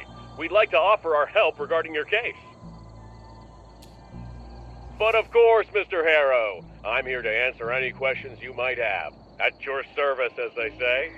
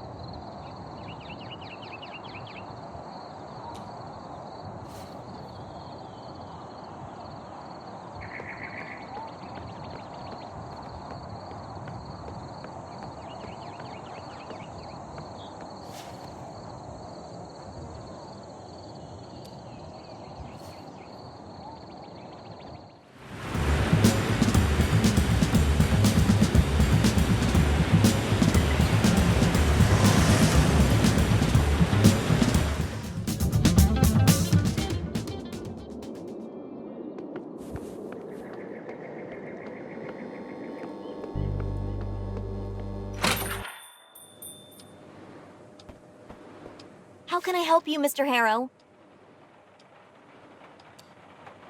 That sounds like spam, or worse, a phishing attempt. If you get a message from an address like that, the best thing to do is ignore it. Better yet, delete it entirely.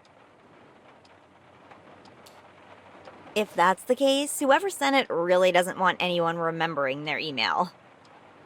Wouldn't surprise me if they end up asking for money. That's usually the end game for people using those kinds of addresses.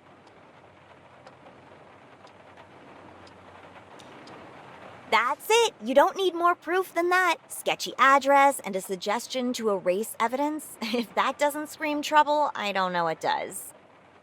Let me check my phone just in case. Maybe I got something similar. Nope, nothing like that on my end. Best to just delete it.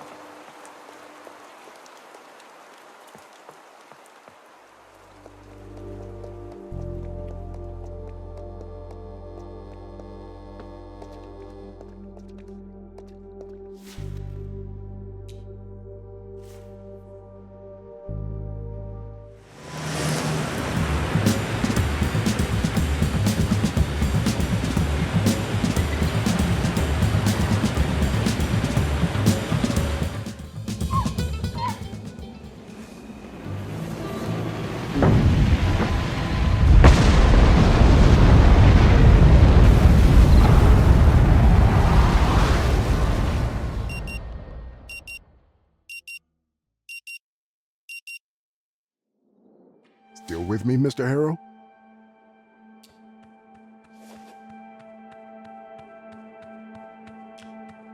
Pardon me? Could you repeat that?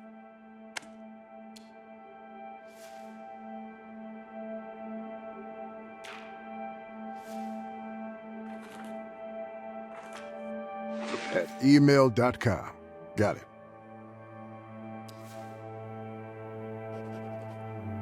No, I'm afraid that doesn't sound familiar at all.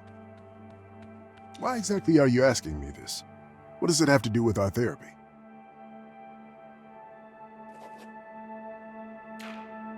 Well, since I don't recognize it, we can assume it has nothing to do with anything relevant. Let's get back to your therapy, all right? All right then. That's it for today. You should go and check in at the office. Your room is probably ready by now.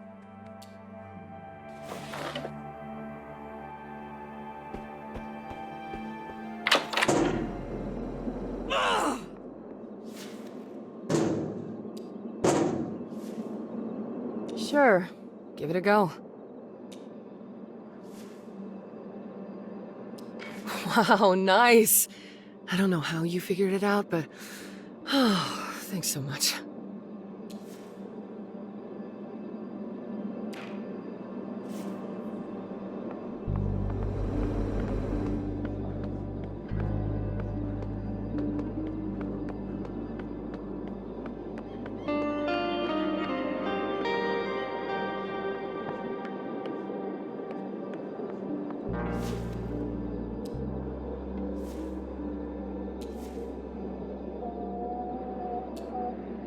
Oh, right.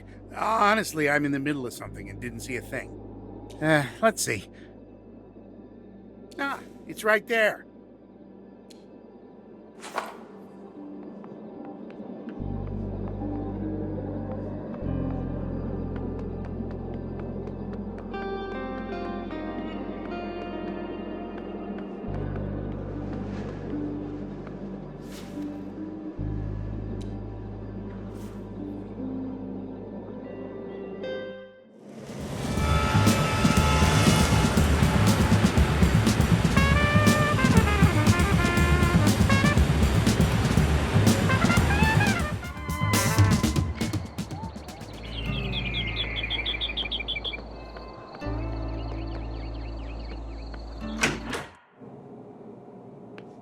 Welcome to Max Gas.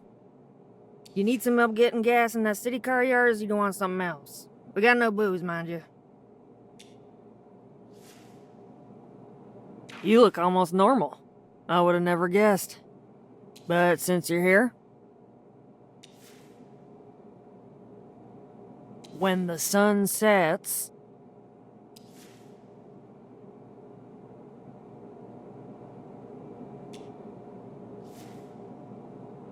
is that true?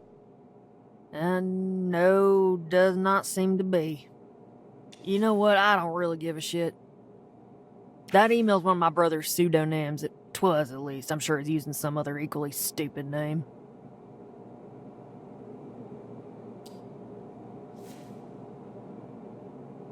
I think for this week it's, a Watcher in the Dark Awakens, I guess. Since you're looking for him, Alex is back at our house. Like he is ever anywhere else.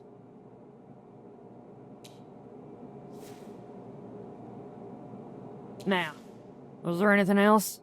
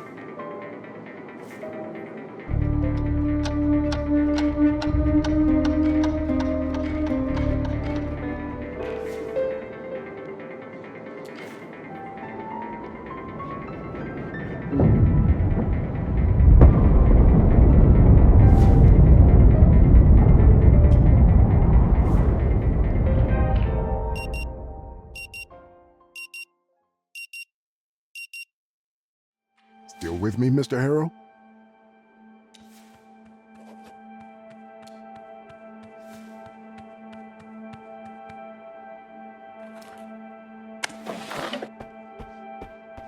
Give me my coffee, you jerk!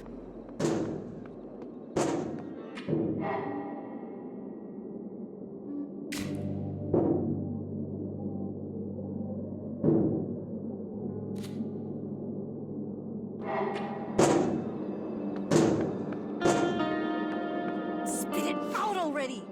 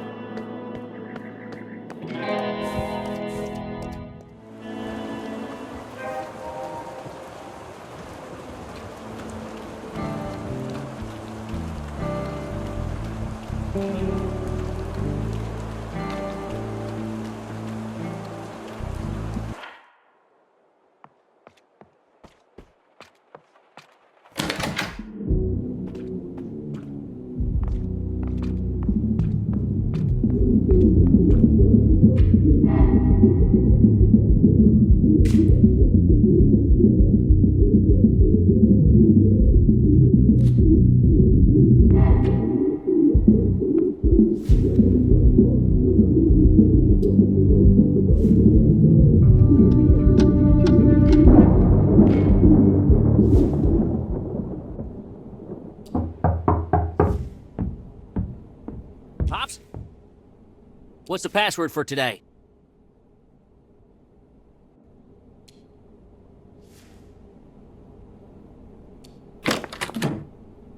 Hands up!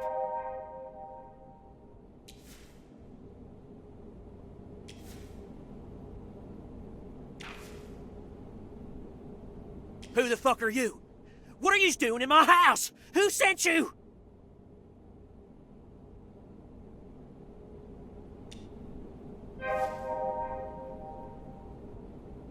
Are you screwing with me? You ain't no dumper. Burns is an old shithead with an even shittier reputation. And sure, you look like a shithead, I'll give you that, but you ain't him. Plus, no way you were a part of Apex Or's operation. You were probably still potty training when they packed up and left these parts. I'm the one asking the questions, and you're gonna spill it all, everything. Not just sit there with your lips zipped like them big corp rats do.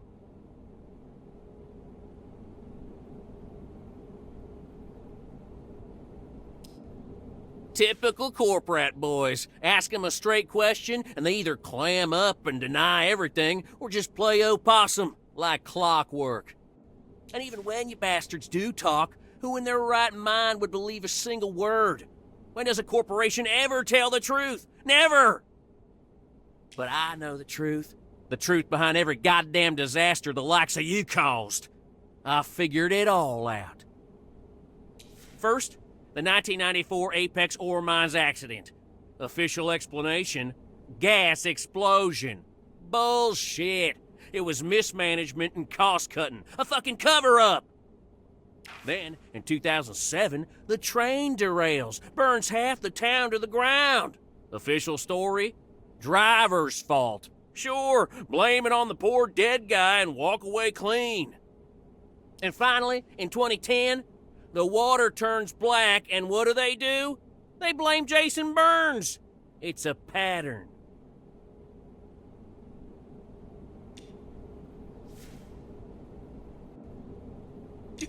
No questions or sub-questions allowed. Now who the fuck are you really?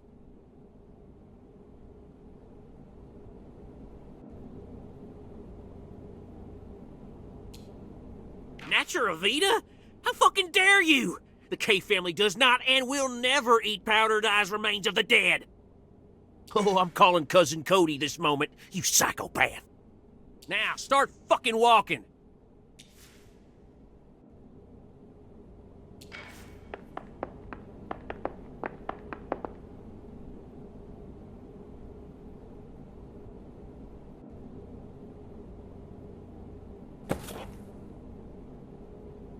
Hey, cuz. Cuz. Yeah, it's Alex. Yeah. Listen. Listen! We had a little home invasion. Again. No, not like last time. No. No, I'm not holding a gang of children in Corn Festival masks again. No! There's a motherfucker here, and I've got him under citizen's arrest. Yeah, I'll tell you when you come here. 20 minutes? All right. Yeah, of course. I have coffee.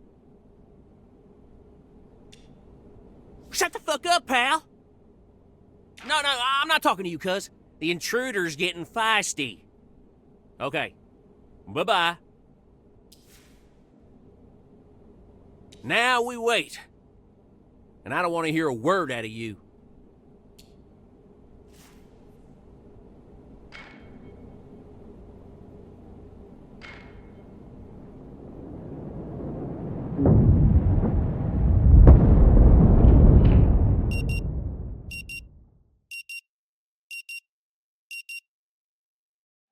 Still with me, Mr. Harrow?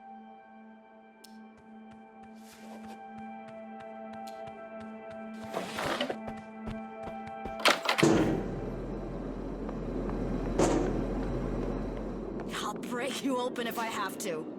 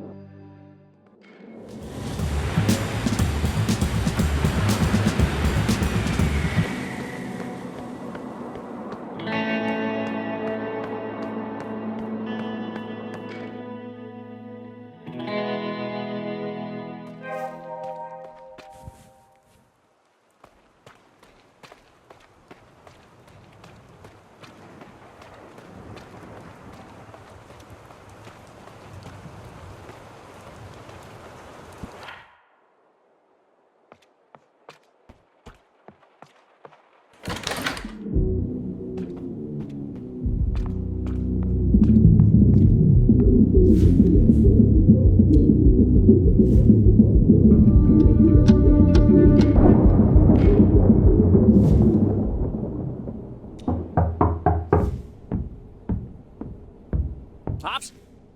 What's the password for today?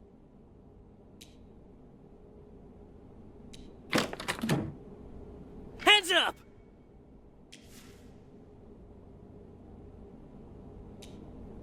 Hands fucking up, I said. Who the fuck are you? What are you doing in my house? Who sent you?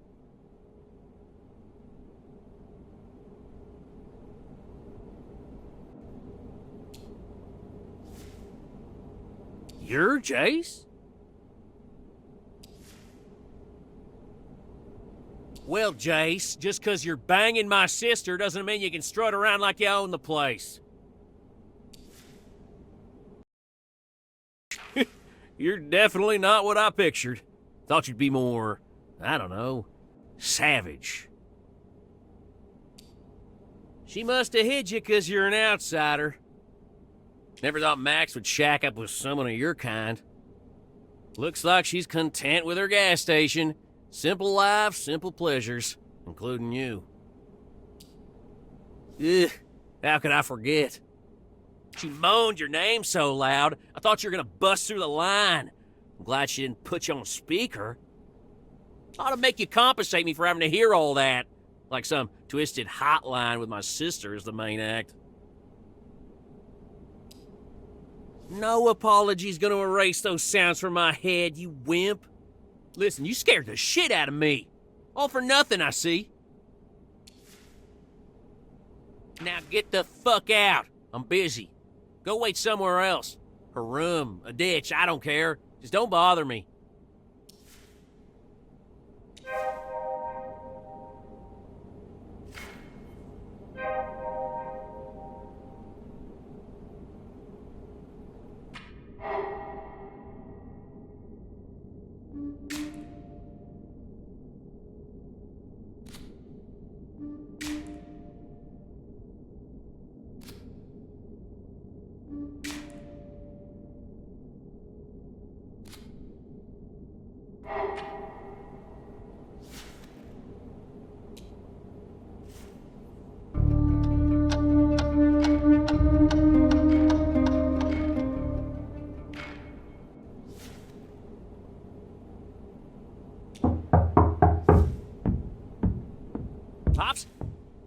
What's the password for today?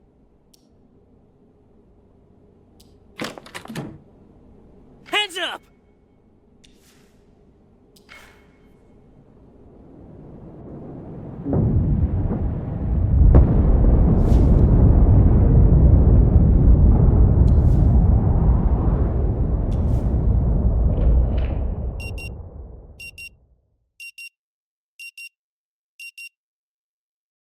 Still with me, Mr. Harrow?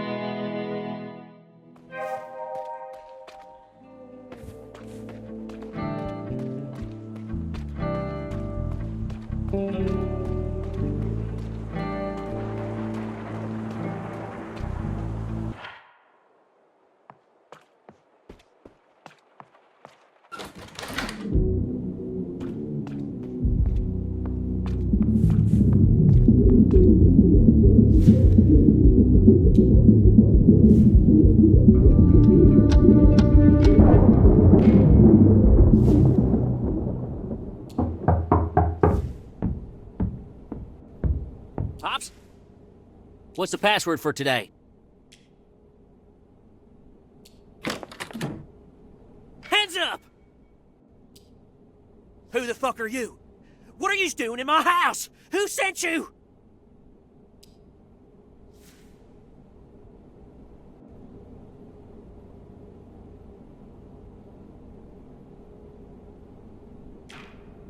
Nobody touches my equipment. Stay back!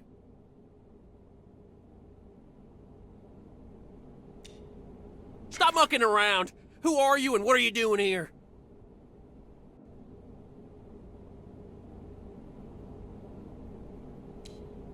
Coral Destiny?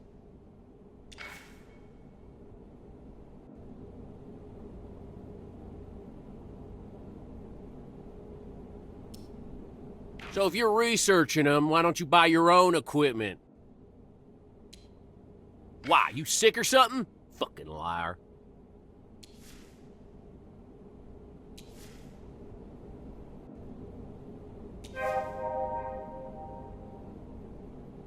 Now, start fucking walking!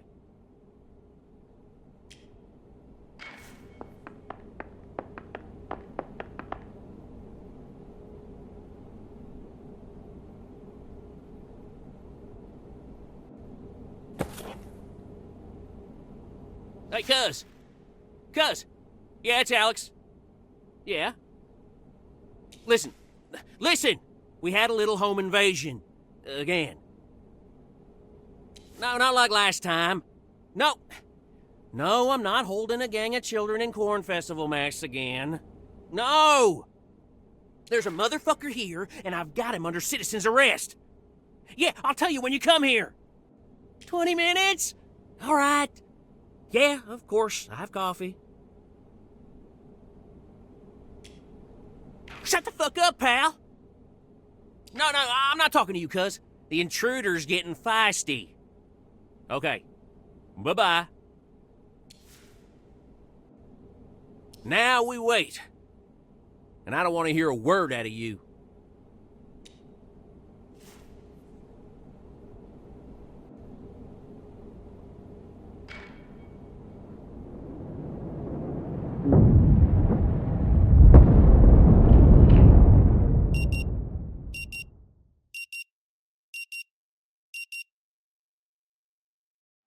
Still with me, Mr. Harrow?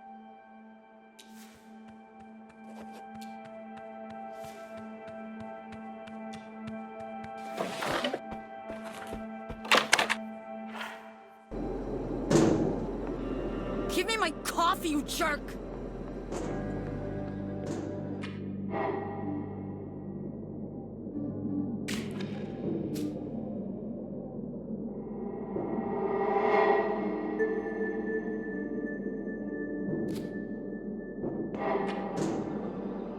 Spit it out already!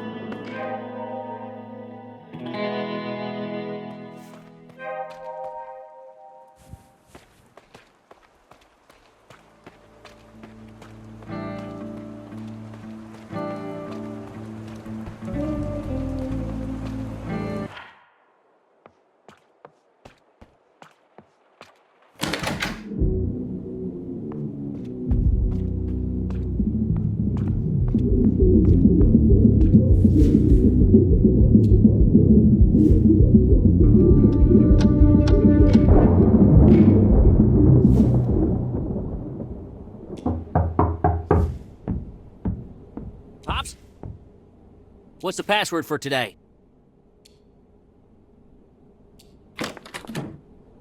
Hands up! Who the fuck are you? What are you doing in my house? Who sent you?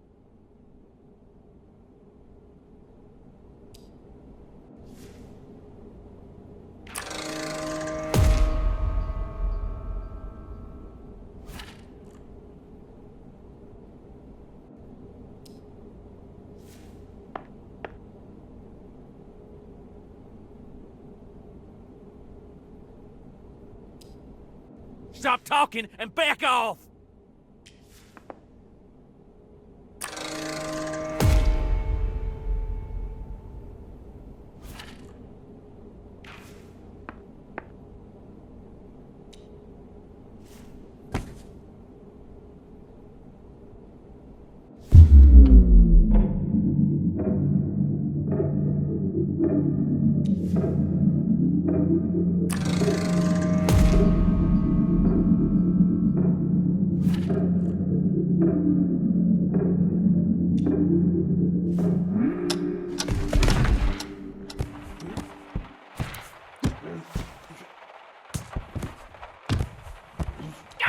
Let go!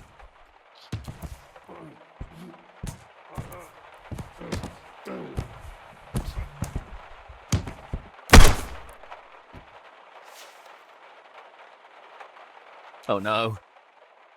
Shit. Shit. I didn't mean to. I'm so sorry. It was an accident.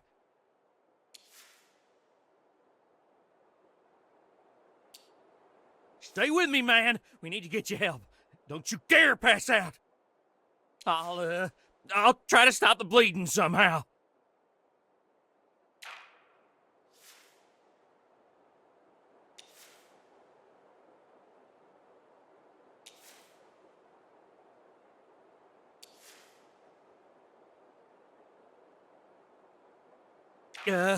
I'll call an ambulance, yes. Wait here. I mean, of course you will. Hey, Cody. Listen, cousin, I fucked up. No, man, not that fuck up. Just listen to me. I shot a man. Think he's dying.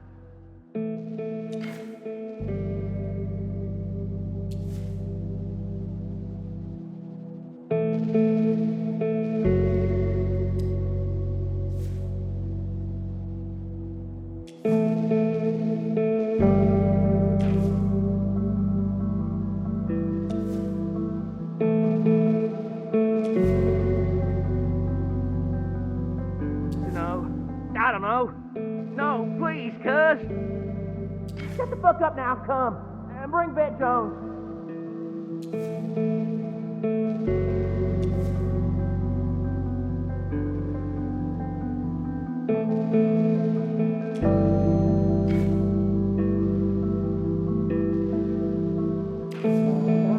He's still alive, I think.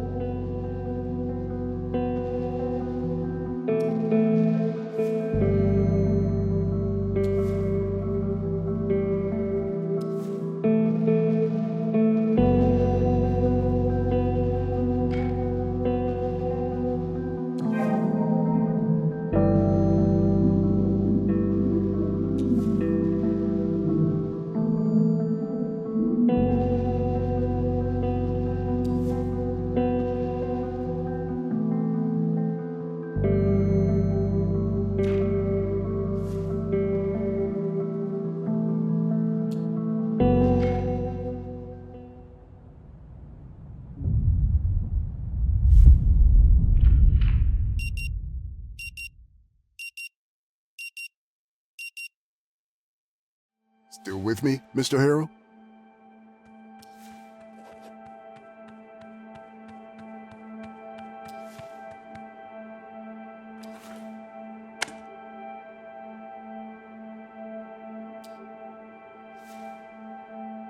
Mr. Harrell, can you hear me?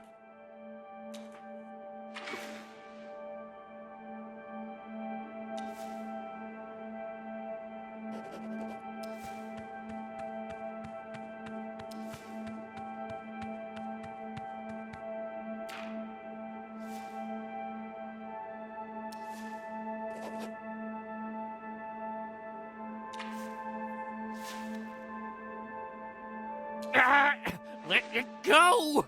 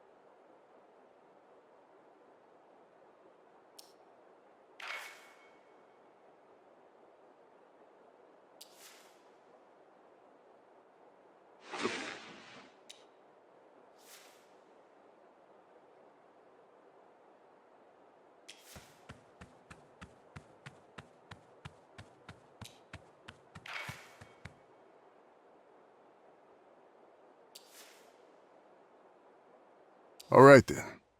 Now you only need to pick up the key card for your room. And I'll call the receptionist to make sure everything is in order. Sounds good?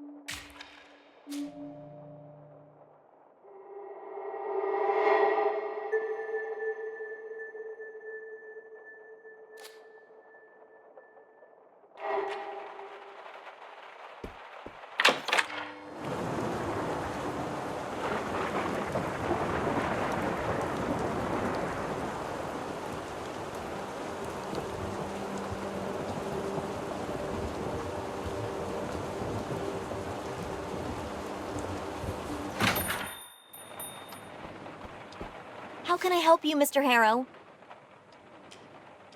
I'm sorry. What? Safe! Absolutely! This is the safest spot in the world. Not that I've traveled or anything, but trust me, couldn't be safer. And yes, I've carried a gun since I turned 18. Perfectly legal and common around here.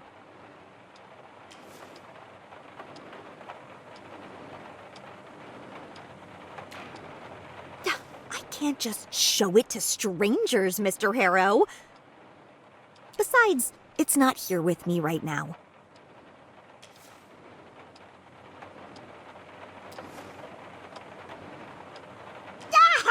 Just kidding, Mr. Harrow. I don't really own a gun. The scariest thing I own is a staple remover.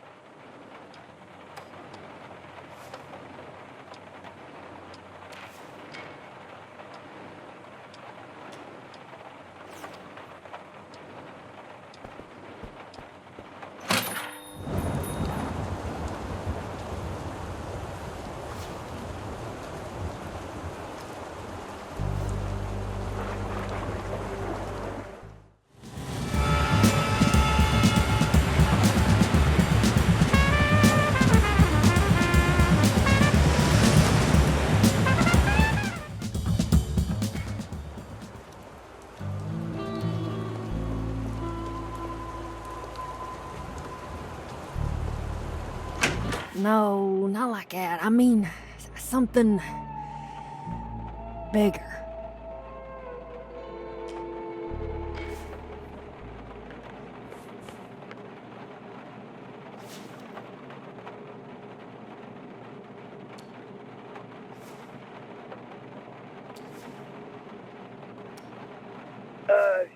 Yeah, man, just let me go.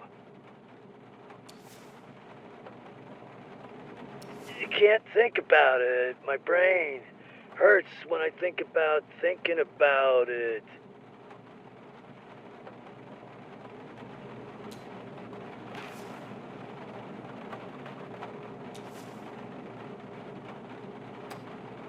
Oh! Shit, fuck! So sorry, Mr. Police Officer. I got a bit lost. It's still a safe, officer. I mean, it's in the safe. It's all according to the new law. The new regulations, they did everything. I did everything. No one touched the gun but me. It hasn't even been passed. The law is not active.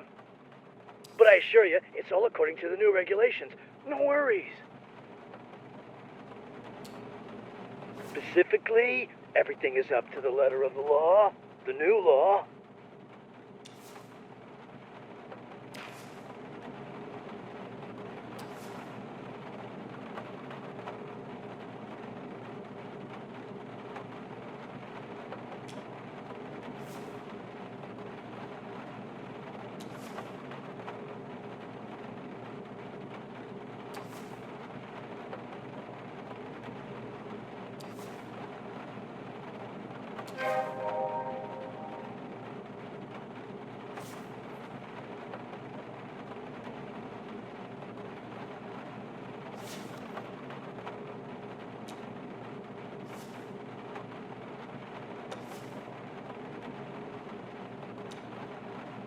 Oh man, do we really need to do this right now?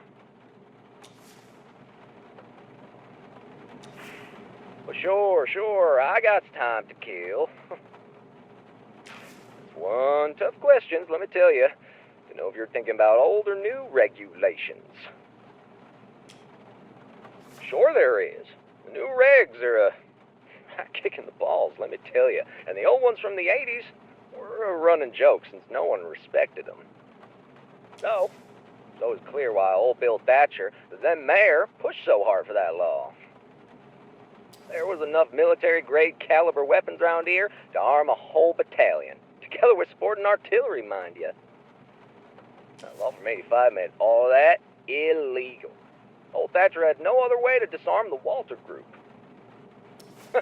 You have to be dead dumb not to understand why old Bill wanted those guns gone. Well, that's local folklore. No wonder you don't know about them. They were a militia organization from the start of the 80s, led by none other than my grandpa, Milton Canis, and gathered around the ideas of Walter Kay to nationalize the gold discovered by Apex Ore and distribute it to its rightful owners, us, the people. Of course, people liked that idea, liked it very much, but Apex Ore didn't. There were a bunch of tensions, so the Walter Group, well, armed themselves. That's why I'm sure the law from '85 was meant only and exclusively to disarm the Walter Group. Even then, legislature worked for the rich, corporate vultures. So, Cousin Walt and Grandpops faced a decision. Surrender the arsenal, or be declared a terrorist organization. Not much of a choice, eh?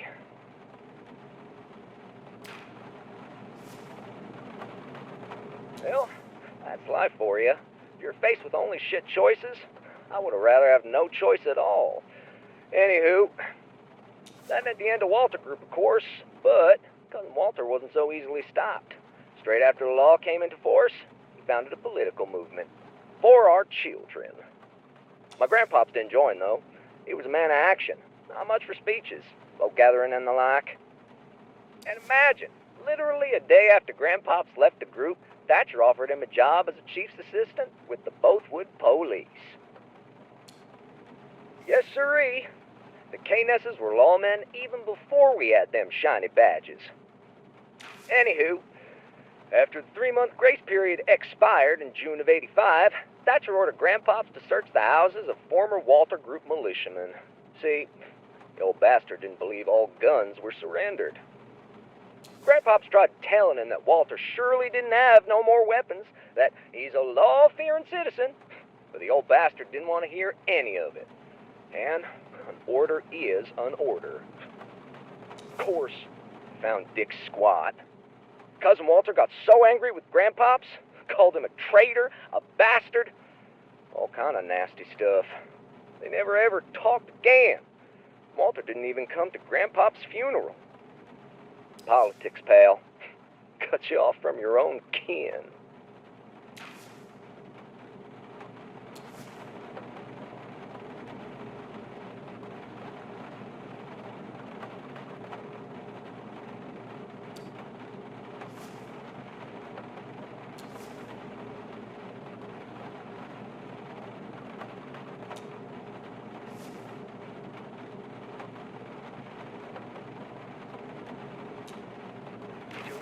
Thing I said, pal?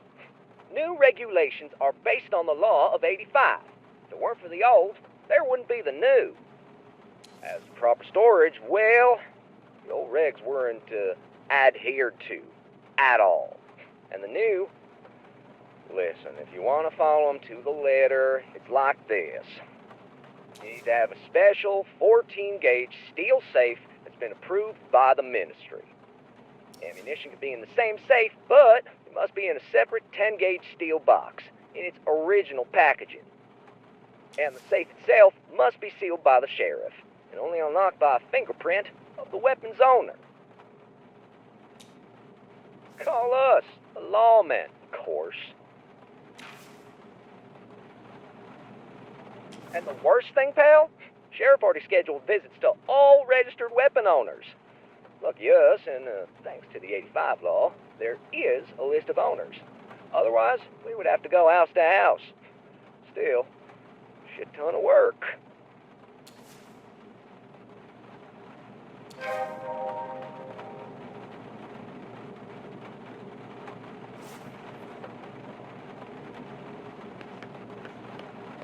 I still don't know what to make of Frank vanishing just like that.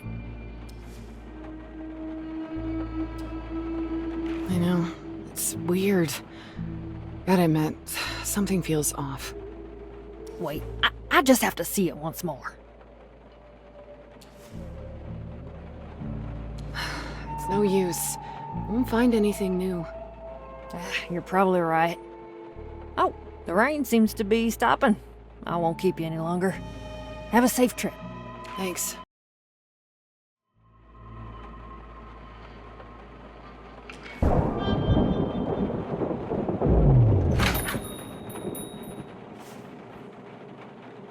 welcome to Max Gas. You need some help getting gas in that city car of yours, you don't want something else? We got no booze, mind you. Don't be silly, of course I am.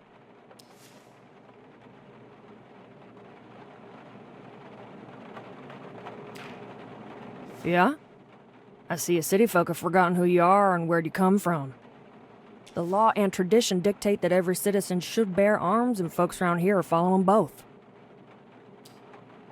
Proud to say we have the lowest crime rates in the country and maybe the whole world.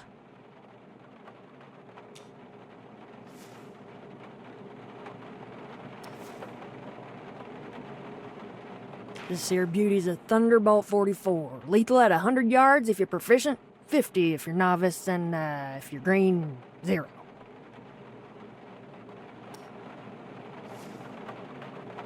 Yeah, not with this weapon.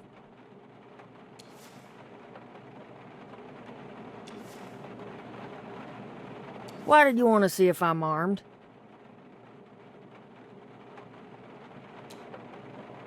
That's clever, especially coming from a city dweller. For you, I recommend a pennyweight 5 mil. You might just be able to handle a recoil. And listen, pal. I seen you looking at my weapon. Don't you try no funny business here. I don't want to clean your skull and brains from this place. Now, is there anything else, or should I throw you outside?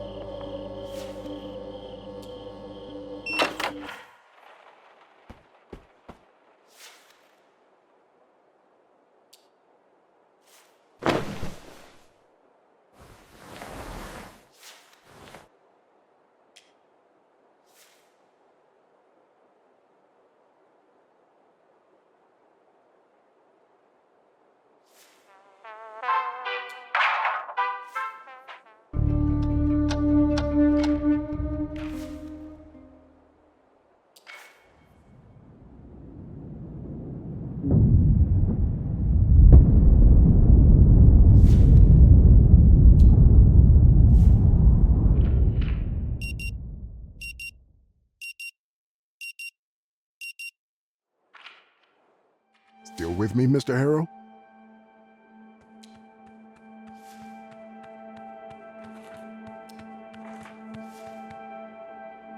I can imagine a million reasons you might ask me that question. None of them good. Oh, I have an opinion, thank you. But that isn't the crux of the problem here. I'm still not clear on your intent. Are you planning something problematic?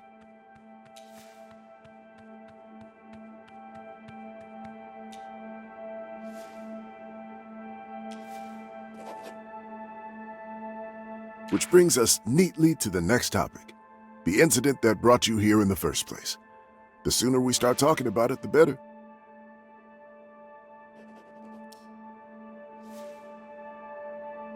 Good to hear. We'll revisit it at the start of the next session. Now, whatever the reason you asked for a gun, can I have your word you'll do nothing irreversible before we meet again?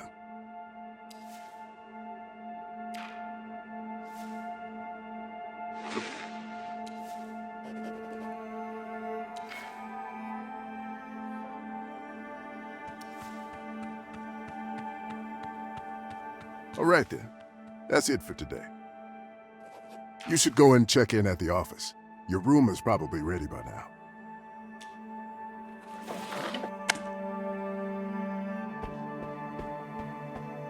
I'll break you open if I have to.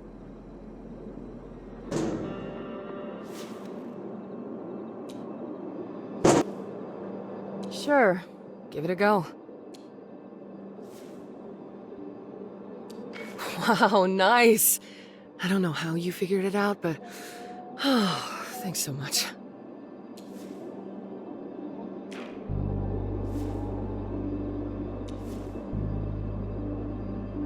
Oh, no.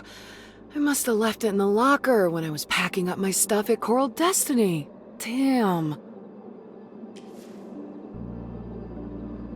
Is something wrong with you? Who the hell asks a stranger if they're armed? Listen, just drop it, okay?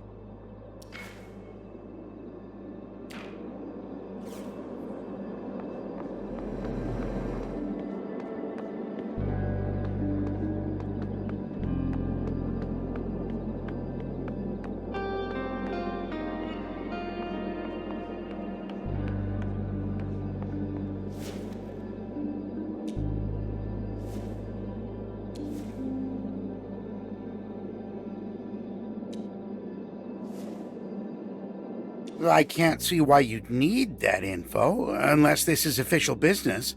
Are you in here in some kind of official capacity? If maybe is all you've got, I'm calling that a no. I'm not going to answer a question like that to a complete stranger. No offense.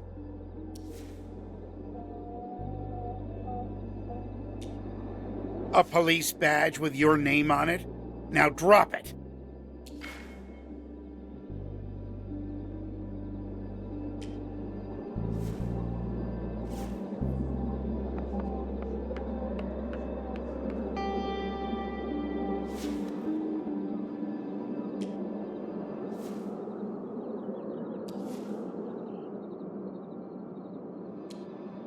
No can do, sir.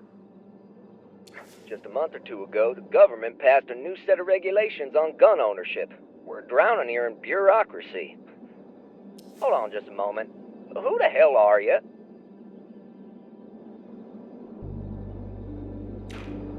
Didn't know our colleagues in the private sector also share that yoke. You know what? The list is longer than my arm. You better ask about a particular person, and I'll do the checkup.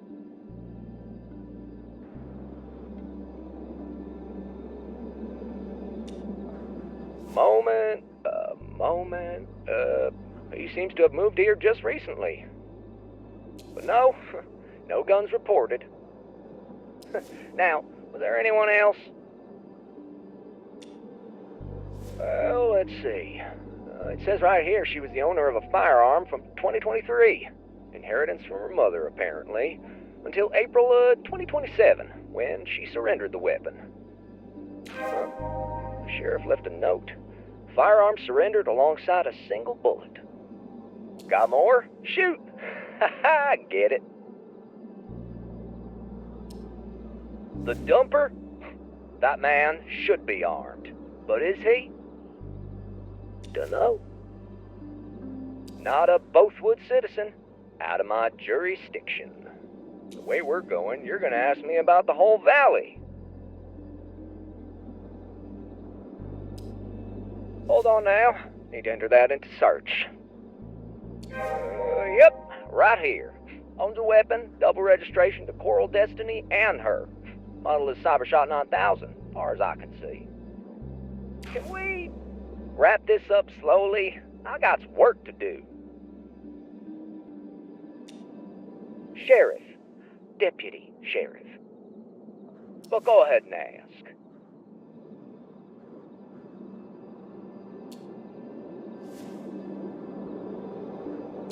Here we go.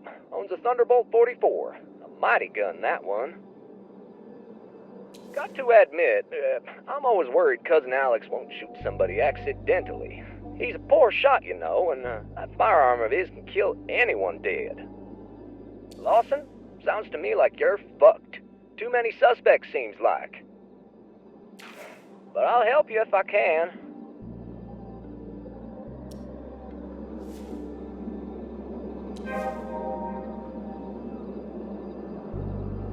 Oh, hell, there's even more, right? If I was dealing with lunatics every day, I sure would get at least a shotgun or two. But from what I see here, nah, he's not in the register. Shouldn't have got myself into this mess.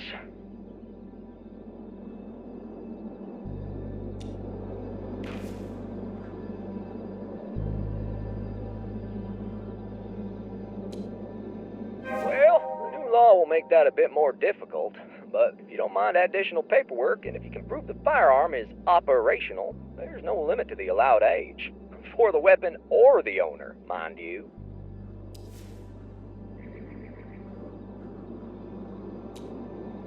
For this, I don't even have to look at the bloody list. Ben's armed, of course. Men in his position should be. Otherwise, he would be a sitting duck. If you know what I mean. He's got a nice little sleek Thunderwood 38. It's right into a pocket. Oh, I got time for a couple more, and after that I have some real police work to do. Well, let me check. This old documentation is a regular mess. Nope, Robin doesn't have a gun registered to her, though she's at an age where she could own a weapon. But I would say at an age where she should have a piece. Lawson, pal, I'm all for helping my fellow man, but you pushed it too far. We're done. But best of luck with your fucked case. To you too, pal. To you too. Seems like you need it.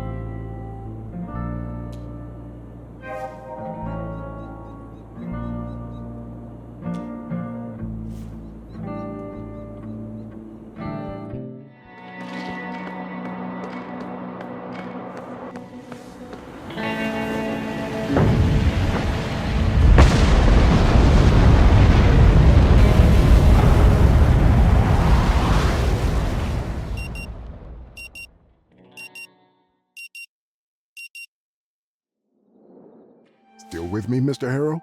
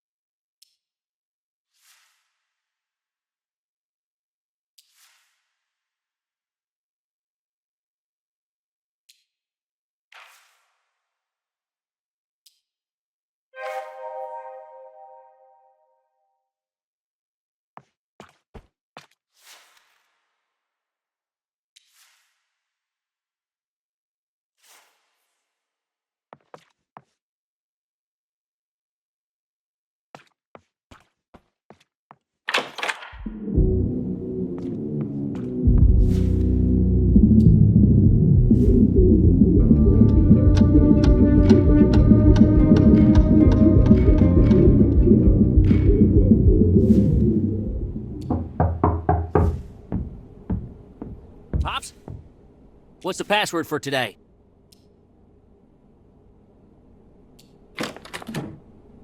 Hands up!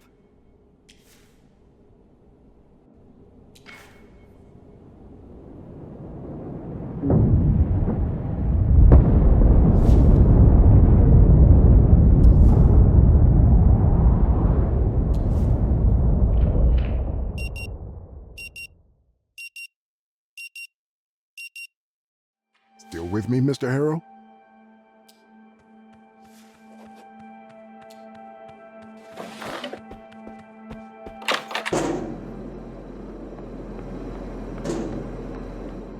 Give me my coffee, you jerk! Spit it out already!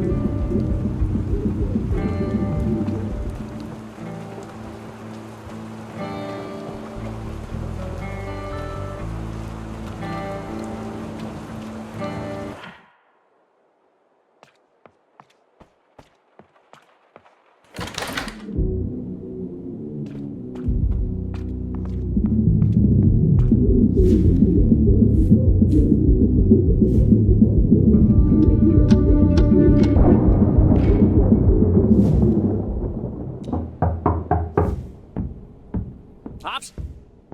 What's the password for today? Hands up! Who the fuck are you?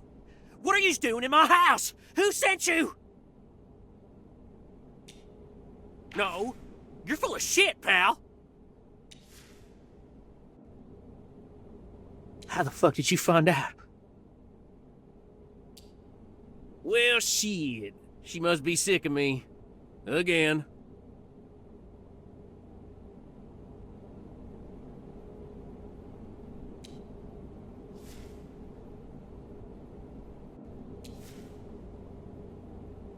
You think I'll tell you anything? Get the fuck out of my house!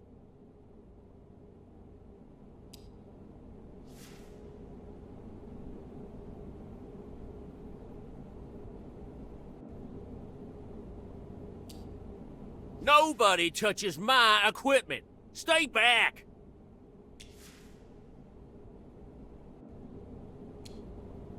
What are you talking about? You show up at my door and claim you need my equipment? Why?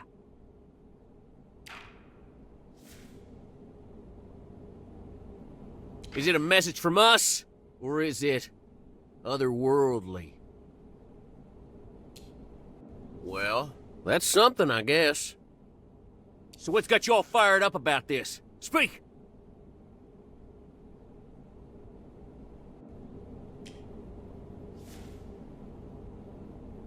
I see. So, you want to use my equipment to hear a message from space? No, I don't believe you. It doesn't make any sense. And your face looks mighty suspicious.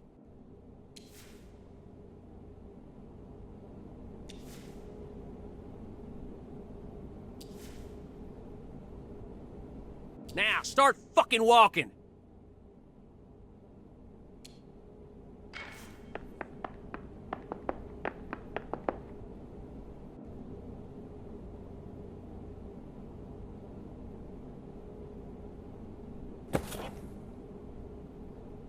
Hey, cuz! Cuz! Yeah, it's Alex. Listen. Listen! We had a little home invasion. Again. No, not like last time. No. No, I'm not holding a gang of children in Corn Festival masks again. No! There's a motherfucker here, and I've got him under citizen's arrest. Yeah, I'll tell you when you come here. 20 minutes? All right. Yeah, of course, I have coffee. Shut the fuck up, pal. No, I'm not talking to you, cuz. The intruder's getting feisty. Okay. Bye-bye. Now we wait. And I don't want to hear a word out of you.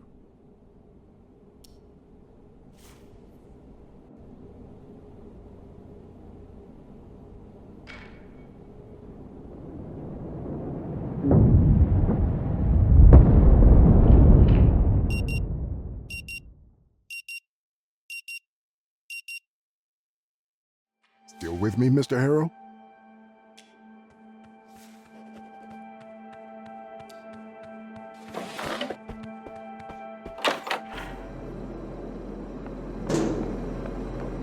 Come on, you thief! I'll break you open if I have to.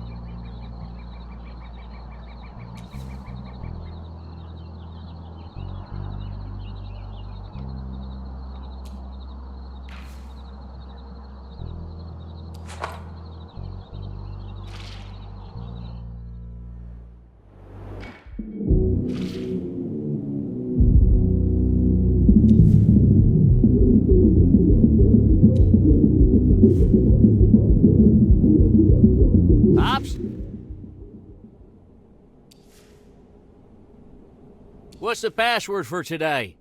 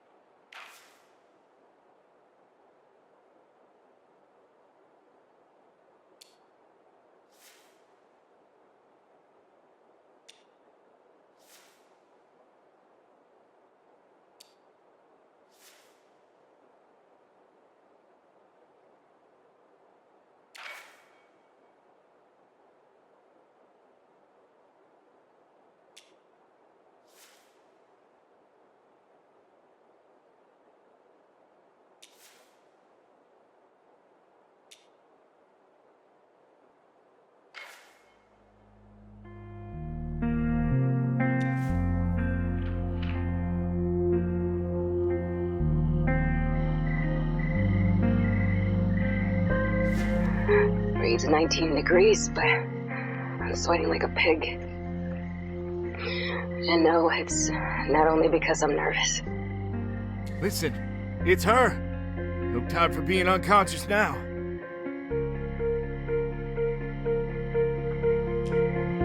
Come on, Frank. Open your eyes. On your feet. Silly questions will have to wait.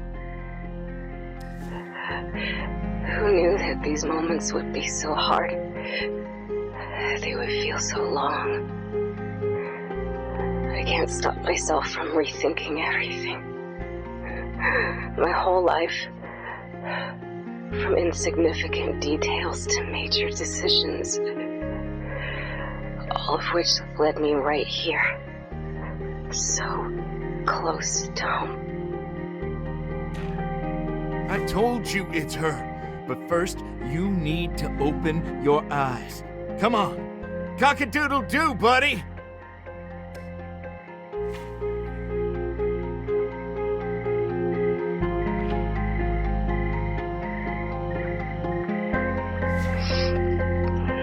At least I'll have the best possible view, right?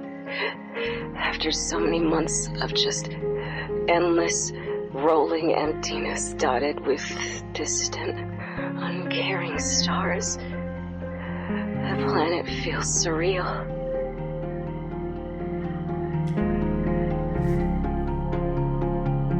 You idiot! She was here all along, sitting on that payload adapter waiting for you, calling you. It was no accident you came right here, even if you only realize it now. And all the while they tried to stop you. First your sister, then that scrawny loser. But now that you've gotten rid of them both, it's only you and Judy. And me. just a blue and white disk against the darkness.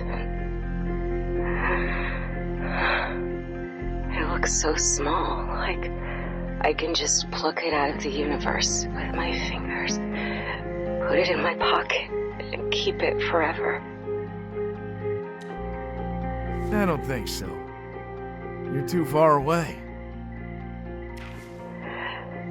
I never imagined my homecoming like this. I was never good with words. I thought I would have more to say. But just seeing Earth, knowing that everything and everybody I love is down there. Thinking about the warm sunlight on my skin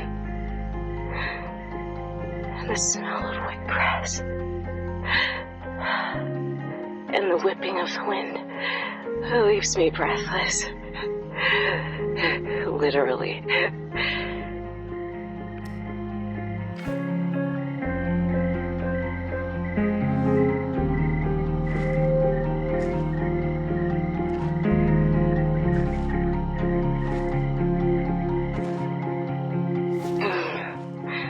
Though all is said and done now, the computer notified me I'm within short range. Yeah, all messages would be sent automatically, but since I'm still here, why not do it in person? Say a bit more. I can't hear you, Starbase 1. I was never able to fix the long-range comms, but you can hear me. I'm transmitting all my recorded messages now. Not like I care anymore how much power it'll drain, right? Anyhow, it's getting harder to speak, so I'll stop. Judy, out. She's gone. Why is she gone?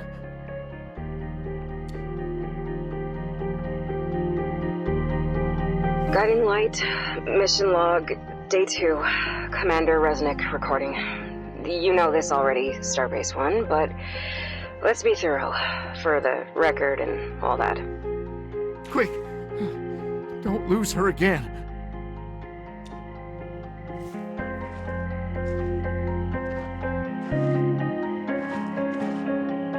While performing a Transmars injection, the main engines went offline.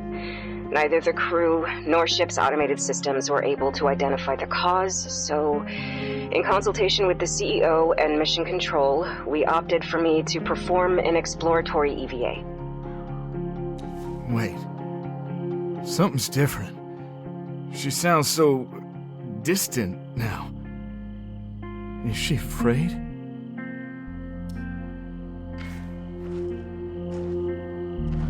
Moments out of the airlock, the ship was rocked by cascading explosions, and I'm still not sure what went wrong, but my working hypothesis is that the injection system suffered a catastrophic failure. The only reason I'm still alive and not blown to bits or into the endless vacuum is my jetpack. I was able to reach and undock the landing module with an emergency override before the ship was torn apart. Mission specialists Wolf and Hobb are presumed dead. Fuck! The battery's dying! Hurry up!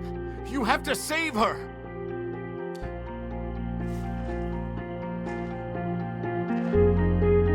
Since most of our TMI was completed, I'm still en route to Mars, albeit on an altered trajectory thanks to the push from the explosions.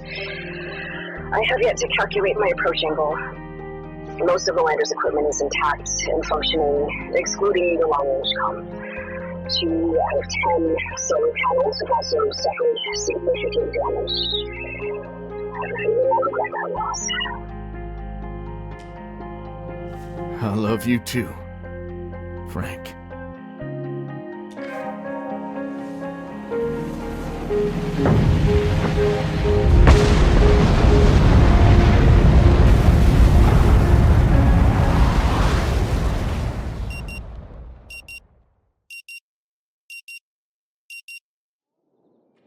with me, Mr. Harrow?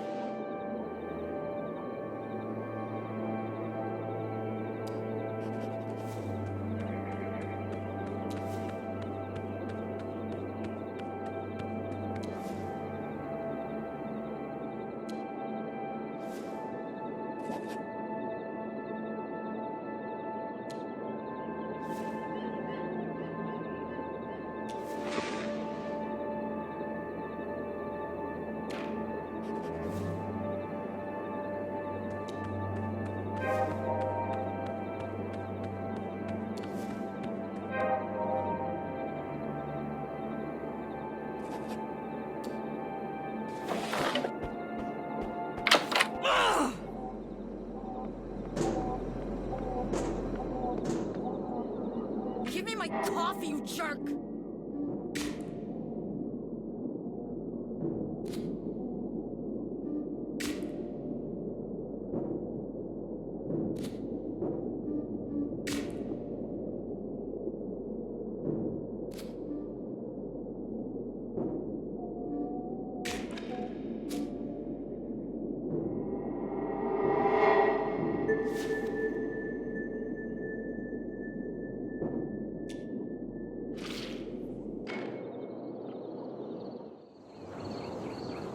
There's a whole mess of scrap metal littering in the desert. Dozens, hundreds, hell if I know.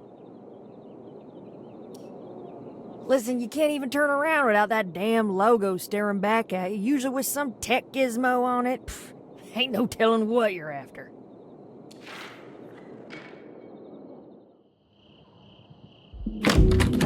Space debris? What do you know about that? They sent you to keep tabs on me, didn't they? Didn't they?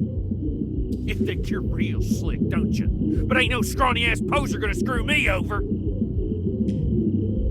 Shut the fuck up and stand right there. I'm gonna call Cousin Cody. You got some real explaining to do.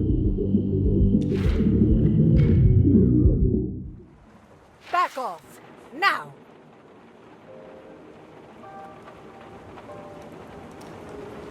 No handouts. You want something? Earn it. What did I say? Back off!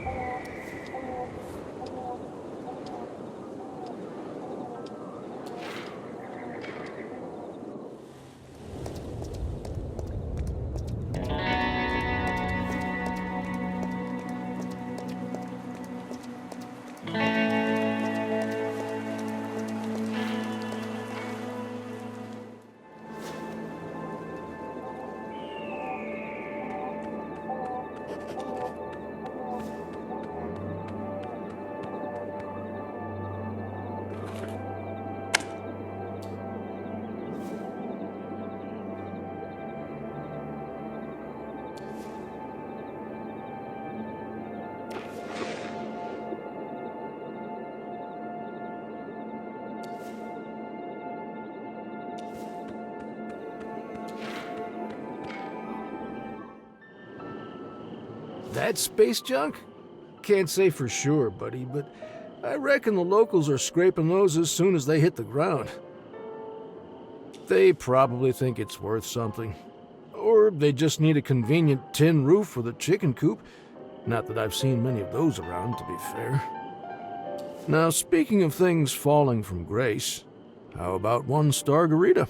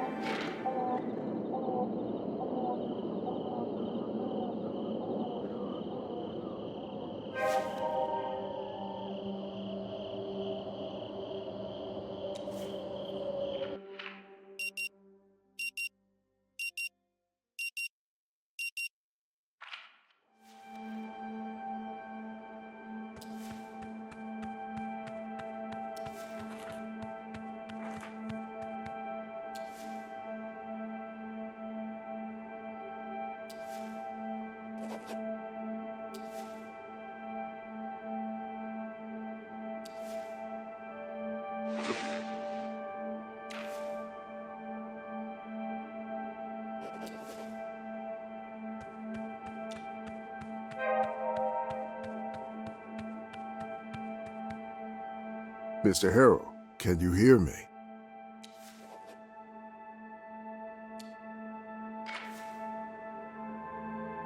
Your affect is remarkably flat. I can't even see you breathing. This level of withdrawal points to either executive or cognitive paralysis.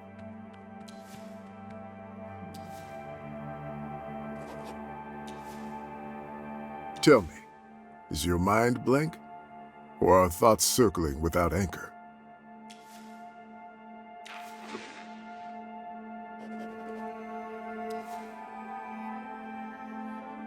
Mr. Harrow, are you present with me? Or are you dissociating? Is that so? Well then, if you happen to have trouble falling asleep tonight,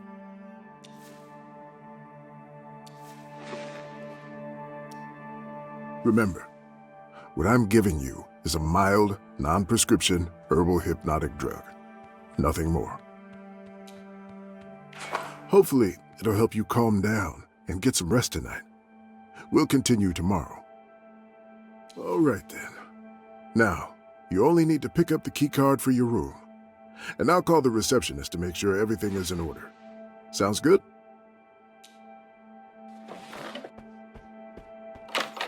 Come on, you thief!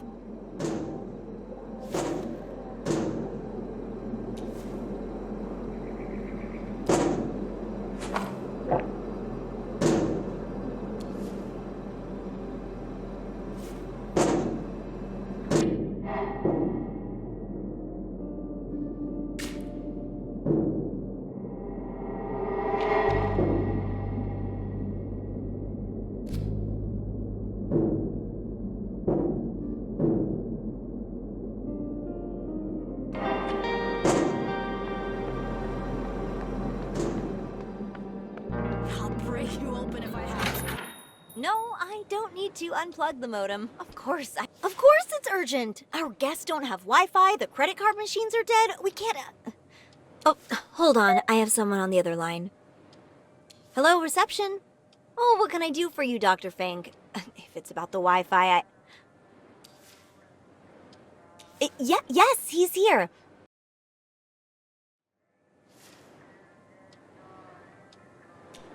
Hello? I'm very sorry. I will have to call you back later. Bye. This is your key card. Oh, you must be very tired. Perhaps I'll tell you about it some other time. It's a really interesting story. Here. I'll just need your signature. Thank you. I'm here if you need anything. Enjoy your stay.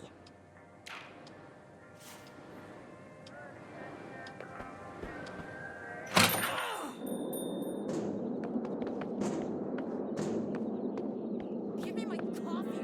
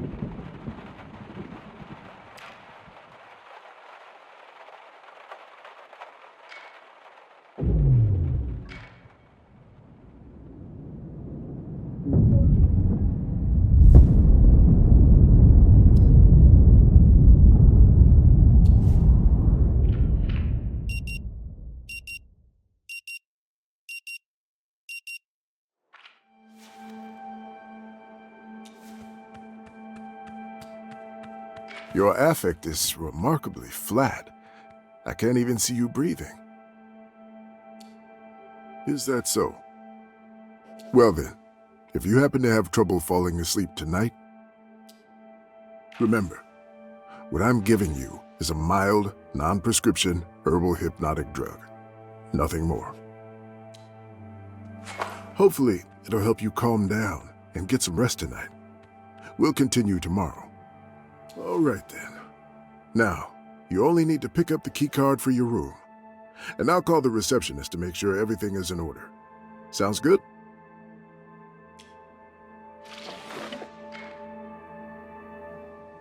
Oh, you must be very tired. Perhaps I'll tell you about it some other time. It's a really interesting story. Here.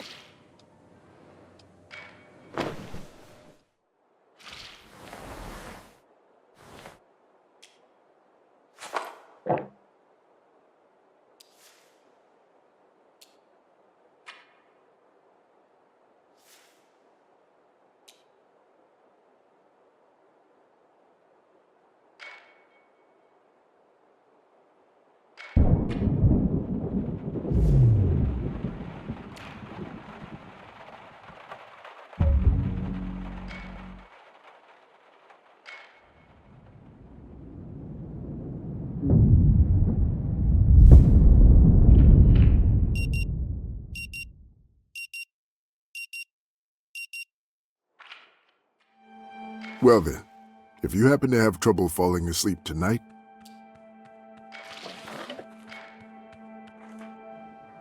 Oh, you must be very tired. Perhaps I'll tell you about it some other time. It's a really interesting story. Here.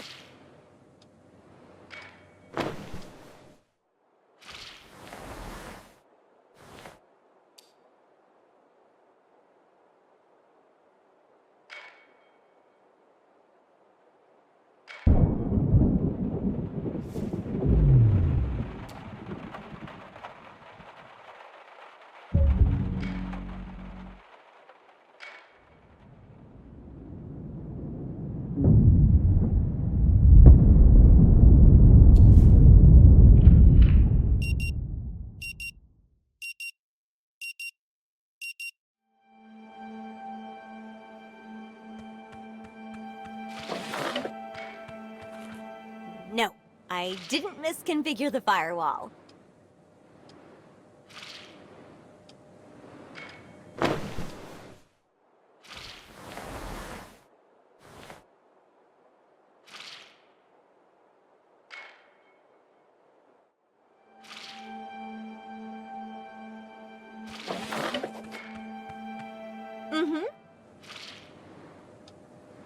There's nothing you can do to help me? How about check the repair log or...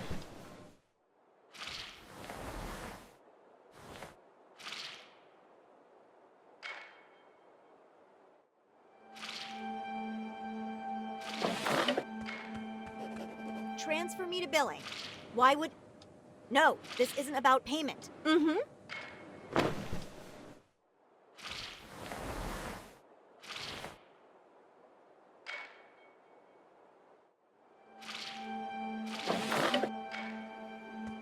Yes, Rue Valley Motel. Our Coral Destiny internet antenna is down?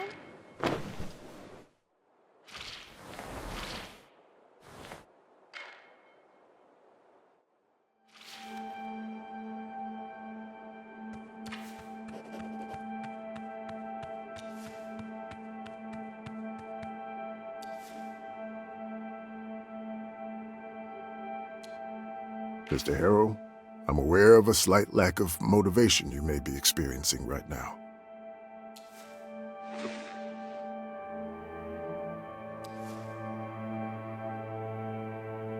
And we'll surely be coming back to this condition of yours later during our sessions. But for now, I just want you to acknowledge its existence, and try to stay aware of it at all times, if possible.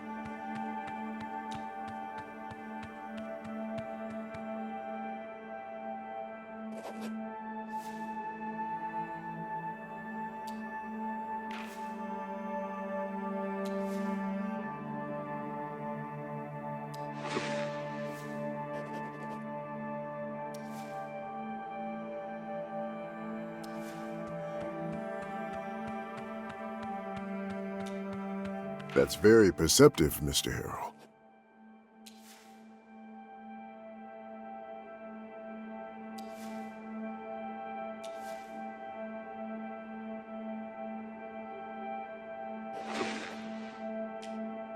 Yes. Anything else?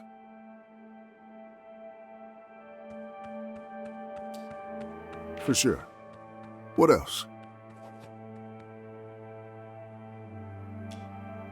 And why not? And, if I may add, getting to know yourself, becoming a better person, and countless other things, small and big. Things that make life worth living. Sometimes, it takes a lot of effort to do any of these. Sometimes, it's even hard to decide which one is worth it. But in the end, it doesn't really matter what you choose. One of my patients enjoys drinking a glass of lukewarm water first thing in the morning. You ask why? I don't know, and it doesn't matter. They somehow started doing it, continued doing it, and with time, they learned to enjoy it. But one thing is certain. Completely giving up is never worth it, Mr. Harrell.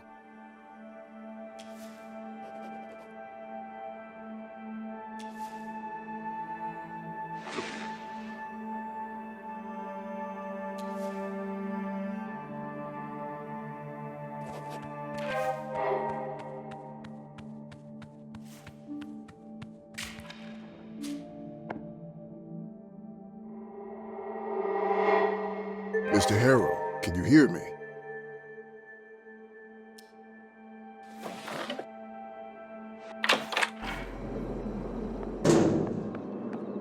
Come on, you thief!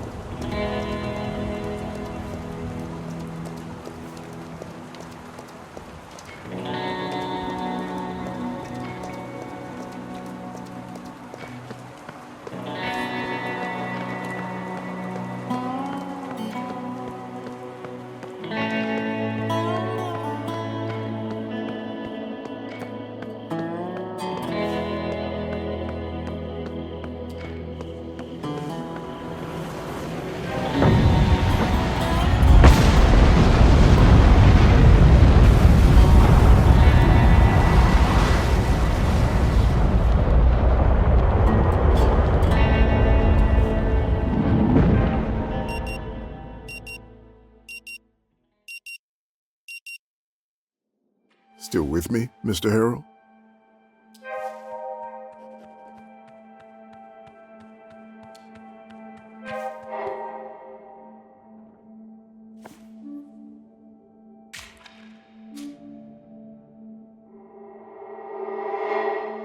Mr. Harrell, can you hear me?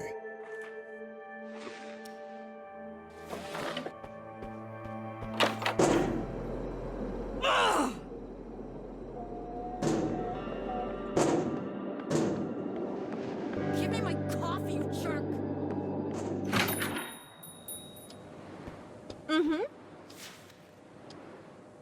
No, the repair tech already came yesterday. Said the internet will be up by noon today.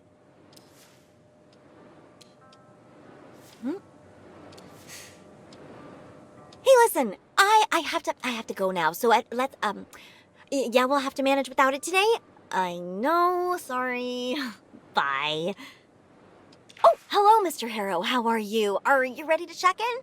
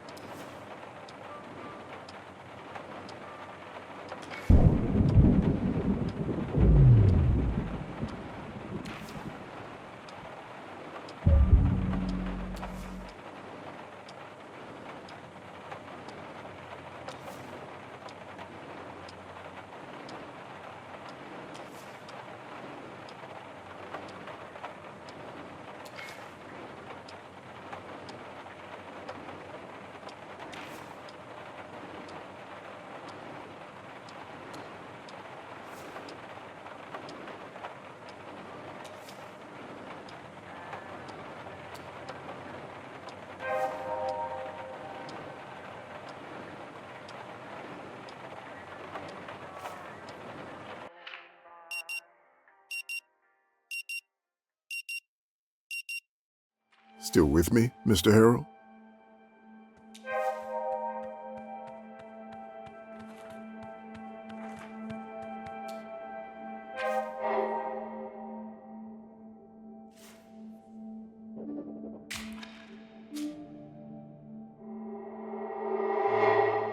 Mr. Harrell, can you hear me?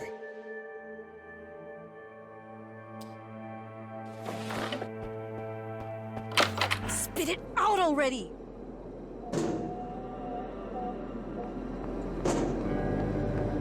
Come on, you thief!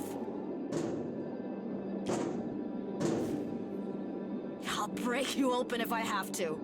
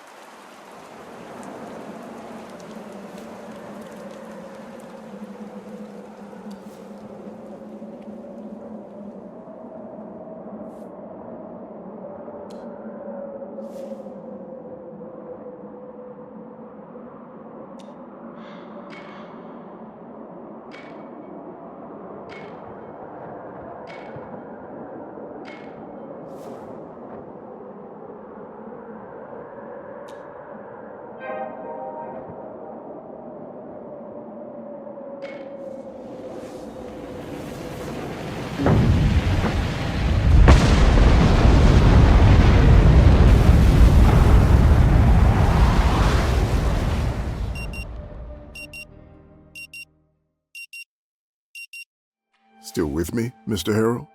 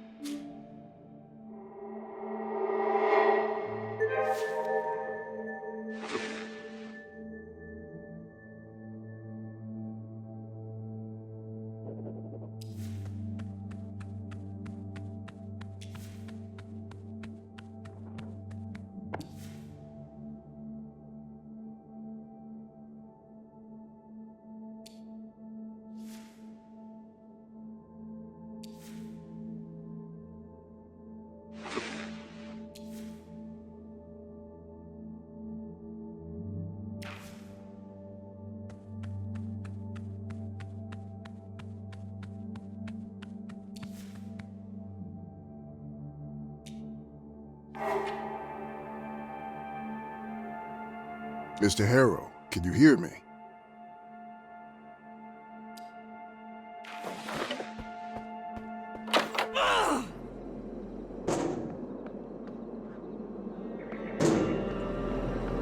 Give me my coffee, you jerk!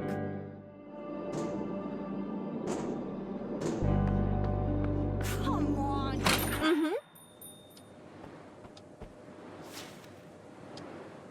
Of course it's urgent! Our guests don't have Wi-Fi, the credit card machines are dead, we can't access reservations.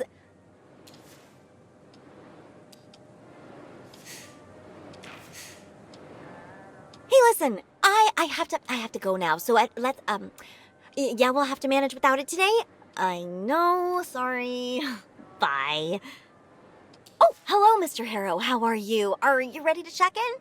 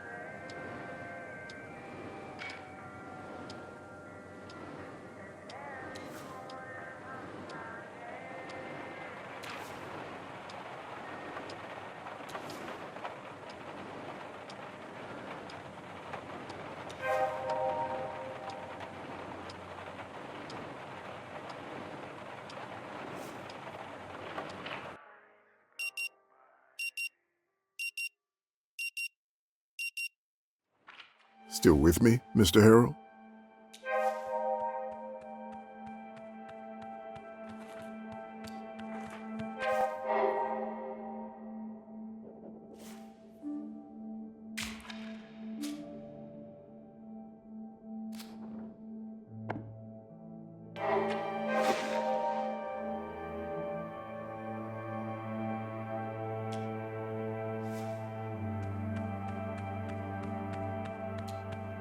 Is that so? Well then, if you happen to have trouble falling asleep tonight, remember, what I'm giving you is a mild, non-prescription herbal hypnotic drug. Nothing more. Hopefully, it'll help you calm down and get some rest tonight. We'll continue tomorrow. All right then. Now, you only need to pick up the key card for your room. And I'll call the receptionist to make sure everything is in order. Sounds good?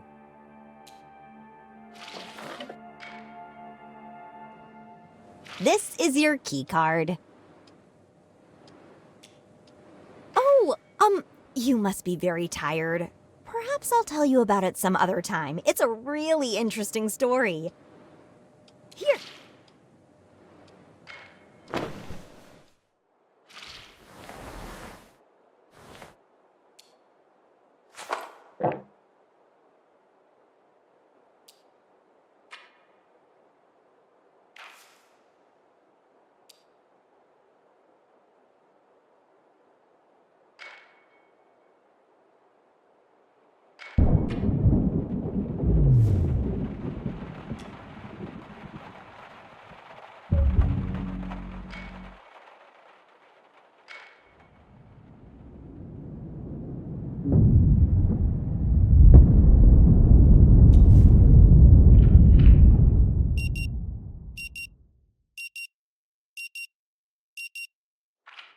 Still with me, Mr. Harrell?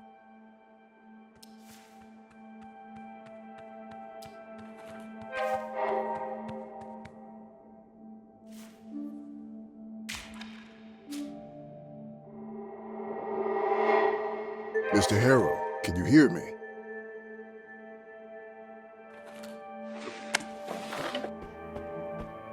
Spit it out already! Come on, you thief!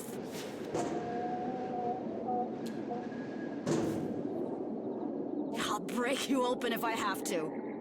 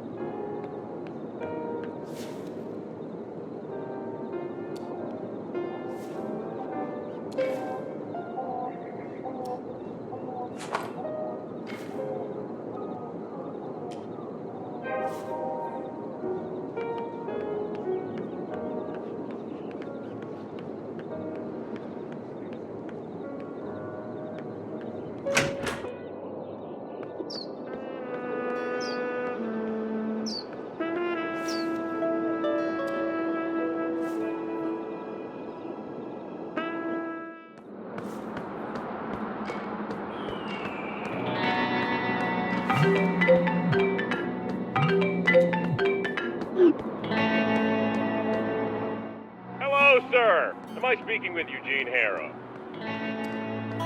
My name is Percy Rugger, and I'm a senior sales executive at Ulterior Paralegal Exploits Consultancy. We'd like to offer our help regarding your case.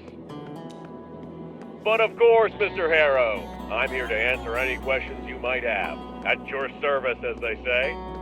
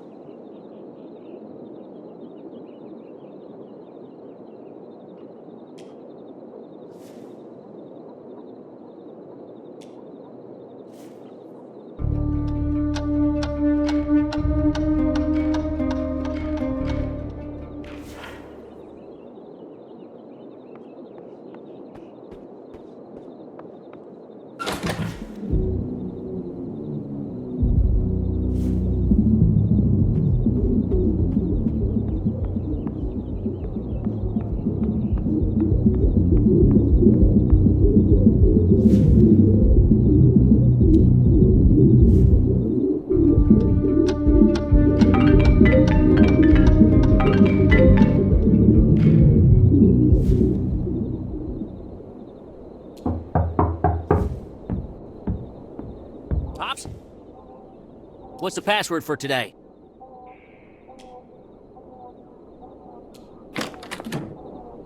Hands up!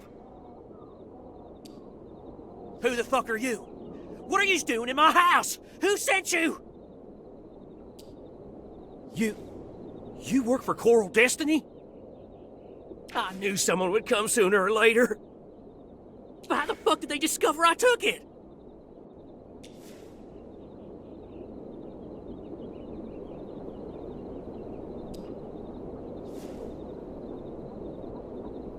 Sell the house? The last part of K land? Never. They'll have to bury us living or dead before we agree to that. Tell that to your bosses. Wait. How the fuck did you get into the house? And you think that working for Destiny just saves you from trespassing charges? Well, fucking think again. Oh, I'm gonna call Cousin Cody now. He'll settle this once and for all. Oh, yeah. Now, start fucking walking.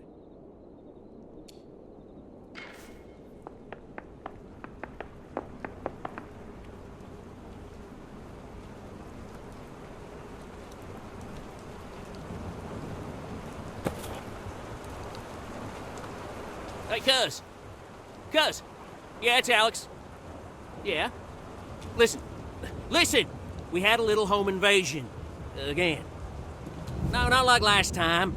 No, I'm not holding a gang of children in Corn Festival masks again. No! There's a motherfucker here, and I've got him under citizen's arrest. Yeah, I'll tell you when you come here. 20 minutes? All right. Yeah, of course, I have coffee.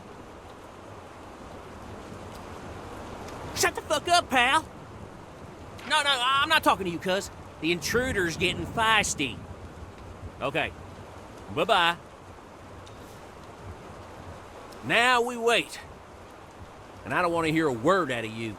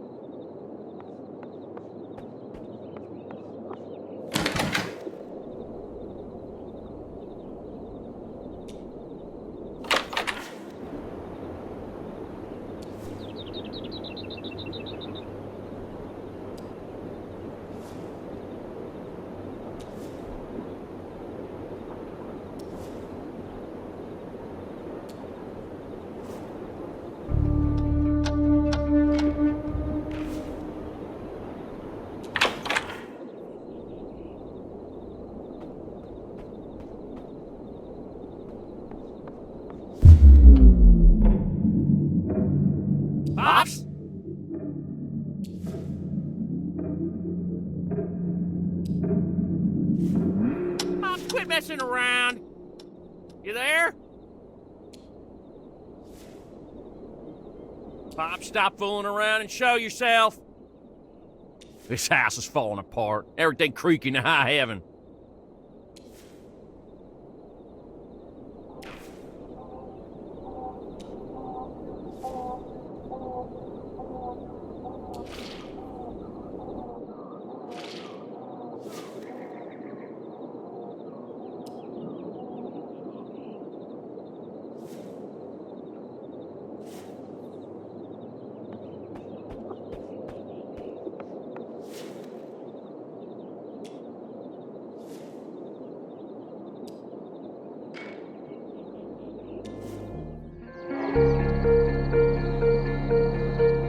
Guiding light, mission log, day 52.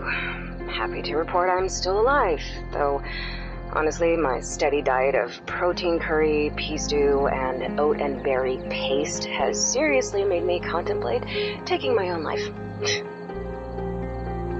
Water recycling and oxygen regeneration systems are working within parameters, though I have to fiddle with them every now and again, and this still leaves me with free time, and a lot of free time.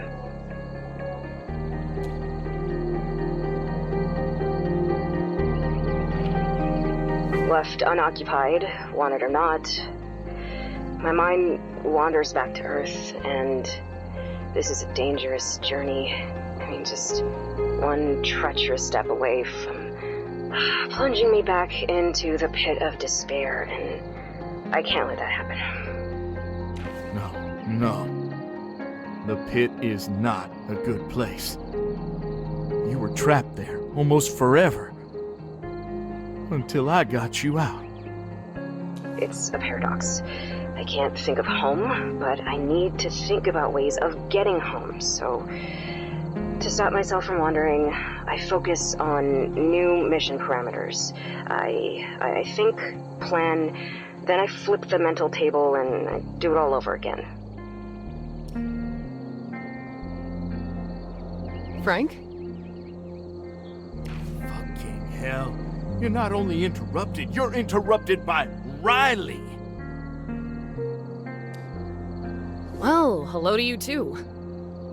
It's not a matter of selecting the method. I mean, there's only one anyhow, and I have to take it. The slingshot maneuver. It's a matter of resources, or lack thereof. What are you... Oh, shit. Oh, she finally gets it. Now let's focus on what's important. Here's the thing. Guiding Light was 91% done with the Trans-Mars injection protocol when the fuel injection system malfunctioned. This put the ship into an almost stable orbit with Mars. Almost. Almost stable is good enough. Worked for us, buddy boy.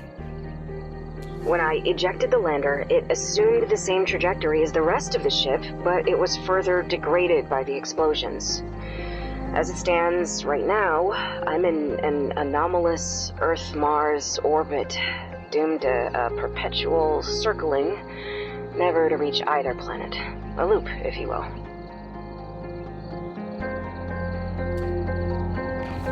But here's the other thing. Because I'm sometimes forced to use my fuel for upkeep of the various systems I've built in this tin can, my reserves are at 71%. This is enough for a few controlled burns, yes, but that's it. Especially considering I'll have to save at least 12% of that fuel in order to survive the trip back from Mars to Earth. She should have had more fuel by our calculations, right? Right. Something's off here. These are the two key points, the cruxes of my issue. So here's the proposed solution. I've been going over these calculations I don't know how many times. I need to perform 2 burns and to be extremely careful about fuel efficiency. Frank, we need to talk now. The first one needs to correct my trajectory, get me in a stable orbit of Mars. The second will be tricky, much more so, as I need to escape Mars orbit, which will require a lot of fuel. Maybe all of the fuel.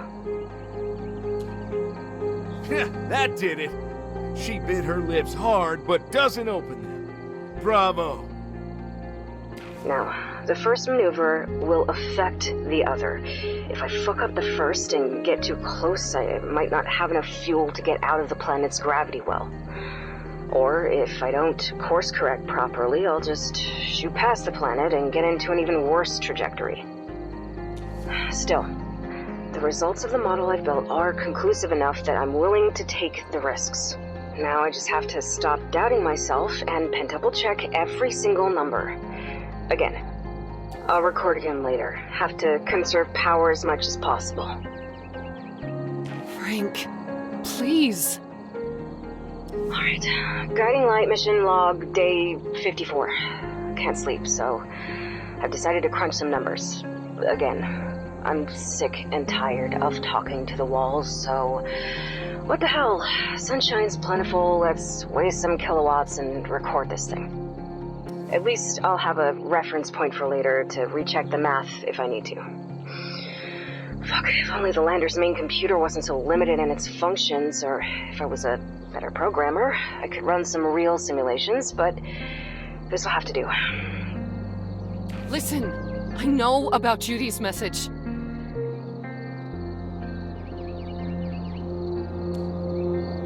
She'll start crunching numbers now, saying exactly how much fuel she has left. Just listen.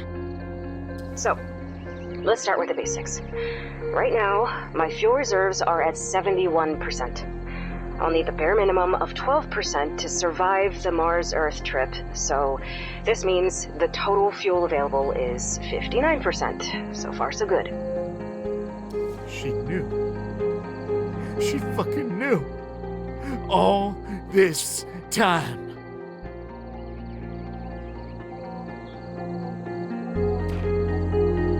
Let me go, you jerk! I never said a word for exactly this reason! I heard the whole message when Judy's lander reached near-Earth orbit. Like it did again. Just look at yourself. Imagine how you would have been if you'd known the entire time! Fucking hell, Frank, even now you think she's alive. When you know that she couldn't be. Hurt her. Rip out her tongue, pluck out her eyes, bite off her ear! Hurt her! Hurt her! Hurt her! For fuck's sake, listen to yourself, Frank! You're fucking delusional! I introduced you to. I helped when you had issues! Why would I want to keep you away from her if she was even still alive? She struggles. She hackles her hair, teeth bared. But she's in pain. More! More! You low-headed bastard. Bringing out shit from way back when? Real class act. Let her have it. Let her have all of the pain you have suffered!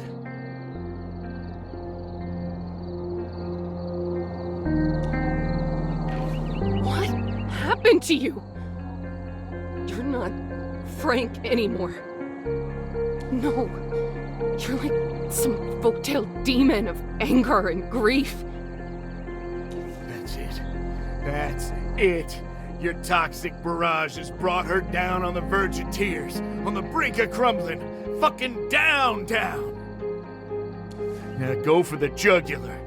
Say that thing again. The same one you said, and you haven't spoken for 2 years.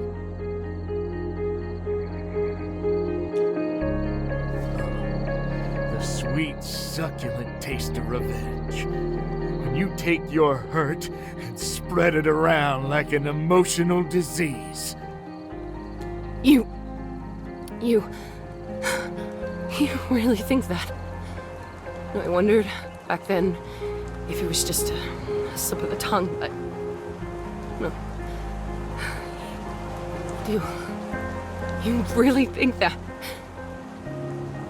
Oh, for trans-Earth injection... Fucking napkin math. Okay, initial mass after the first burn will be around 4,270 kilograms. On a delta V of approximately 2,050 meters per second, I'll need about 1,400 kilograms of fuel, I want to say, and the burn will last about a minute and a half. Fuck, that's almost 5 times the MOI burn time. After the burn, my mass will be around 2,870 kilograms, of which only 370 kilograms will be fuel reserves, or 12%. Shit. Riley made us miss a part of Judy's message. Maybe the most important part. That's a thin, terrifying margin for error. Okay, if I execute both burns with maximum efficiency and no additional adjustments, I'll have enough fuel to get home. Barely enough, but enough. I don't want to think about what happens if I overburn. Okay. I can do this. Guiding light, mission log, day 74. The question has been killing me for the last week or so. I can't stop thinking about it, and yet I can't find an answer. It might sound like one of those fairy tale riddles that are designed to push you over the edge, so what's a doer to do when she's got nothing to do? No, there's always something, my love. Something? Another simulation to run? Another calculation to check and recheck? The only answer I got is nothing. Absolutely nothing, and that is driving me insane. Be grateful you're holding Alex's best piece of equipment. Otherwise, Judy's signal might have been jammed by this storm noise.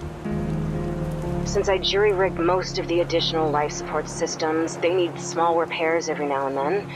But besides that, and scrubbing the filters, which is super time-consuming because I have so little water and power to spare, there's little else to occupy my free time. I've even tried cooking in an improv kitchen, combining different food pouches, but somehow the meals taste even worse. So, yeah, I gave up on that. That leaves me with the calculations for the burns and my paper simulation. And that's a no-go. Every time I check the numbers now, a worm of doubt starts gnawing in my mind, and I can't have that. I have to trust the plan, trust the science behind it. Must be the battery, buddy boyo. For fuck's sake. Who knew that spaceflight would entail so much free time? Ugh, I swear. If I knew I would be stuck in a lander for months, I would have brought my Zenith Mini on that damn EVA and just drowned myself in gaming. Fuck conserving power. No. We need to conserve power. Conserve! All of this leaves me with only one option. To think of home.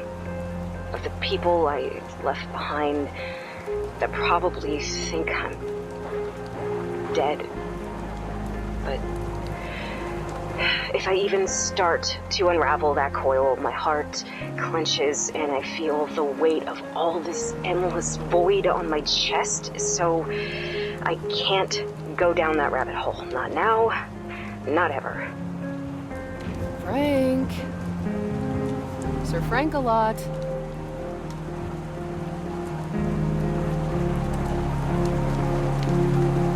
There's only the now, and there's only the version of future in which I return home.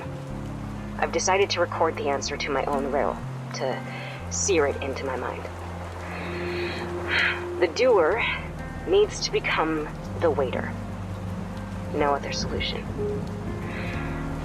Let's not waste any more power now. Guiding light, mission log, day 162. Mars orbit insertion successfully performed 2 days ago. Fuel burn was optimal at 12%. This will be a different beast, though I should really conserve power. I've decided to record this moment for posterity. We'll have 12 children. All of them will know these messages, your moments of victory, by heart. Fast approaching the planet. Velocity 7.34 kilometers per second. that's not the only reason. I need to stay focused now, and talking to these metal walls just doesn't do it for me anymore. Be fast, or we'll lose Judy. Again.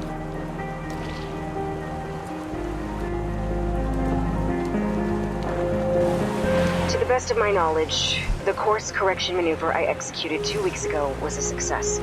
Though it did burn more fuel than I hoped, telemetry suggests I'm still on a viable course for a slingshot. All my trajectory readings are on point.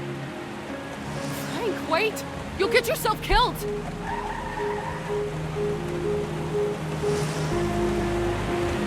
And now, for the real deal. Trajectory check, locked. Expected periapsis, 120 kilometers. Delta V budget, 20 seconds. Computer, start countdown. Fuel check at 65%. Attitude control system, aligned at 0, all 3 axes. Gyroscope stabilizers, active. No unexpected drift. Pitch and yaw meters, stable. Frank, stop, for fuck's sake! You're too disturbed to drive. Thrusters engaged. You better work, motherfucker. Engine temp approximately 210 degrees. Within parameters.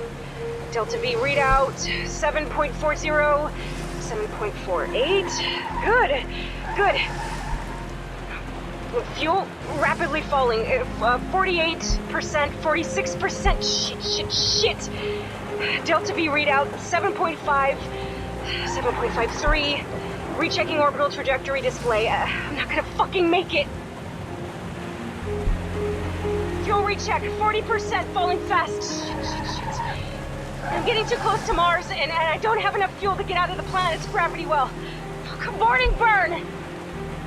Stop fucking Anderson! Stop, Frank! Fuck!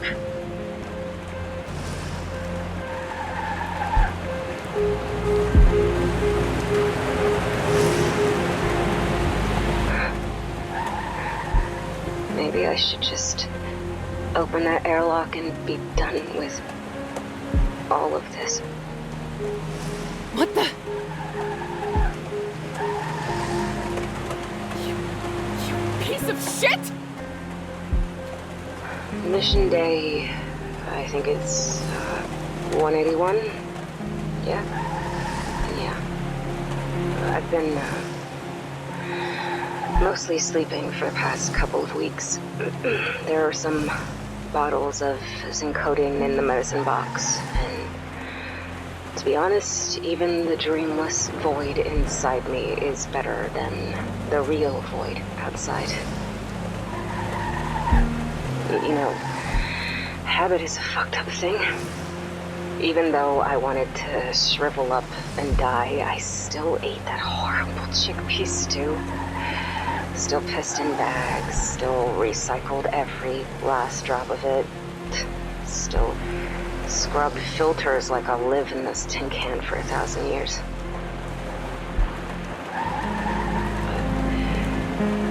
I couldn't get myself to record anything earlier. Didn't know what would even be the point. I let my pride rule me by recording the burn, and I'll have proof of my success, you know? A statement of my genius. Judith Resnick, the brilliant problem solver. What I have instead is just a reminder of what a fool I was. Always so hard on yourself. You have to stop whipping yourself, love. By now, this is all just ramblings of a broken down woman, and nobody in Coral Destiny's Star Command is interested in that, right? So, why am I recording this? Because I have to stop being selfish. I was so laser focused on getting out of this shit loop that I haven't really been thinking about what I left behind. Who I left behind. I didn't dare to think, and right now, I have to. Though it still breaks my heart. Frank I've never met anybody who had more resolve than you. Life threw shit after shit at you, and you just kept shrugging it off and going on. That's why I fell in love with you. The unbreakable man. Sure, there are scars, but as you said, they're just a testament of the shit we've been through. Thinking of you and how you would approach this made me get up. Made me clean myself after 2 weeks. Made me put up that flipped mental table and start planning again. You were also our guiding light in our darkest of nights. Yes, the fuel is insufficient. Yes, my trajectory is shit. Yes, my vector of approach is abysmal. But there must be a way out of this shit. Must be. And I'm gonna stop this train wreck of thoughts now. Judy out.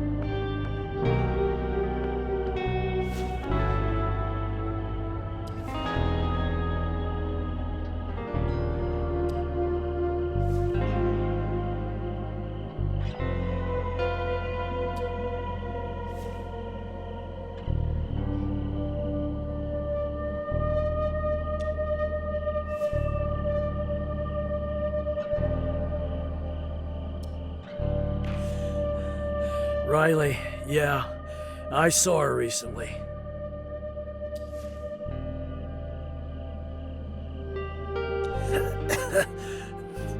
We talked like we hadn't in so long. It really moved me. Never enough time. There was always pressing matters, and time just slips away. It gets easier here when I come to Dana. She offers me a hand of salvation, makes my life better, or less dark. Yeah, it feels good at first, but then it all turns black and starts sinking deeper.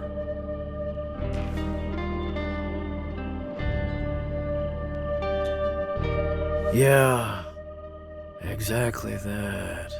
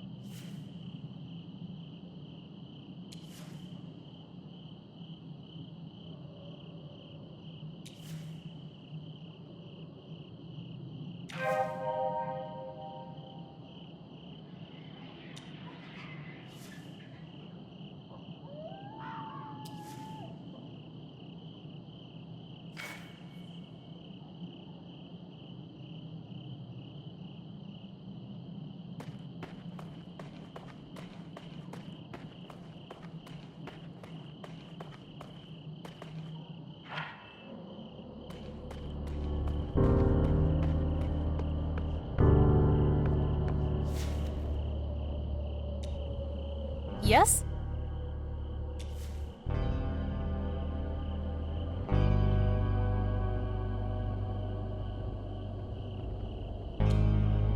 That's not exactly in accordance with Coral Destiny's security protocols. But I don't see why not. Screw Coral Destiny's protocols.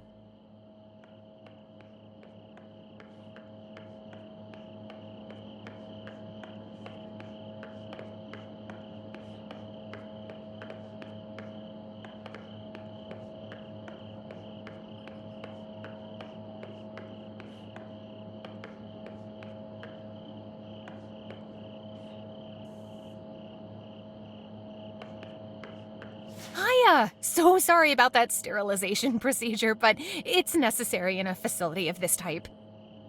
And don't you worry about the chemicals, they are all organic in origin.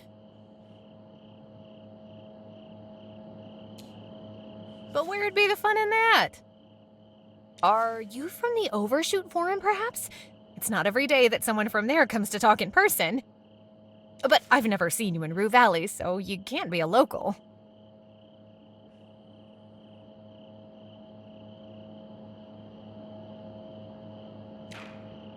Welcome, Eugene. I'm Dana Peters. I just want you to know Vink is an expert. You're in good hands. So, what can I do for you?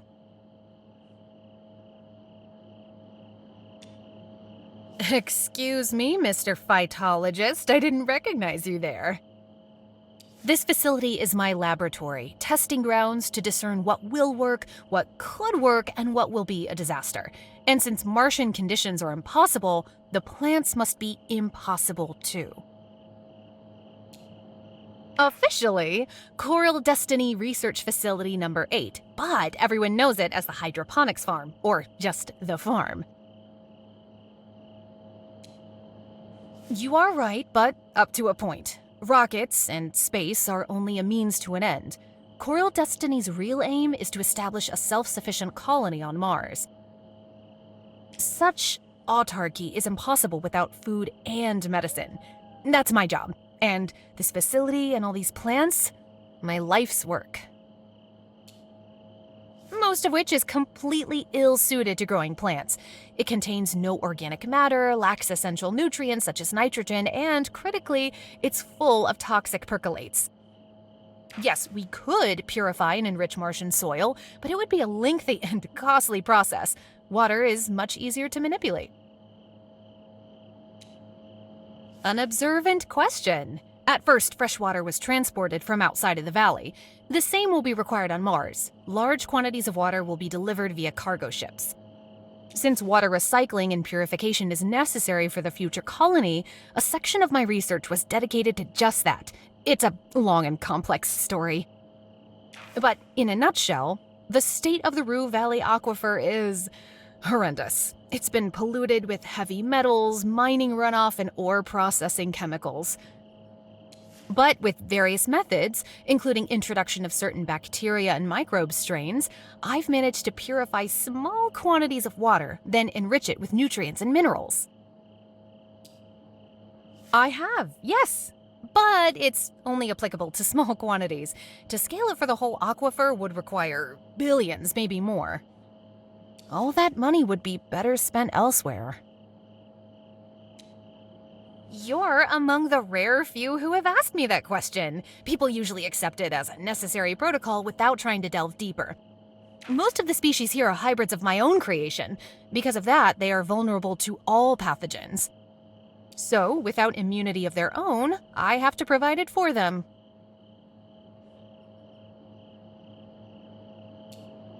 If it was only that simple! To do that, I would have to expose the plants to dozens, hundreds of pathogens, cultivate the strains that show the most promise. My long-term goal is to increase their resistances. However, in everything I do, I have to calculate the cost, not in terms of money, but in terms of time. My current generation, Gen H, is the best that I could do with the resources I have. Now I am. Of course, it took me quite some time to iron out all the disagreements with my CEO, then persuade her I don't need her ideas, let alone her hands-on management. It's still there. We just opt not to discuss it anymore. Isabel wants self-sufficiency as soon as possible, so the colony can become profitable quickly. I understand that establishing a base on Mars costs unthinkable amounts of money, and Coral Destiny is just a corporation. It must hunt for profit. But it's all foolishness, if you ask me. That colony must become a seed vault for our species, and you need long-term planning for that. Overshoot is an online gathering place for people that believe time is running out for our species, our civilizations, and our planet. It was a great community, but it recently turned sour. It's an echo chamber now, a place for whining, grasping at straws, and passing around copium. Unfortunately, yes, this forum just evolved into it much more quickly because of the subject matter it deals with, which pushes a lot of people straight into the jaws of depression. I stopped being an active member a long time ago, but I'm one of the founders, and people still find me, sometimes even in person. Most welcome. It's always a pleasure to talk to a member of our pre-extinct species. I have some work to do now. Feel free to explore the lab, just don't touch the plants.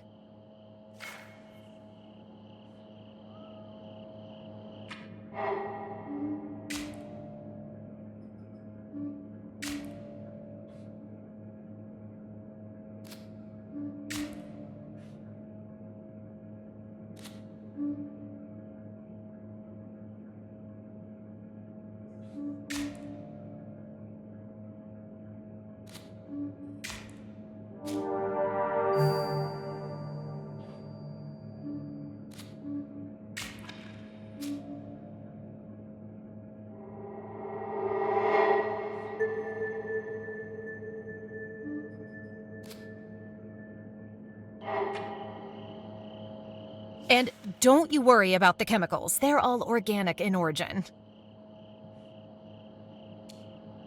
As of a couple of days ago, ex-coworker, mind you. I never collaborated with her professionally as my work is independent of most of the company. But personally, I'm sorry she decided to leave us.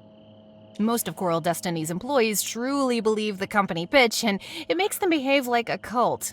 Riley wasn't like that. I know little. She had a tragic life. Her father died before she was even born. Her mother died in an accident when Riley was 12 years old. That would break most people, but not Riley. Tough as titanium nails, that one. What remained of her family contributed to keeping her sane, surely. Frank, an older brother, and the people that practically adopted both of them and gave them a home, the Flemings, Benjamin especially, he was like the dad Riley never had. The Flemings are the people who own the Rue Valley Motel, you know?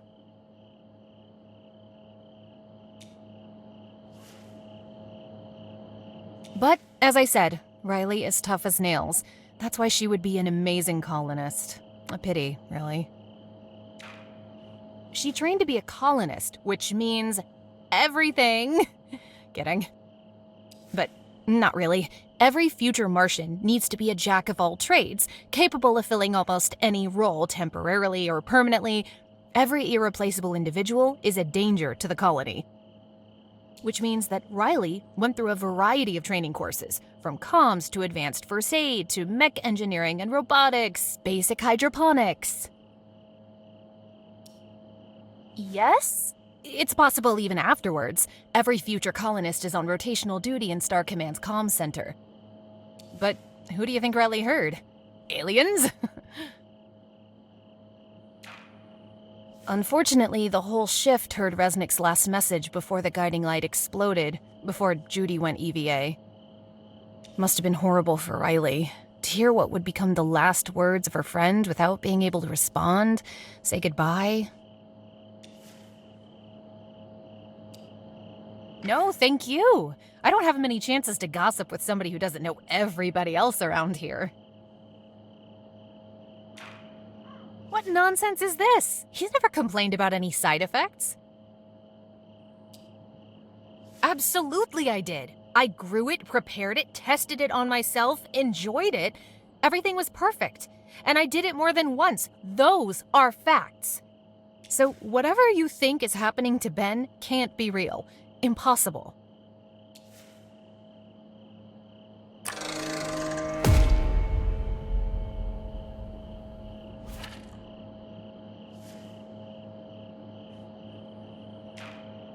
What, right now?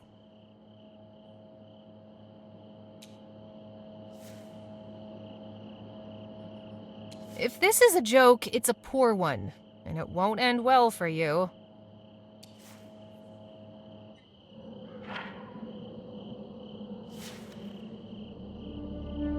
Ben, for fuck's sake. Dina. Oh, hey. Really, it's nothing. I'm just all over the place. All over the place? Ben, you look like you're drowning in your own sorrow. Why didn't you tell me this was happening to you? What made you think keeping quiet was a good idea? I just didn't want to bother you. Didn't want to be a burden on anyone.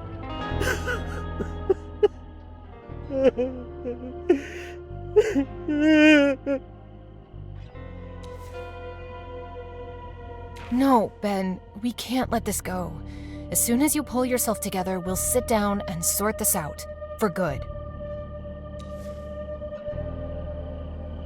Thank you for making me step outside. I have to help him.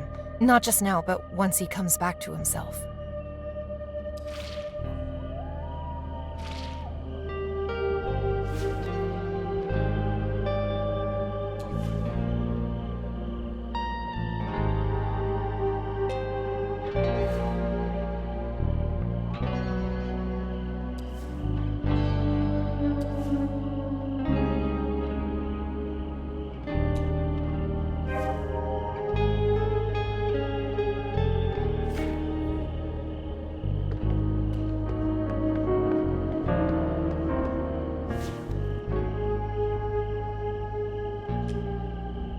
always for breaking some rules. Screw Coral Destiny's protocols.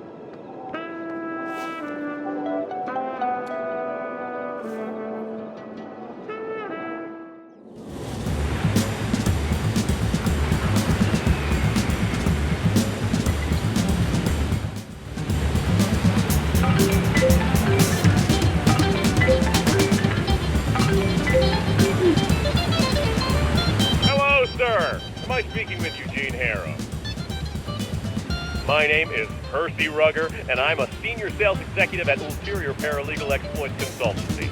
We'd like to offer our help regarding your case. But of course, Mr. Harrow, I'm here to answer any questions you might have. At your service, as they say.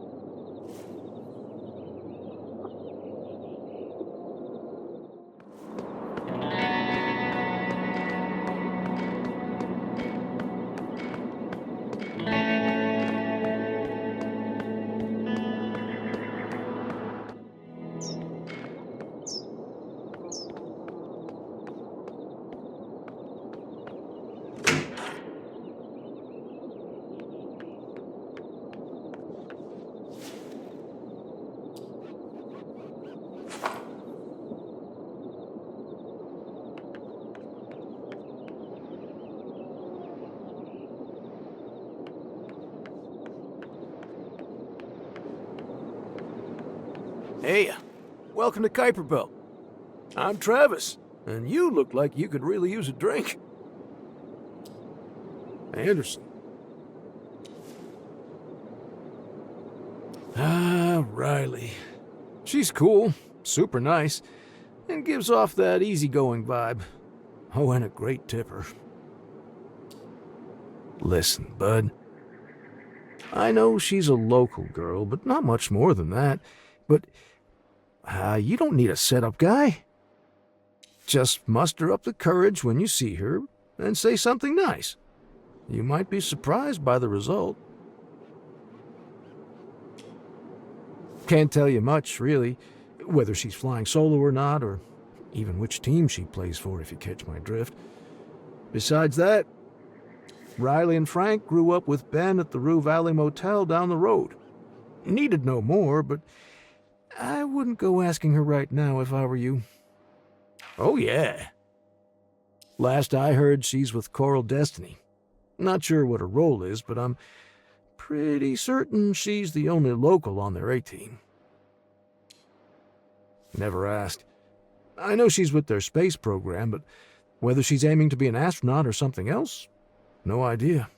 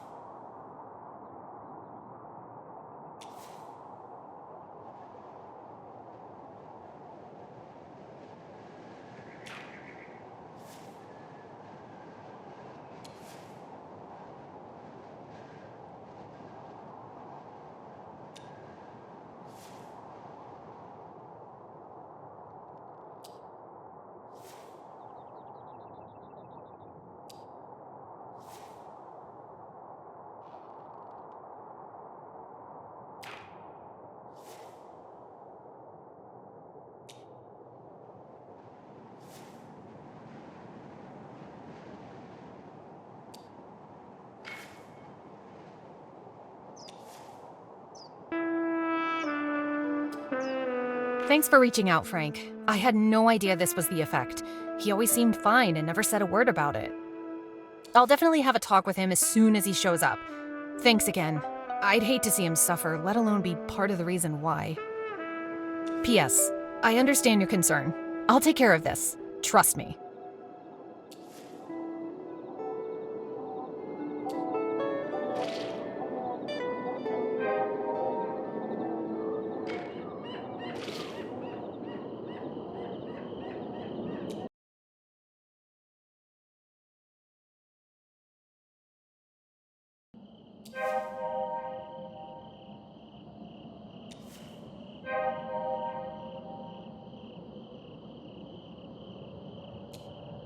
Pleasure to meet you, Dr. Nightingale. I'm Benjamin Fleming, the motel's owner and family to Riley, in a way.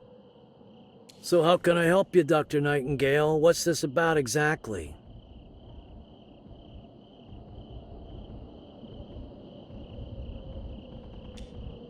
All right, it's just that I'm not sure how I can help you in this evaluation. Especially now that she quit her job there, so I'm not sure it makes any sense to talk about it. A few days back, she showed up at the motel out of nowhere. No call or warning. I was glad to see her. Made us some coffee, poured us some numb night. Over small talk and a couple of toasts, she told me two things. She quit her job, and she was leaving Rue Valley for good. Two big shocks back to back. There was also a third thing. That one shook me more than anything else.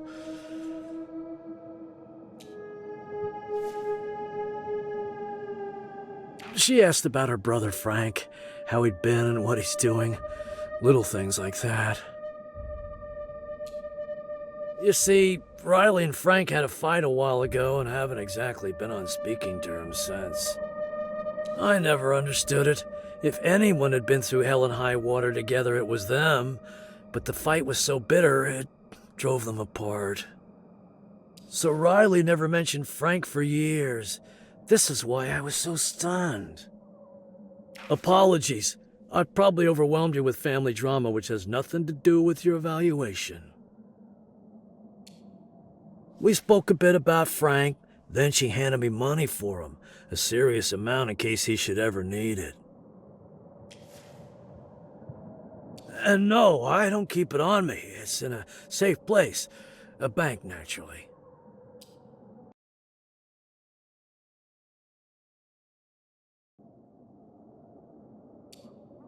Glad to hear you say that. I like him. He seems like a genuinely good man. Riley was adamant. Frank has to talk about Judy's death. You know, that guiding light accident. She never stopped. But they're Andersons. Proud, stubborn, hard as stone. Just like their mother. In any case, she said she would leave something of importance concerning Judy with Dr. Fink, but she didn't go into details.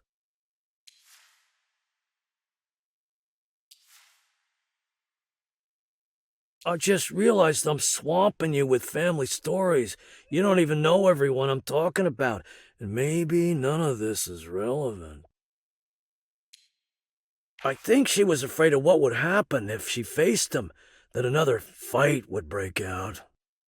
Riley probably wanted to make sure he'd get the money and that special something, especially since she's leaving Rue Valley for good. Shit! I just remembered she's leaving today. This is her last day here. I just hope she saw Frank to say goodbye. That's a shame. But like their late mother used to say, as long as they're alive, there's always another chance. I can only hope that what I shared proved helpful to you, that you gained something from it.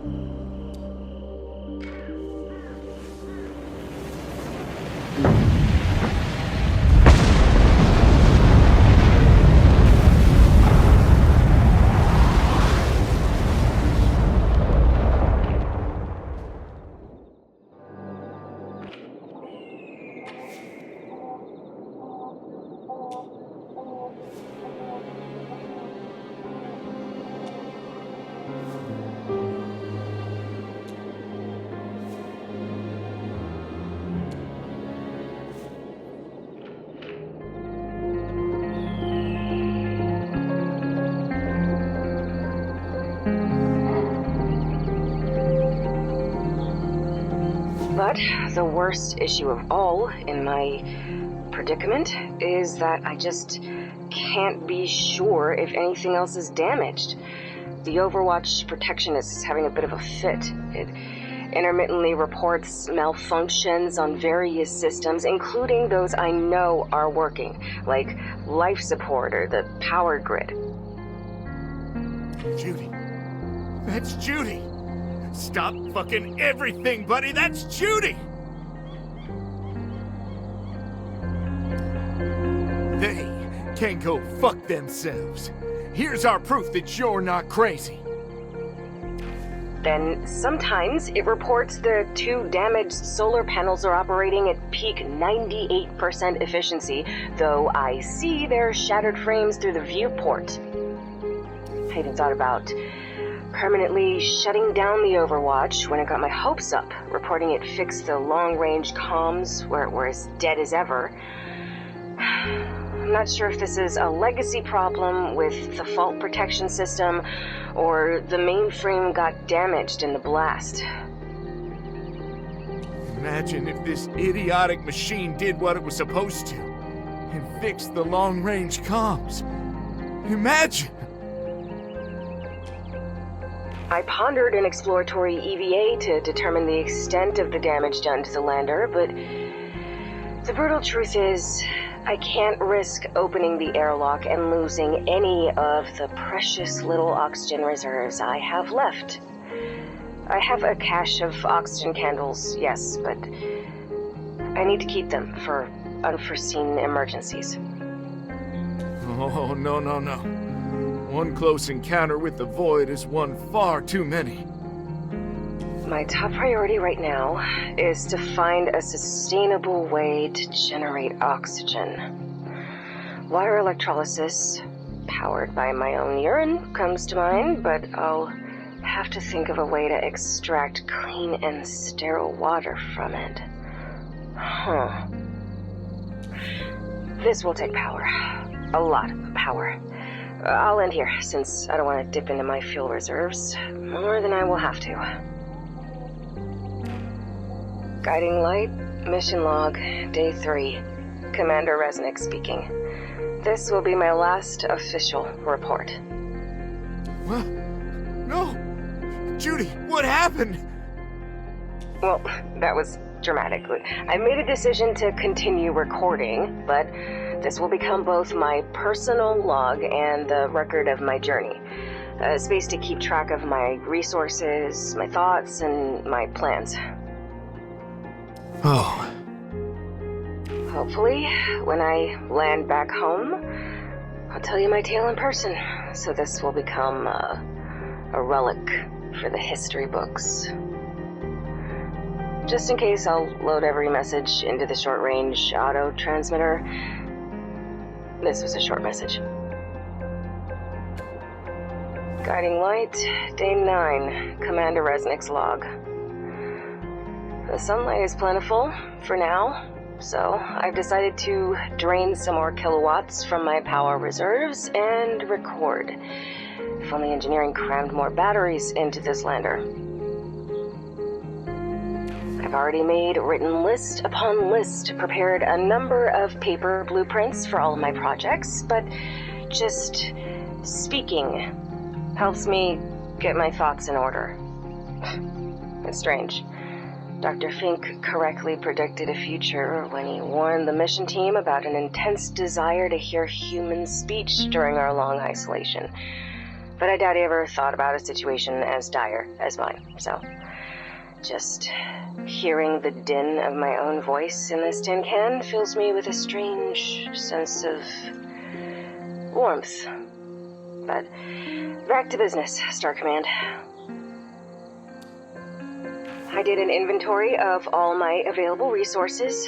Food and water is aplenty, as the lander was supposed to serve as a temporary base for Rose, Mark, and me during our planetside operation. It's your standard, bland astronaut fare, sure, but it was supposed to feed 3 people, so with proper rationing, maybe a bit of fasting, I won't starve to death. Hopefully. Don't even think about death. Don't even mention dying. Oxygen is an entirely different beast. We were never meant to spend so much time in the lander, so I have only 30 kilos of stored oxygen, and that will last me approximately a month. Or I should say 21 more days to go. And my stores of water are not that plentiful either, so I'll definitely have to resort to urine recycling for oxygen regeneration. I've already planned the jury-rigged water electrolysis system and scavenged for parts. Unfortunately, one of the solar batteries had to be sacrificed for the cause and turned into a power source. My last and deepest concern is my fuel reserve. It is currently at 87%, which is my fault, really. Once I was in the lander, I activated the thrusters to get away from the wreckage of guiding light as soon as possible. I might have panicked and burned for too long. Might have. Hopefully, this mistake won't come back to bite me in the ass. Preliminary calculations state there should be plenty for all the systems I'm building, maintaining life support, and the burn that will get me back to Earth. Your fuel calculations match up with this. That's all I have for now. So much to do. Guiding light, mission log, day 31, Commander Resnick recording. Nothing quite like that first breath of freshly generated oxygen. I am happy to announce that my water electrolysis system is fully operational. I'm so happy. I wanted to give it a grand opening with a ribbon cutting ceremony, but I'm all out of ribbons. That's our girl. There's nothing you can't achieve. Nothing. The only downside is that the whole process takes so much time, from urine collection, water recovery, sterilization of equipment, and running the electrolyzer. Though I have a feeling it will get much better once I have more time to improve my protocols. Speaking of, I feel I need to pass water now, and I can't afford to waste a drop, so signing off.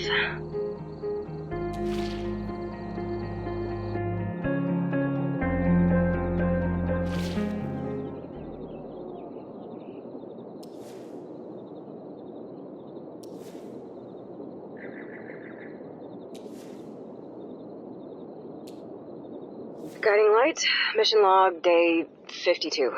Happy to report I'm still alive, though honestly my steady diet of protein curry, pea stew, and oat and berry paste has seriously made me contemplate taking my own life.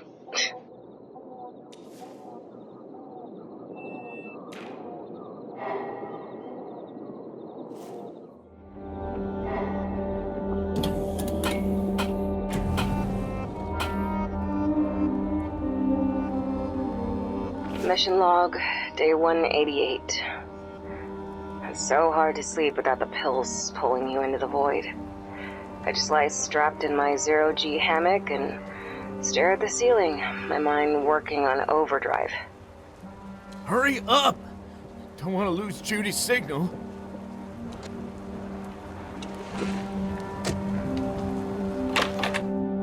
Every night, yes, I made air quotes to me, is a struggle. But I'm getting there. At least I don't have to wade through a jumble of thoughts anymore. I'm tired, but I am awake. Truly awake. Now where in the holy fuck have you left that battery, buddy? And I have a plan now. A way out of this shit. During one of those ceiling staring sessions, I came up with a solution for how to fix my trajectory. Nothing here. Hurry! Nope. Where is that spare battery?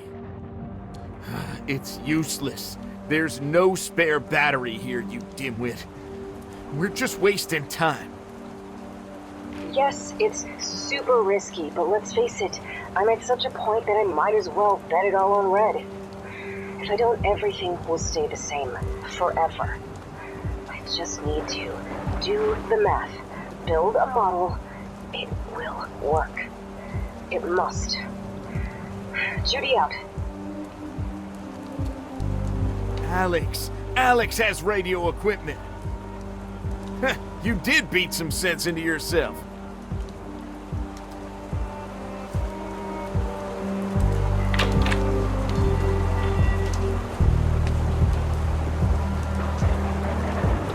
Day 224. Here's a little bit of analysis after the fact. I contemplated a triangle. Trajectory, remaining fuel reserves, required fuel for the burn. No matter how I spun it, no matter how much I twisted it, that triangle always stayed the same. With it, the conclusion. Insufficient fuel for trajectory-altering burn. Unable to adjust vector of approach for planetfall. Look at scrawny loser staring at you. Like you've hit his fucking transformer. Come on, start, you piece of shit.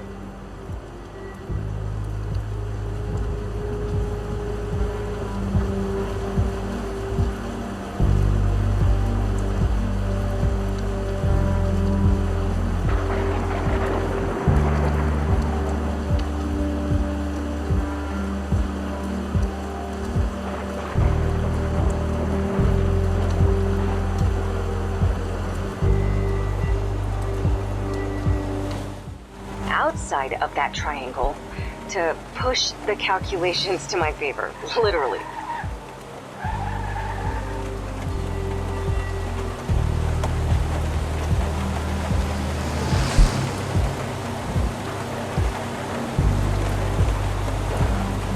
Who the fuck are you? You don't know shit about me. I donned my EVA suit and ventured outside of the airlock, oxygen loss be damned. Using my jetpack and additional fuel I made myself with the water electrolysis system, I was able to create just enough pressure to alter my trajectory and make sure the fuel required for the burn will be sufficient. Stop yapping and let me listen to Judy, you fucker. And when I was about to re-enter the lander, I noticed something that I've yet to make peace with.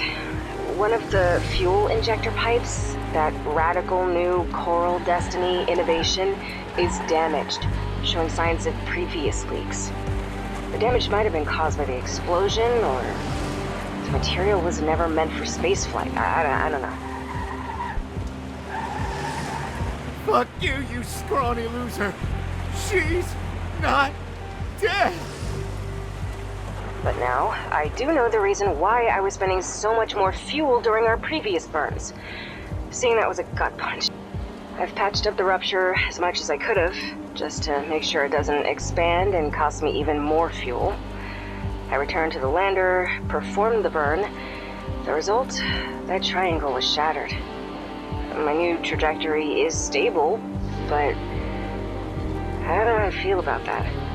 I've sacrificed so many resources to do this. Too much, maybe.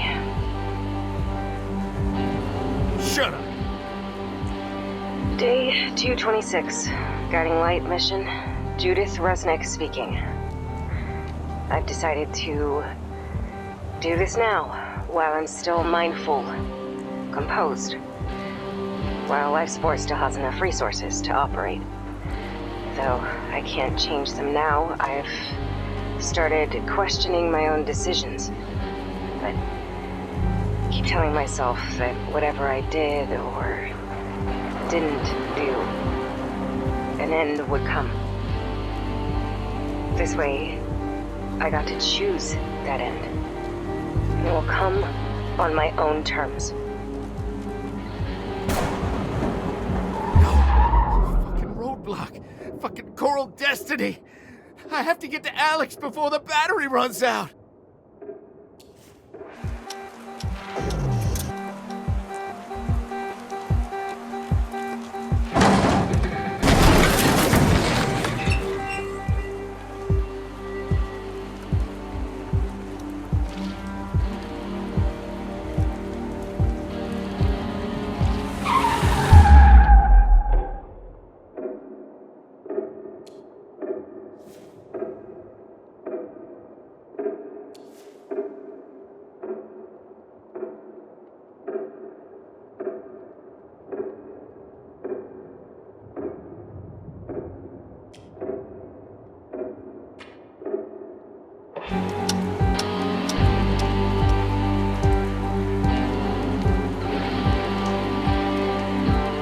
Star Command. You will receive all of my messages through the short-range auto transmitter. I have some personal requests. Please make sure that the following people hear my words.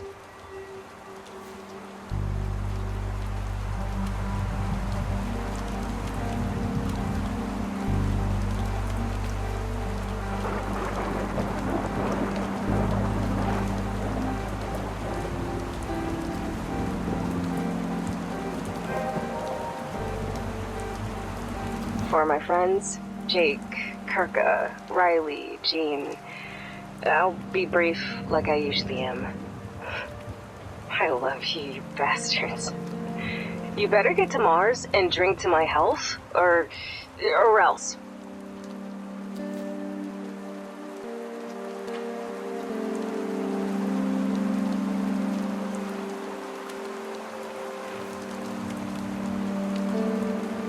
To my parents, Mom, Dad, countless times I've imagined your smiles when Guiding Light was launched. How proud you'd be.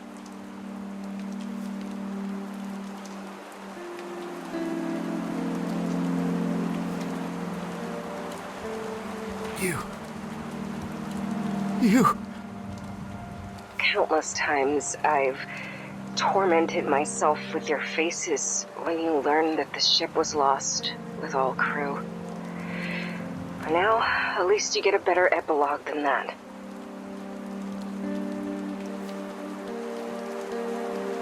Judy. You're here. I can't imagine your pain, your sorrow. I know this is not what you imagined for me, but this is what I can do, what I want. Out of the worst, I've extracted the very possible best, just like you taught me. I love you, Mom. I love you, Dad. Frank, my love. I'm sorry. I'll have to break that promise I made. I won't be coming home. You have to know, I fought with every atom of my being. I tried. What are you saying? I'll save you.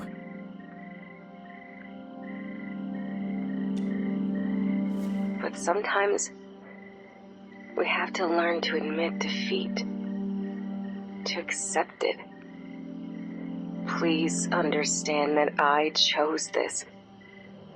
I want to have a resting place on Mars, a grave. You can't die, Judy. You must not.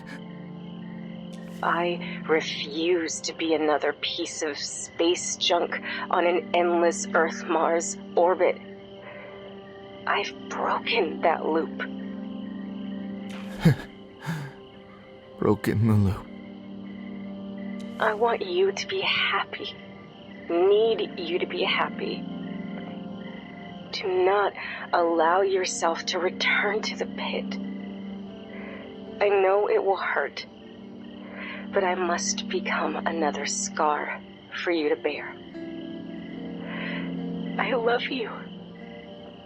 Now and forever. I love you too, Judy. Now. Forever.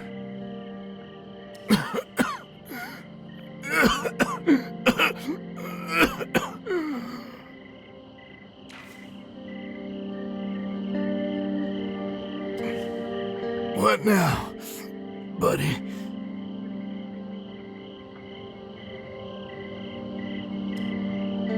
I understand. Would you stay with me? I don't want to die alone.